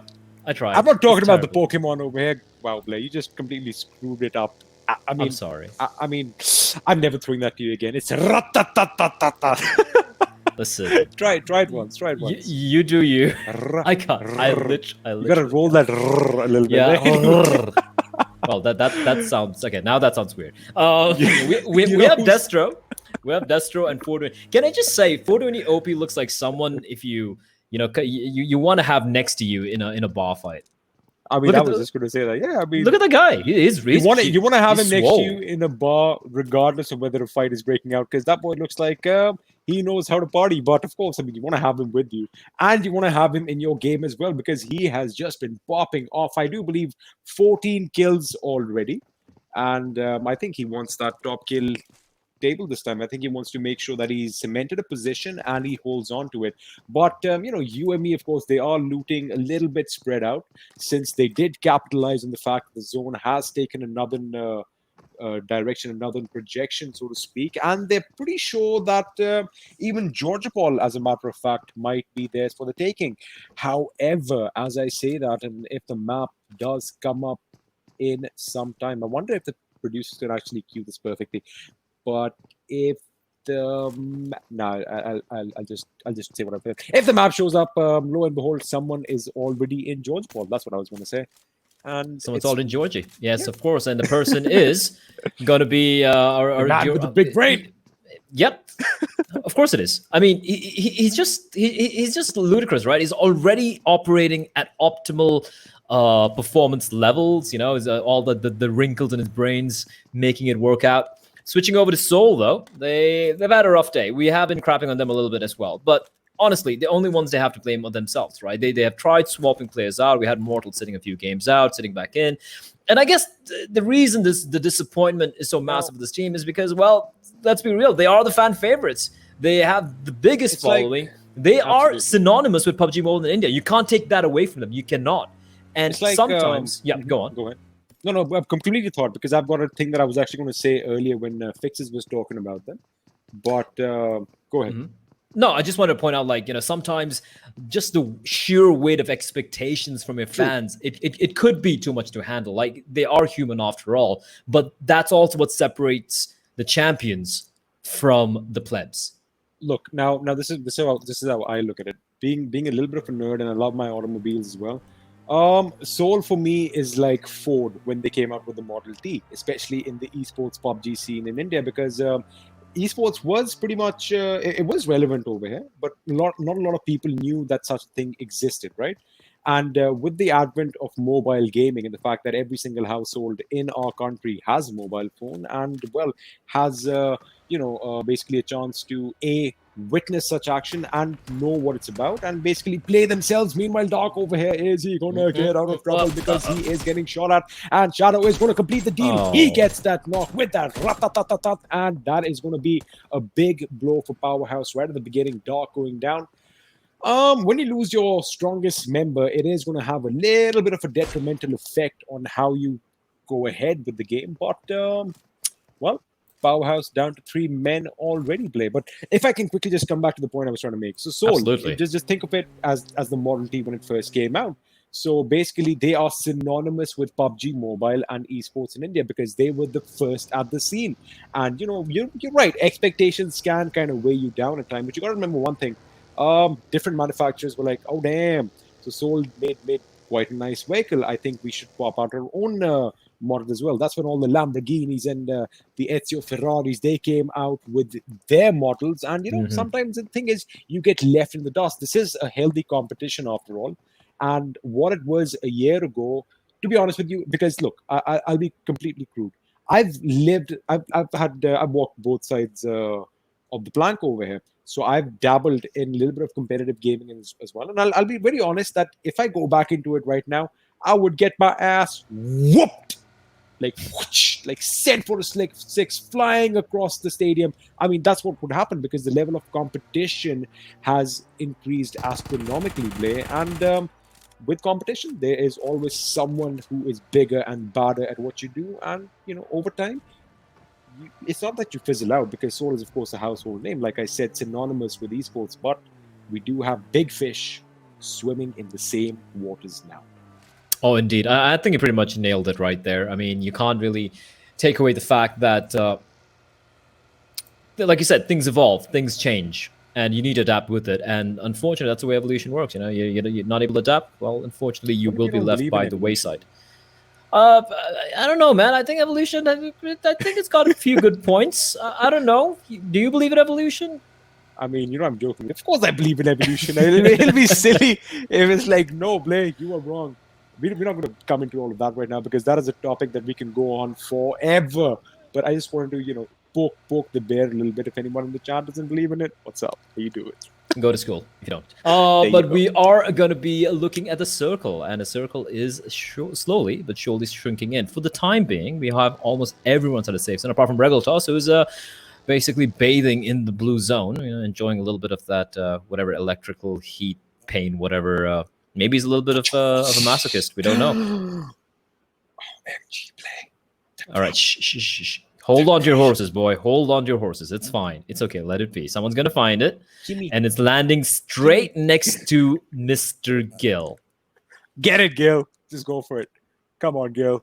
Pick up that beautiful weapon and just... There's no one nearby. There's not a soul nearby. Go for it. Somebody call up Gill and tell him to go for that drop. It's right behind him. Someone from Godlike, please come and get it. We want to see some AWM action. And I didn't see any in the first game. I did see one drop then, but nobody went and picked it up. I do hope somebody does. And talking about picking up, another team that needs to kind of pick up their pace and pick up their game a little bit is Fnatic on our screens right now, who, contrary to popular belief, so to speak, are actually sticking together this time around. And Looks like they are all heading in the same direction. And again, why we're being hard? Wait a second. We'll come to that. Is he going to make it out? I think Rox does have an idea of exactly where SynerGE is, and so does SynerGE. Is he going to go in for the thing? Oh, he thought that he'd get that first guy, but fortunately, Celtz had backup on his way, and SynerGE is going to be bowing out of this game, the final game for today. Team Xtreme down to 3. Celtz with 1 kill. Yep, and considering what a great game they had previously on, I do believe I'm losing my mind on Vikendi. I wouldn't be surprised if Celtz, would be feeling very confident right now. They didn't lose a single player as well. That was pretty much a free kill there from with SynerGE. And now Demon and Kazi are probably wondering, all right, we lost a member now. We need to get some vengeance. But do you want it, though? Do you rather just play it, take it slow, go for the placement points? It's still pretty early. Any team who are in the bottom half of the table, if they can get a 1 chicken dinner and get a few kills as well, they're well going to be in the top 8 position, because the teams haven't played that many games, and it's not like every team has been consistently good. Orange Rock, yeah, they got 2 chicken dinners. Apart from that, they've had 2 bad games, if you think about it. And speaking of Orange Rock, TSM rattling up bullets. Jonathan is making life miserable for Dulji. They were just putting pedal to the metal, making the escape. But Jonathan is so precise, and Dulji, by the skin of his teeth, they escape, but they run straight into Powerhouse, and Zebra's going to find Anto, and they're getting mowed down. Orange Rock are down. Nova King is going to find the knock, and Orange Rock, I do believe, are going to get wiped out by Powerhouse out in the open, the fields of death, with the corpses littering the place. And Orange Rock, we thought they might get another chicken dinner, but they will unfortunately have to bow out from the day with just 2 to the name. I'm pretty sure Nova King dished out a little bit of Novocaine for the boys from Orange Rock as well to, kind of ease them into the transition of the afterlife. That was a crap joke. I'm going to dish it out. But I did say Novocaine, and that is basically going to numb out your pain. That was the whole premise, all right? All right, I did it. I said it. I'm sorry. But anyway, coming back to this. So, yeah, Powerhouse... not at the receiving end of things this time. In fact, the favorites, the top dogs, the big boys, the rock that couldn't be moved has actually been crushed. And they are out of this game in the first, the first position. Not the first position that they want, but first, nonetheless, they are going to be eliminated from this game. So now, talking about confidence, that has definitely got to be a little bit of a confidence boost for Powerhouse. But the question remains, can they capitalize on that? And having a look at the zone, oh boy, if it goes anywhere north or south, it's going to be a massive migration for all the people. Where are we going to go? Not Severny. It is going to be around Rozhok, where all the teams are already kind of nestled in. And that drop is going to be something that people should actually go for, because it not only has a Groza, it has that 8x as well. And yeah, armor counts too. I mean, armor is good to, stop bullets from penetrating your skin so easily. So yeah, armor kind of helps as well. But well, I mean, Severny would have been an interesting take on this zone, because of course we expect the zone to throw those curveballs at us, and I'm pretty sure Soul would have been happy, but now they have to traverse all the way back down south and make it into the zone one way or the other. Meanwhile, Jonathan, the Angel of Death, going to rattle off some bullets, and in fact, Smokey is the one who's going to get a knock on Avi, and he is going to finish the deed with wiping him out as well. So VSG-Crawlers again at the receiving end of things, and TSM on our screens hoping to put up a show. TSM definitely looking to put up a show. And we do see the live standings right there for you, gentlemen. Godlike and Orange Rock already qualified, and the top 2 placings. And Umumba would be looking to end today on a good note. They're just trailing by a few points. In fact, it's not about trailing, right? They are first place amongst the teams who can qualify right now, with Marcus Gaming just 2 points behind them, Elementrix with 5 points behind them. The thing is about having as much of a lead as possible, so that the teams under you won't really have that many opportunities to catch up. So that is what they're looking to do. But so far, they haven't so quiet so far. They haven't really shown themselves. As Strider's going to get dropped by Team Celtz, and Celtz are having a good time right now. They are looking pretty solid right now, as MJ is going to find Ted, and SynerGE are in a bit of a pickle, XP. They are in a pickle, and this is actually taking place out in the blue because the zone has started moving, and I do see vehicles nearby, but the Celtz, they are going to have to make their way into the zone. Strider is going to get gunned out, and I think he might just be finished. I think he was found by Ultron, but the play zone is what finally gets that knock, and I think that kill is going to come their way, or isn't? I think it does.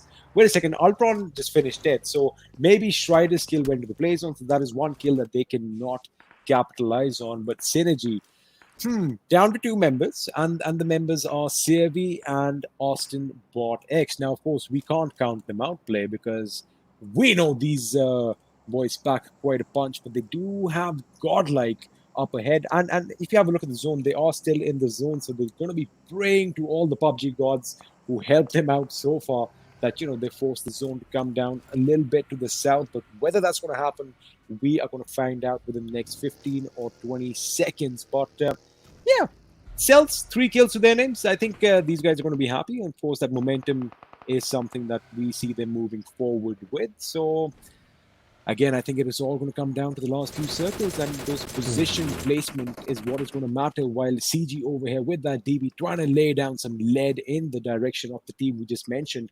Caster's Curse, let's have a look if it's still in effect. Will Celtz make it to the next zone? Yeah, I mean, they do have the vehicles to work with, and they are on the periphery of the safe zone. But yeah, like you said, they have Megastars to contend with first, and they're gonna face off against Mr. Vexy. He's like, oh, hi there.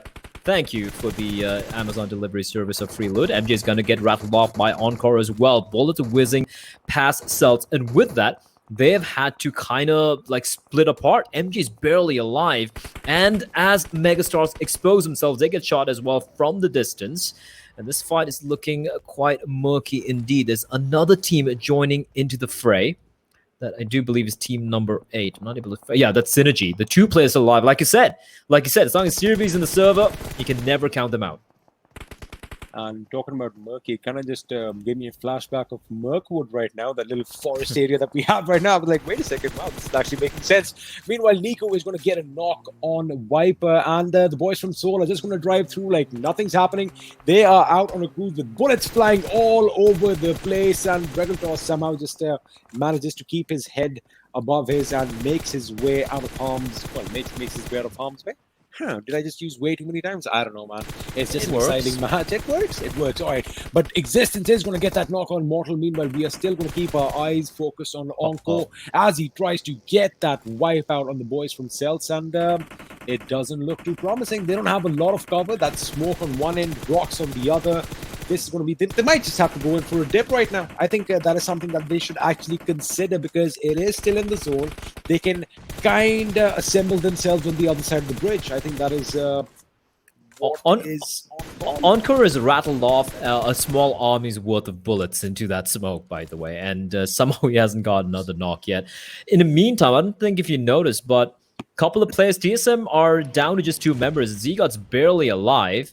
In fact, he's been knocked down. Jonathan's going to be left alone. And guess who it was? It was Umumba just pouncing on TSM. They're on a warpath. Are they going to drive over him? Yes! Oh. No? Yes, no? He was finished. He was finished just before that. Why would he do that? Why? I like seeing vehicular manslaughter. It makes me happy. Hey man, they're going for the damage points too now, that since that is on display, and we can see Jonathan right now. He's done exactly 45 damage in this map so far. We obviously expect a lot more from the lad, but he is the last man standing. He has ditched his wings. He doesn't want to. He wants to make sure nothing is seen above the surface. So I mean, he is going to try and go as close to the ground as possible, so the enemy doesn't spot him one bit, and he might just show us what TSM is all about. But again, these boys have already done the major work. They've got their qualifications. Now they are just fighting for pride and a lot of dollar bills, yo.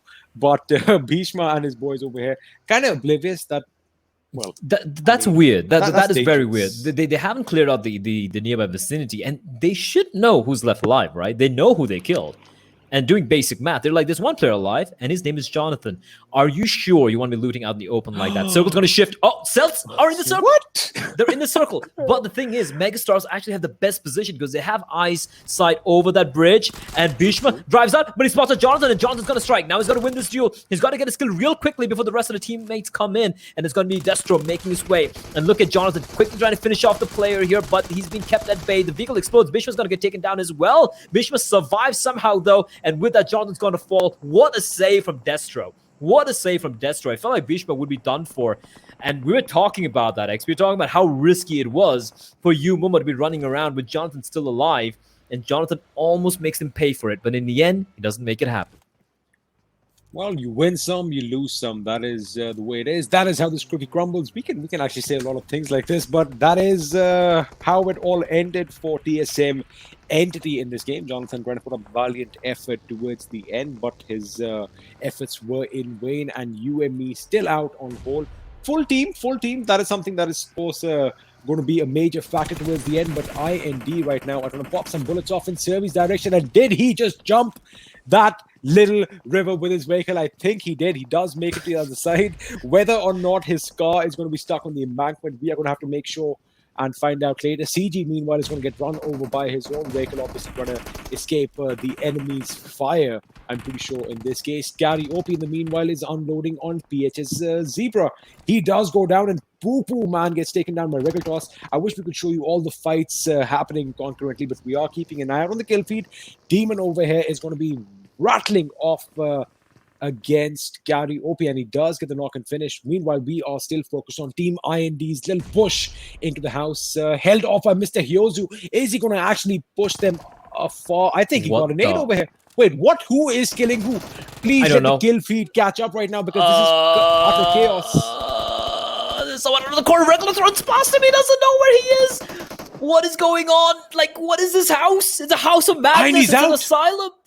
And he finds Slayer anyway. And how is he alive? And the circle's shrinking in. Regular still there. Umumba gets eliminated. They had all 4 players alive. What is going on? I help. I mean, all right. Okay, that's who? a cool where? point. What?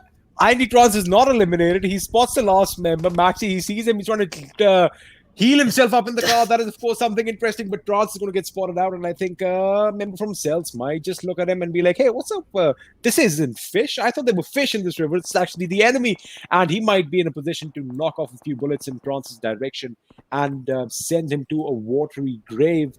I think Mr. Hyozu also needs to pop up for some air, but he is leaving that off a bit too late. And Elementrix go out in the 13th position, 3 kills to their names. Remember, kids, you have to breathe. Oxygen is vital for survival, and we just saw it happening over here. Don't hold your breath for too long. It is not a very good thing. But Ultron in a bit of a face-off under the bridge, trolling under the bridge, so to speak. Is Trans, I beg your pardon, going to come out on top. Meanwhile, Gil over here rattling off grenades of his own, gets 1 knock. Is looking for the second. Does he go? Boom! No. He goes. Boom! He gets 2. And this is going to be the 3rd grenade to finish it off, to seal the deal. Godlike Gil with another kablam. Gets that on point. And CG is going to be crawling back to his teammate. He should get picked up, but you never know. Is Gil going to get another grenade out of his kitty, lob it, and finally get a squad wipe? I don't know how he does that. That was brilliant indeed. But now Nova King getting pincered down. He is the lone man standing for Powerhouse. And we spoke about Powerhouse having a rough time. He peeks out wide, but a trade is immediate from Kazi as Team Xtreme will eliminate Powerhouse in the 12th position. There are 4 teams in the water. And Ultron's like, that doesn't look like a fish. That's not a fish. That's not a fish. He's only rattling off bullets. And there's another player right underneath him. That's Trans. And there's so many players just swimming it out. And I hope the circle ends on that bridge. I would love to see a bridge circle, as unlikely as it will be. Oasis going to find MJ in the meantime from Team Celtz. And Celtz, they still have 3 alive. And look at the marathon being run by Megastars. It's a very hard marathon, especially. Look, marathons are hard as it is, XP, but there are bullets being shot at you at the same time. Yep. Yeah, it's not ideal. Oh, they're kind of screwed here. And Nico over here, he's going to make sure that he mops up the rest of Megastars and gets them out. Fnatic have to be careful, because on their backsides, they do have, I do believe it's Team Xtreme that is kind of sneaking up on them. So they've got to be careful. Megastars eliminated in the 10th position, quickly followed suit by SynerGE. So we expected a high fragment game from both these teams. That is not going to be on display. Coming in 8th is going to be VSG-Crawlers. They crawled their way to this position, so to speak, but finally they are going to succumb to their injuries and be wiped out from the final game on day 1 of this grand finale with just 1 kill to their names. And talking about people who are just getting eliminated, Godlike go out next in 7th with 5 to their name. It's like I'm just reading out the obituary over here. I don't want to do this. Can I please stop talking so that I do not make sure another team goes out? Wait a second. Is someone else getting knocked out? I can breathe easy right now.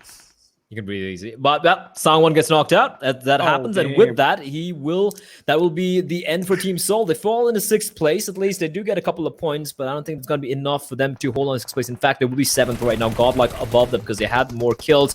In the meantime, Demon sneaking up like a sneaky demon is going to find one. And Fnatic in a world of trouble. They're now just down to 2 players. Ash alongside his comrade, Ronak, just trying to stay alive behind a burning vehicle. Oasis is going to find... Actually, Oasis is still in the running. My bad. Oasis finds a kill. Kazi's going to get taken down. A quick trade happening. 1 player remains, and it is going to be Demon taken down from a distance. Fnatic are going to wipe out Team Xtreme, but what a showing from them. 9 kills to their name, and they will bow out with 16 points.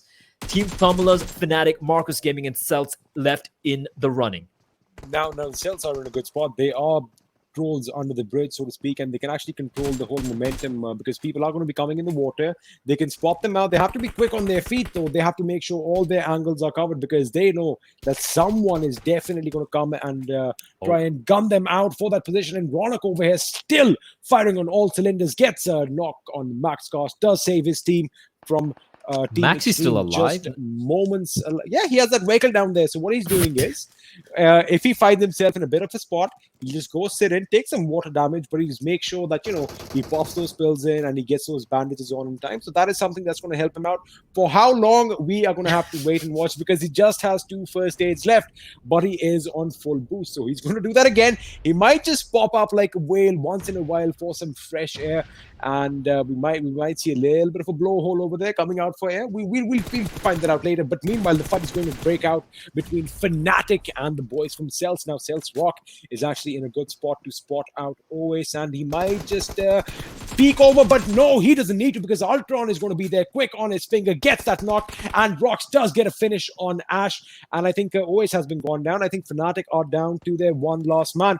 All the pressure is going to be on Ronak's shoulders. It is basically a 2v1 situation, and I do believe in the distance, Team Tamilas are going to be bowing out. That water finally ending up at the watery grave. Fnatic so close to victory, but they didn't get it. Celtz, winner, chicken dinner play. Fnatic played phenomenally, and I think a lot of props have to go to Ronak.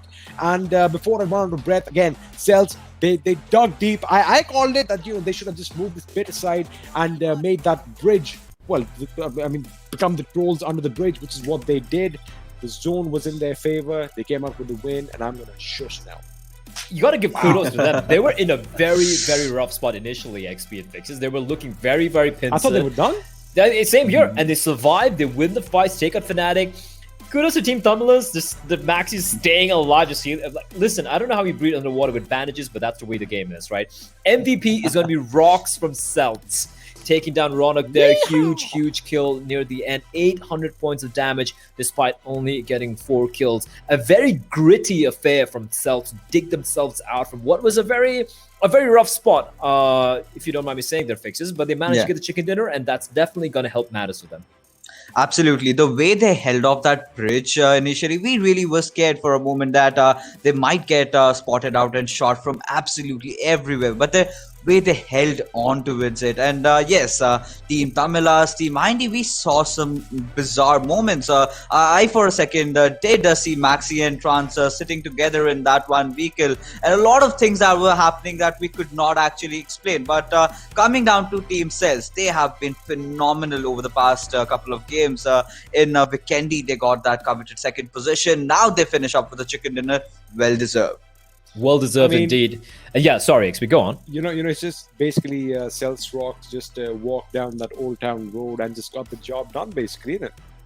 Yeah, Absolutely. they did, and that's perfect. We have Marcus Gaming again. They do go out a little early, but the dude, the big Lebowski with his white Russian, definitely making himself felt in the server. Ronak, great game from him as well for Fnatic, and yeah, Fnatic, some ups and downs, more downs than ups to be honest. They had 3 bad games, but 2 pretty good, decent games as well. So they're definitely in contention. But with this chicken dinner for Team Celtz, suddenly the positioning from Marcus Gaming, from Megastars, all of it looks very, very, very shaky at the moment. Even Umumba for that matter. We have the standings coming up for you guys in about a few seconds for what transpired on Erangel. There you have it, 30 points of Celtz. That is huge. That's massive. That's momentous. Fnatic coming in second at 23. I don't think this is a real word. I'm just making stuff up at this point.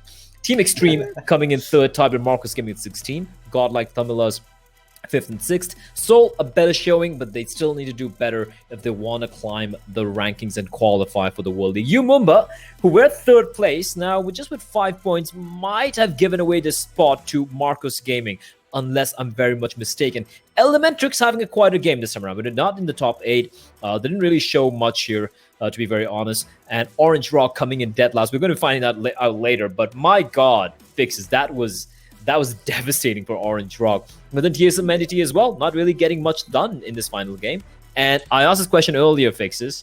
Are we finally going to see another team, apart from the top 4, winning a chicken dinner? And it has finally happened in the very end. And I've never seen this happen, where Orange Rock and TSM Entity are at the bottom, the absolute bottom of the table. This has never been the case in the 3 weeks we've been casting so far, Fixes.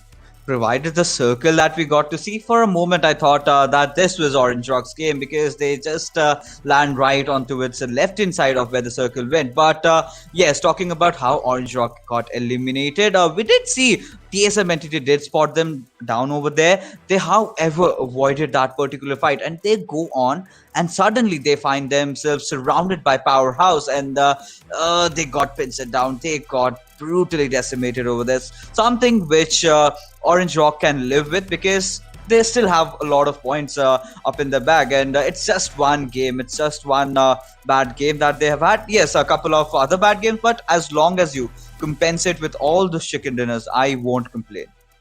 He won't complain, and of course we do have overall standings. Okay.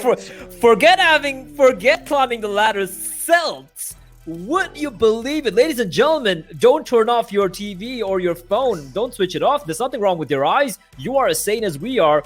Celtz end day 1 of the finals on top of the table, above Orange Rock, above Godlike, above everyone playing today. What an end to the day. 44 placement points, 27 kills, only 1 shy of Marcus Gaming and Umumba. What a showing by his team Celtz to close out the day. Take a bow. Orange Rock getting dropped to the 2nd position. Godlike 3rd. Marcus Gaming hold on to the 4th. They have jumped over Umumba.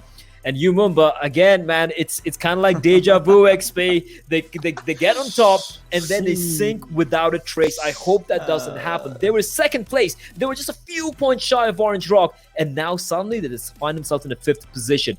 And as the days progress, as we reach the end of tomorrow, the gap's going to further be more. Look at Celtz, 71 points. Umumba, 53. Almost a 20-point gap right now. Fnatic's coming up too. Fnatic's coming up too. You can't take that away. They seem to be looking good. Yeah, they've had more downs and ups, but when they have the ups are massive indeed. Bottom half Megastars. Come on, guys, you got to do it for Vexy. Please do it for Vexy. Please, for me, just do it for Vexy. Megastars look good at 42 points. Well, of course, TSM and SynerGE have already made. It is. It's not that much. 3 of a teams, difference. 42. We just saw Fnatic was on the other side of the table, and now they are jumping over so many teams, sitting in 6th position because they had a wonderful game. So you got to remember one thing: 5 games down, we have 10 games left, guys. And in 10 games, it's not such a big number as 40, 48, or 48, right? That's how many games were played earlier on. Yeah. I mean, one game can actually make it or break it for these teams. So they've got to come out with their A games. No excuses left, to be honest with you, because tomorrow, somewhere around the 3rd or the 4th game, we might actually have a little bit of an idea as to how the last day is going to go. But absolutely, just go for it. I think even the teams at the back, I mean, if they have 2 or 3 good games tomorrow, they can actually do it. So it's still wide open for them right now. It's still wide open. And right now, considering they're at the top of the table, I think it's high time we asked him how to pronounce their name. Is it Celtz, like, Celtic Frost, or is it Celtz? But we'll find out later. Right now, it's the Dorky Agajit hit moment, and this was just perfection. Like Kobe, RIP, I think it was channeled through Gil there. Perfection with the nade. If he had one more XP, I think we would have got a couple of kills there.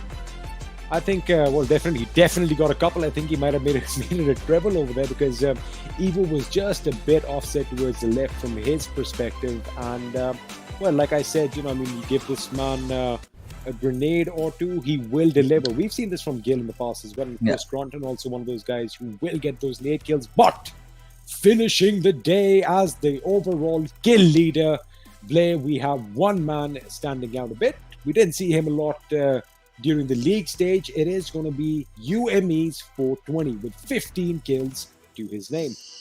Indeed. He had a little bit of a quiet end to the day, but I think he had like 14 kills or like 13, something ludicrous in the first 3 games itself. Gil from Godlike can never put the man down. He is an anime character in real life. Look at that incredible fantabulous hair of his. We have Snacks from Team IND, living up to his CSGO player's namesake. Definitely a player looking for the frags, looking for the damage. Followed close by Team Xtreme the Demon and Max Cash. What makes me happy is if you look at the top 5, apart from maybe Gil, the rest of them are players who were not in the top 5 when it came to the league standings. We have Jonathan in the bottom half of the table, something which I truly believe to be an impossibility. But then again, they've only played 5 games.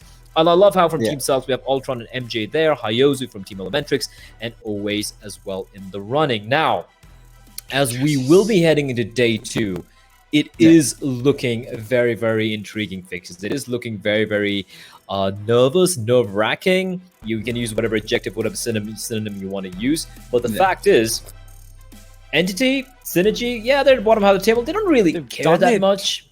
They've done it, right? They don't really need it. But for every other team, now is when it starts to heat up. Umumba looked good, but Celtz out of nowhere, out of the left field. What a curveball. I did not expect that team to be on top at the end of day 1. I absolutely have to take my words back.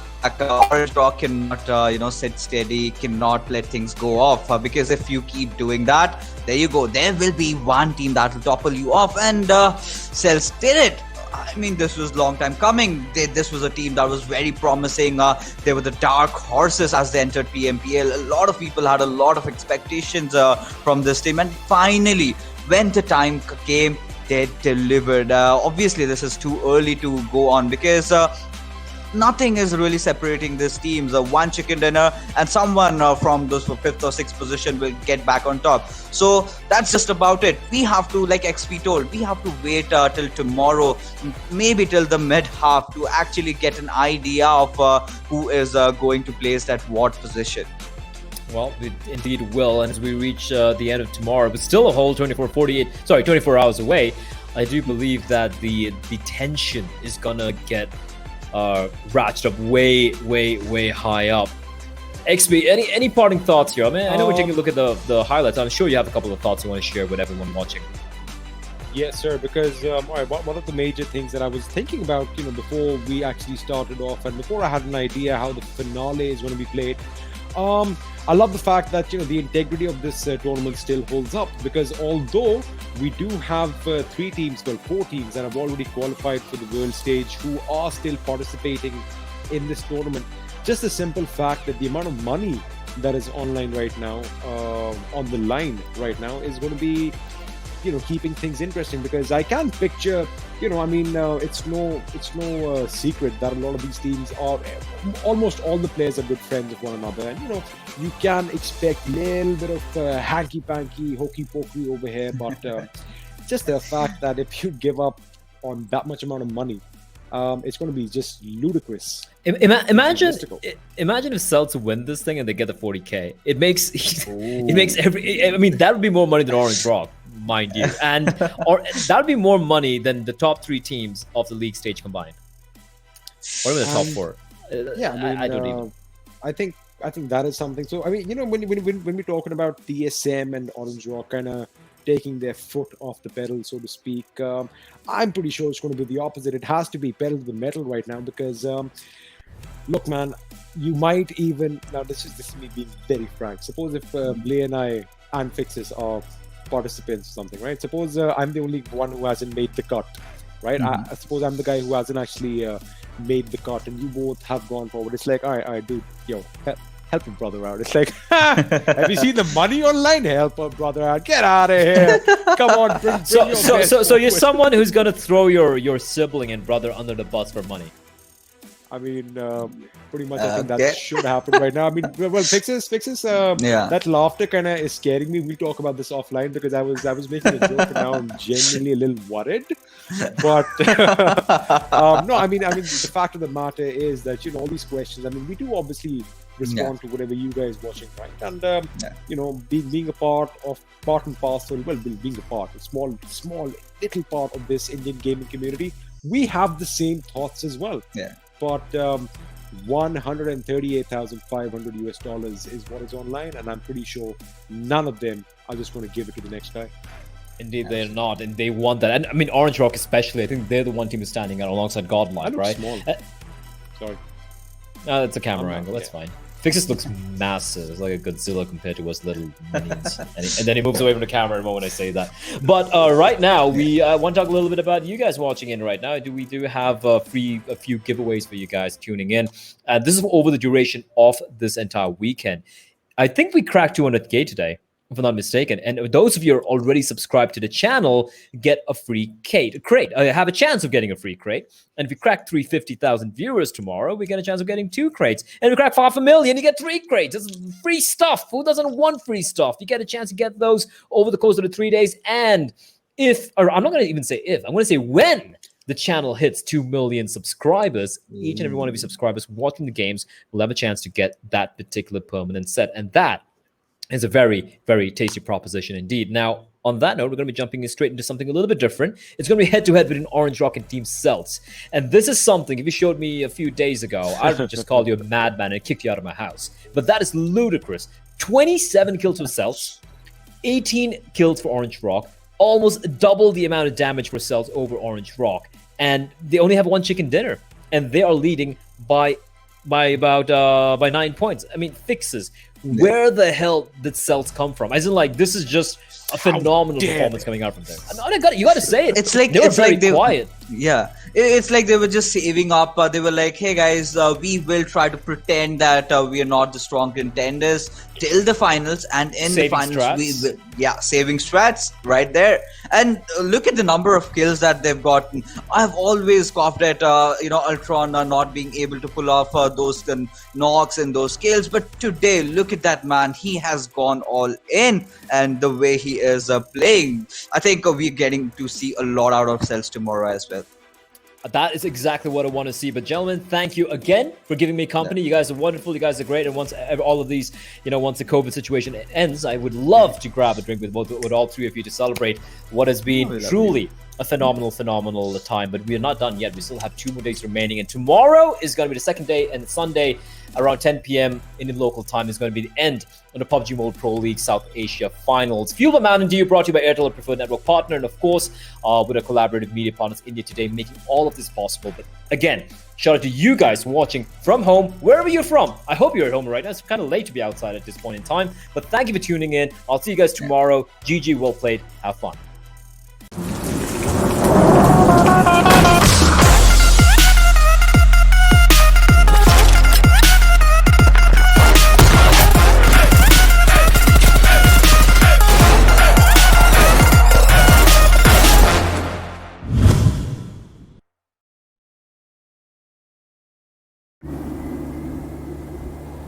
ये तो बहुत खतरनाक stunt है। पता नहीं आपको डर कैसे नहीं लगता? डर सबको लगता है, गला सबका सूखता है, पर डर से डरोगे तो कुछ बड़ा कैसे करोगे? तो ड्यू उठाओ और डर को पी जाओ।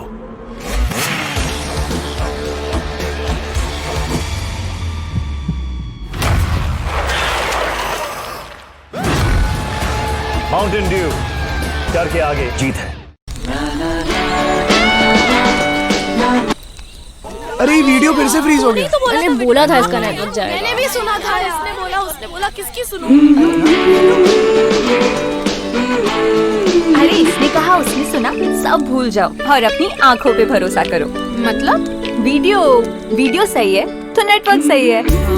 और इंडिया का ना बेस्ट वीडियो एक्सपीरियंस एयरटेल पे है। देखा? तो आंखें खोलो और सही चुनो।